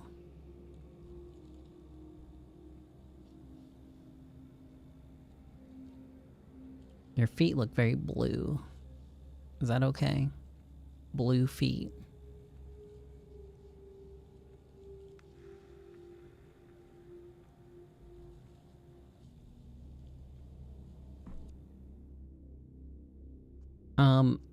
You're done with the exam, doctor? Can I go now? Absolutely not. An examination with no questions asked can only happen at a morgue. I told you everything the last time, but if you say so, you're the doctor. Allow me to call my assistant. I'll use your example to show him how to proceed during an appointment. She's a predator. Devours everything she sees. Are you and spits out bones. Are you talking about our patient? Okay, doctor. Or sorry, assistant. You called a doctor. I'm here and ready to heed. Or sorry, you called doctor. I'm here and ready to heed. So Little, we have a patient here. She's claiming to be in good health despite having a fever a few days ago. Do we take her word for it?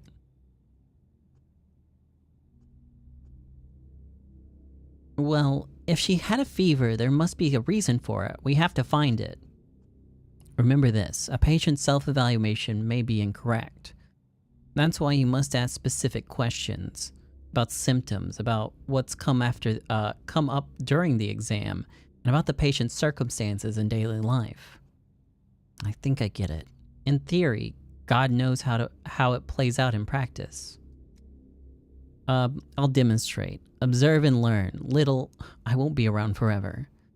The patient is running a temperature, in other words, a fever. Open my ledger, look up fever, and tell me, how many conditions is it listed as a symptom of? Wait a second. Gee, 8 of them. 8 diagnoses fit the bill. It's a frequent symptom, which means that you have to find others and narrow down the search. Then do it again and again till you're left with just one verdict. This, Little, is what's known as a differential diagnosis. The name is self-explanatory. We differentiate between similar things to find the one correct solution to a problem. Oh, I can't wait to give this method a try. Let's go down the list then. You look pale, ma'am. Has your skin been like this since birth? Or is the pallor recent? It's not like I get to look at the mirror a lot, living in a boiler room and all. But I don't think I've ever been pale. Rich do-nothings are pale. Me, I'm a commoner. So the pallor isn't typical for you. We're marking that as a symptom. Little, add pallor to the fever in the record. What do we get? A mere 2 conditions, down from 8. A single symptom, pallor, eliminates 6 out of 8 candidates. We're left with a choice of just 2. Where did this hematoma come from, my good lady? I mean, the bruise over there next to your wrist. Did you bump into something? Or is there someone who batters you? Don't worry, there's nothing to be embarrassed of when you're seeing a doctor. I'm not embarrassed. A bruise? Well, that's news to me. I've never seen it before. And I can't remember anything like what you're talking about. I certainly wasn't beaten up. I must have bumped into something myself or forgotten about it with all the fuss. The boiler room is dark and cramped. That's probably where the bruise is from.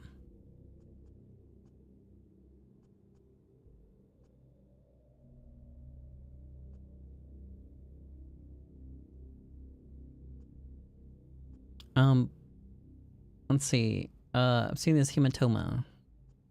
Are you with us, Little? Pay attention. She doesn't remember how she got the bruise. She can only guess. The manual provides a more detailed description of the illness for a situation like this. What causes it, who's susceptible, etc. It can give useful clues.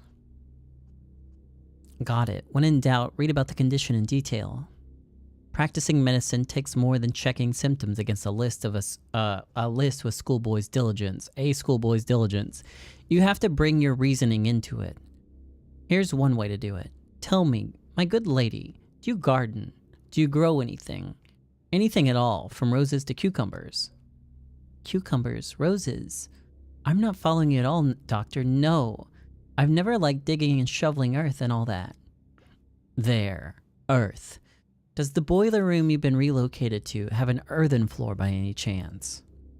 That's right, it does have an earthen floor. The boiler room isn't really suited for living in, but in these times, I'd be ungrateful to complain. How do you guess, doctor, about the earthen floor? So why do we need that little detail? Why does the floor matter, of all things? It's simple. All kinds of things can be found in your local soils, including microorganisms capable of disrupting circulation, hence the pallor. The bruises were not caused by trauma. A hematoma appeared when blood vessel walls are damaged, either by an external force or, in this case, an illness. And the infection can be contracted from contact with the earth. We found our diagnosis. You're a genius, doctor.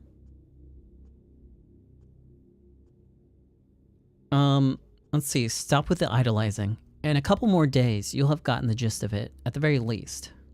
Ugh, bravo to you anyways. You're a true master of medicine. So the patient has the sandpest alongside... What's the other diagnosis? Well, I've talked you through it all. You can finish it yourself. The symptoms are fever, pallor, and a bruise. Put them together and you'll get your result. What about me, doctor? Where am I to go now? What happens next? You will remain here under observation, and your blood will be used for the vaccine.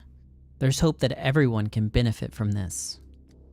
Anyways, have fun dying, dumbass. Next.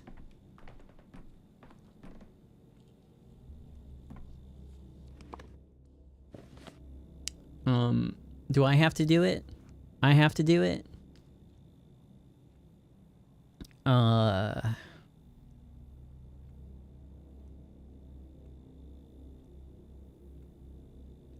Severe pallor.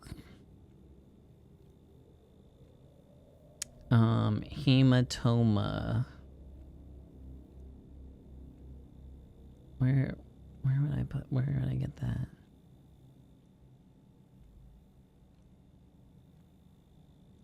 This is scary, yeah.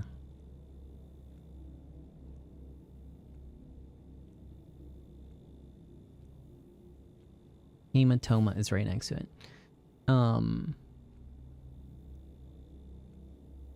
What were the other things? Fuck. See, this is what I get for not putting them down.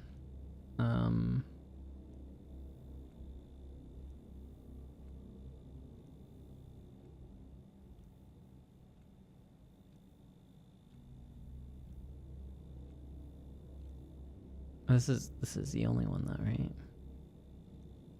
Fever. Fever? Fever.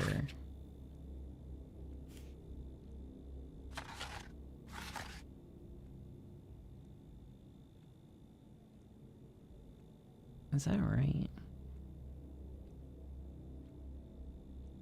It's not laying in the boiler room disease? Okay.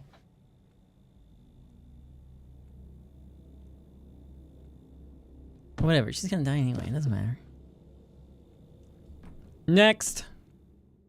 Are you gonna burn me? Where'd you get that idea? Well, it's not exactly a secret. The whole thing is like putting out a wildfire. If someone's house is under suspicion, it's torched. Someone sneezes, the entire town's district's sealed off. Sick and healthy folks alike. Then those who do have the sandpest are marched off and burned. That's not true. Like hell you don't. Nothing of the sort. Sheesh. You ought to peek outside your study more often, Professor. I'm just a bachelor. Don't overpraise me. Mr. Tiny here told me that I could be useful to you before I die, that is. Said you can find something inside me that slows Sandpass down, so go ahead, find it. What do you need? Do you want to draw some blood from me? What brings you in? I walked here from home, caught it from my neighbors, knew as soon as the skin on my chest started peeling away. So I waited a day. The neighbor's scream stopped in the middle of the night. I went to check on them in the morning and they were all dead.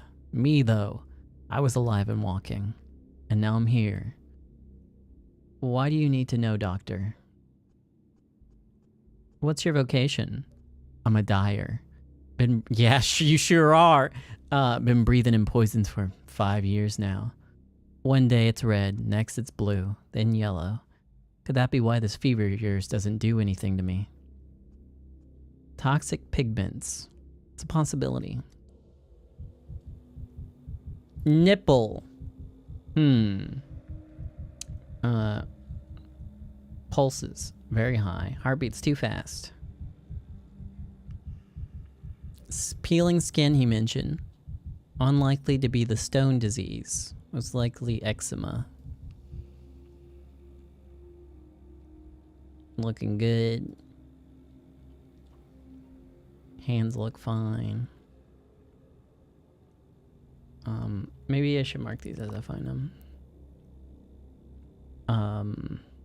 Eczema.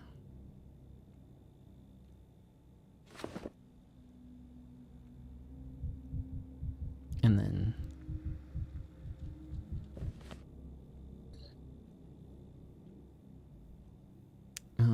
rapid pulse. Burning fever. Maybe. It might not be burning fever.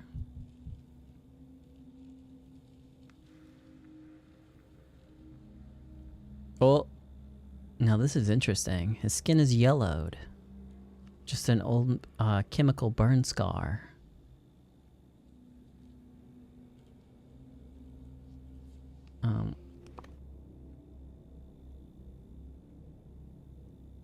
Yellowing of the skin. We'll put that on there, but I don't. It's probably just burning fever and not hepatitis.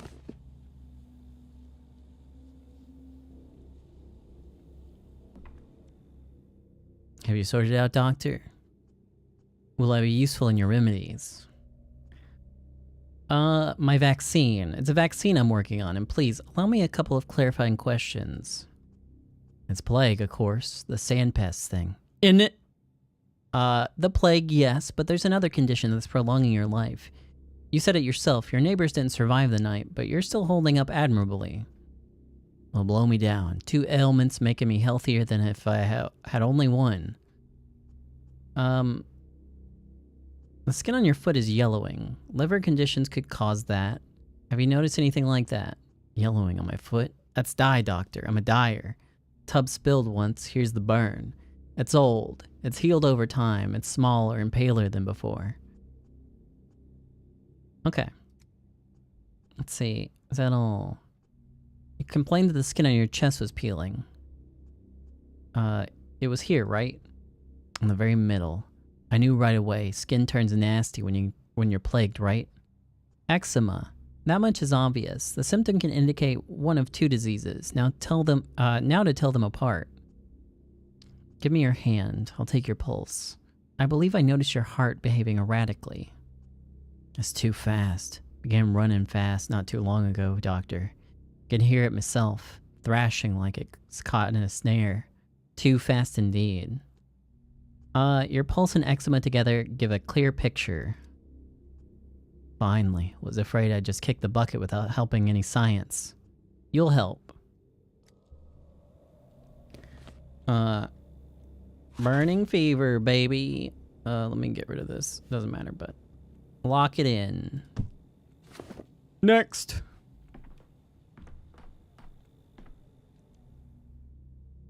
And that's the story of my life, and time's up to the present moment, but why do you want all these details from me? Half hour's worth of talking, and it's all beside the point. I thought you were interested to know why the sand pest can't get me, Because I certainly find that fact interesting. I'd even say amazing. And none of what you told me was beside the point. Everything was important, especially your chickenpox at age 6. You sure you're not overstating my importance, Doc? I am not. Whatever you say. I think Doc is shorter, that's all. Saves time. Right. Ogimski corked the termitary shut, and you've been guarding it for, is it 6 days since Tuesday? So the third time you're asking me. May I ask why you distrust me so?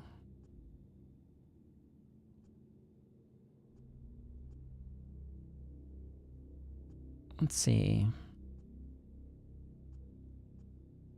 You said the termitary had been shut down in order to shield its residents from infection. Does that mean that they knew there was an epidemic? Who knows? At first, they said that there'd been a blowout of some kind. Sweet soot. It settled on the walls later. Looked like mold. And the kin was worried. They're like bees, and how they respond to things. Soon as one makes a noise, the rest are unquiet as well. There's a mighty buzz in the hive, perhaps on account of the poisonous soot. Conditions are tough at the cannery, you know? What's going on there now? They're shouting, lots of clamor, and a nasty kind of clamor too. That's what you'd expect. They're not having a great time stuck in there like pickles in a jar. No regular meals, not enough drink to go around either. The place is, after all, a poorhouse. Old fat man treats his people like cattle. Getting through the day is a struggle. Small wonder they're slamming into walls. If it was up to me... If it was up to you, then what? You can't lock up a living creature against its will.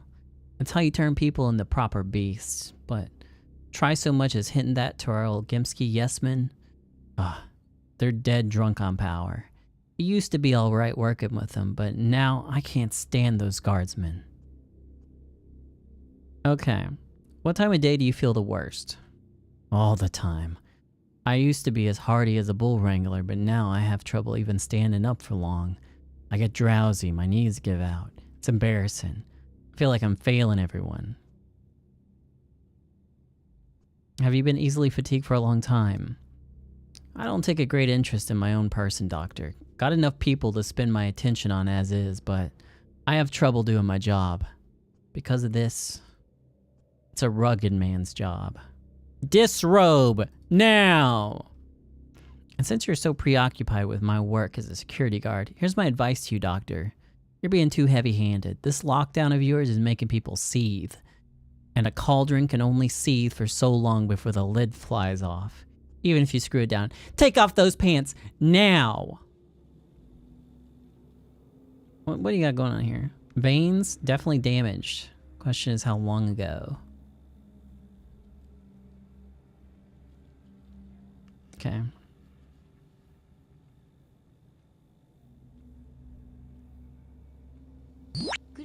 Scary. Hey, thank you. Strange redness, rash, bites, something else. And there are red spots on his face, too. Pulse slow. He looks exhausted and he's trembling. Could he be using Twyrine? Okay, so skin redness, slow pulse. That's apparently nothing.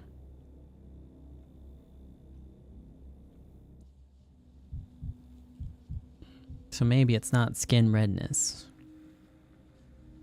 Oh, strange red rash, bites, something else. Maybe it's rash instead. Rash could be something. Bites couldn't be anything. Rash. It does have vein damage.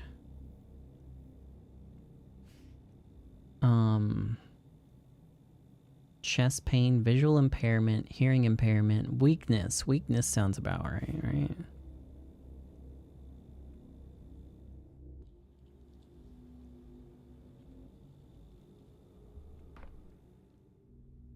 Let me go, will you, Doctor? I don't understand all this commotion about me. What makes me so special? Besides, I got work to do. Work? I'm sorry, but you're gonna have to forget about your work for now. You must remain at the hospital. I used to guard locked up people, and now I've been locked up myself. That's life for you, isn't it?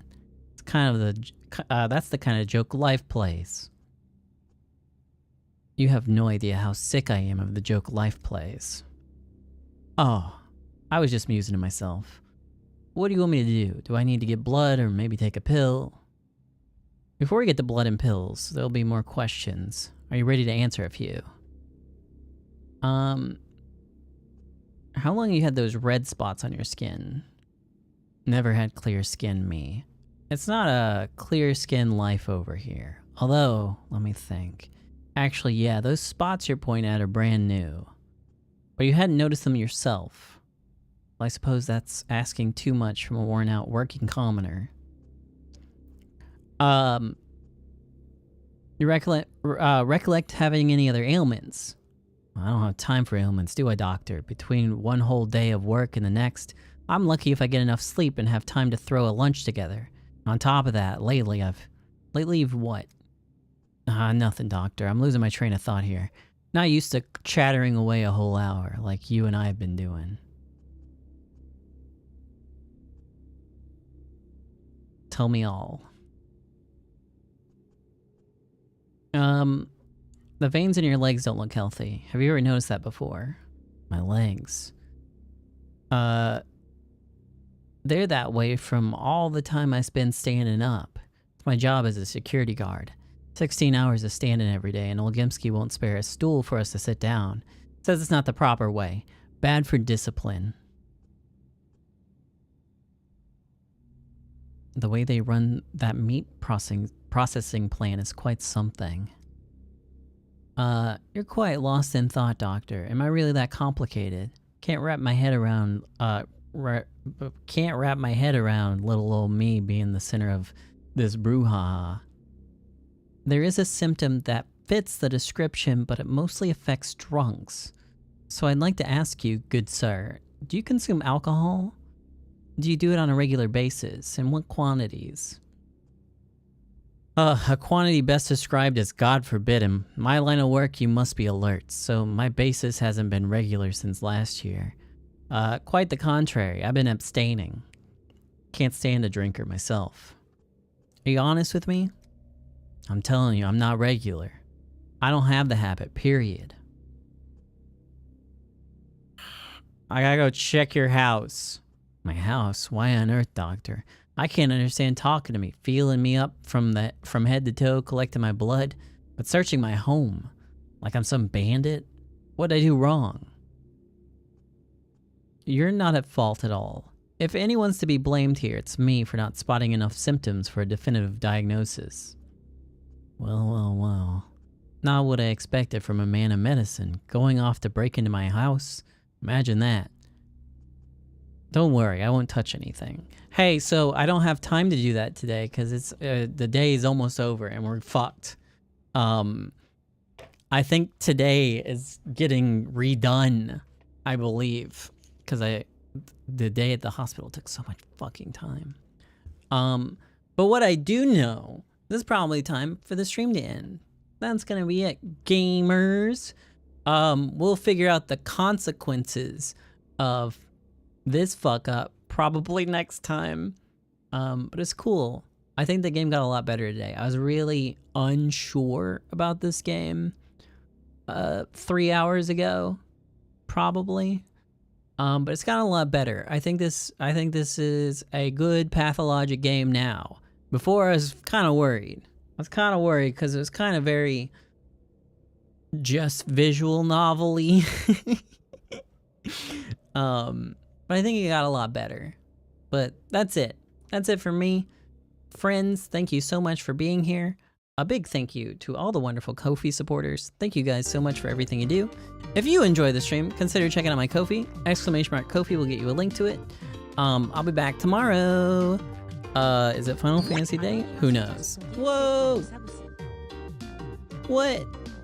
Thank you, Anonymous. That's so sweet of you. Thank you so much. Oh my goodness. Thank you.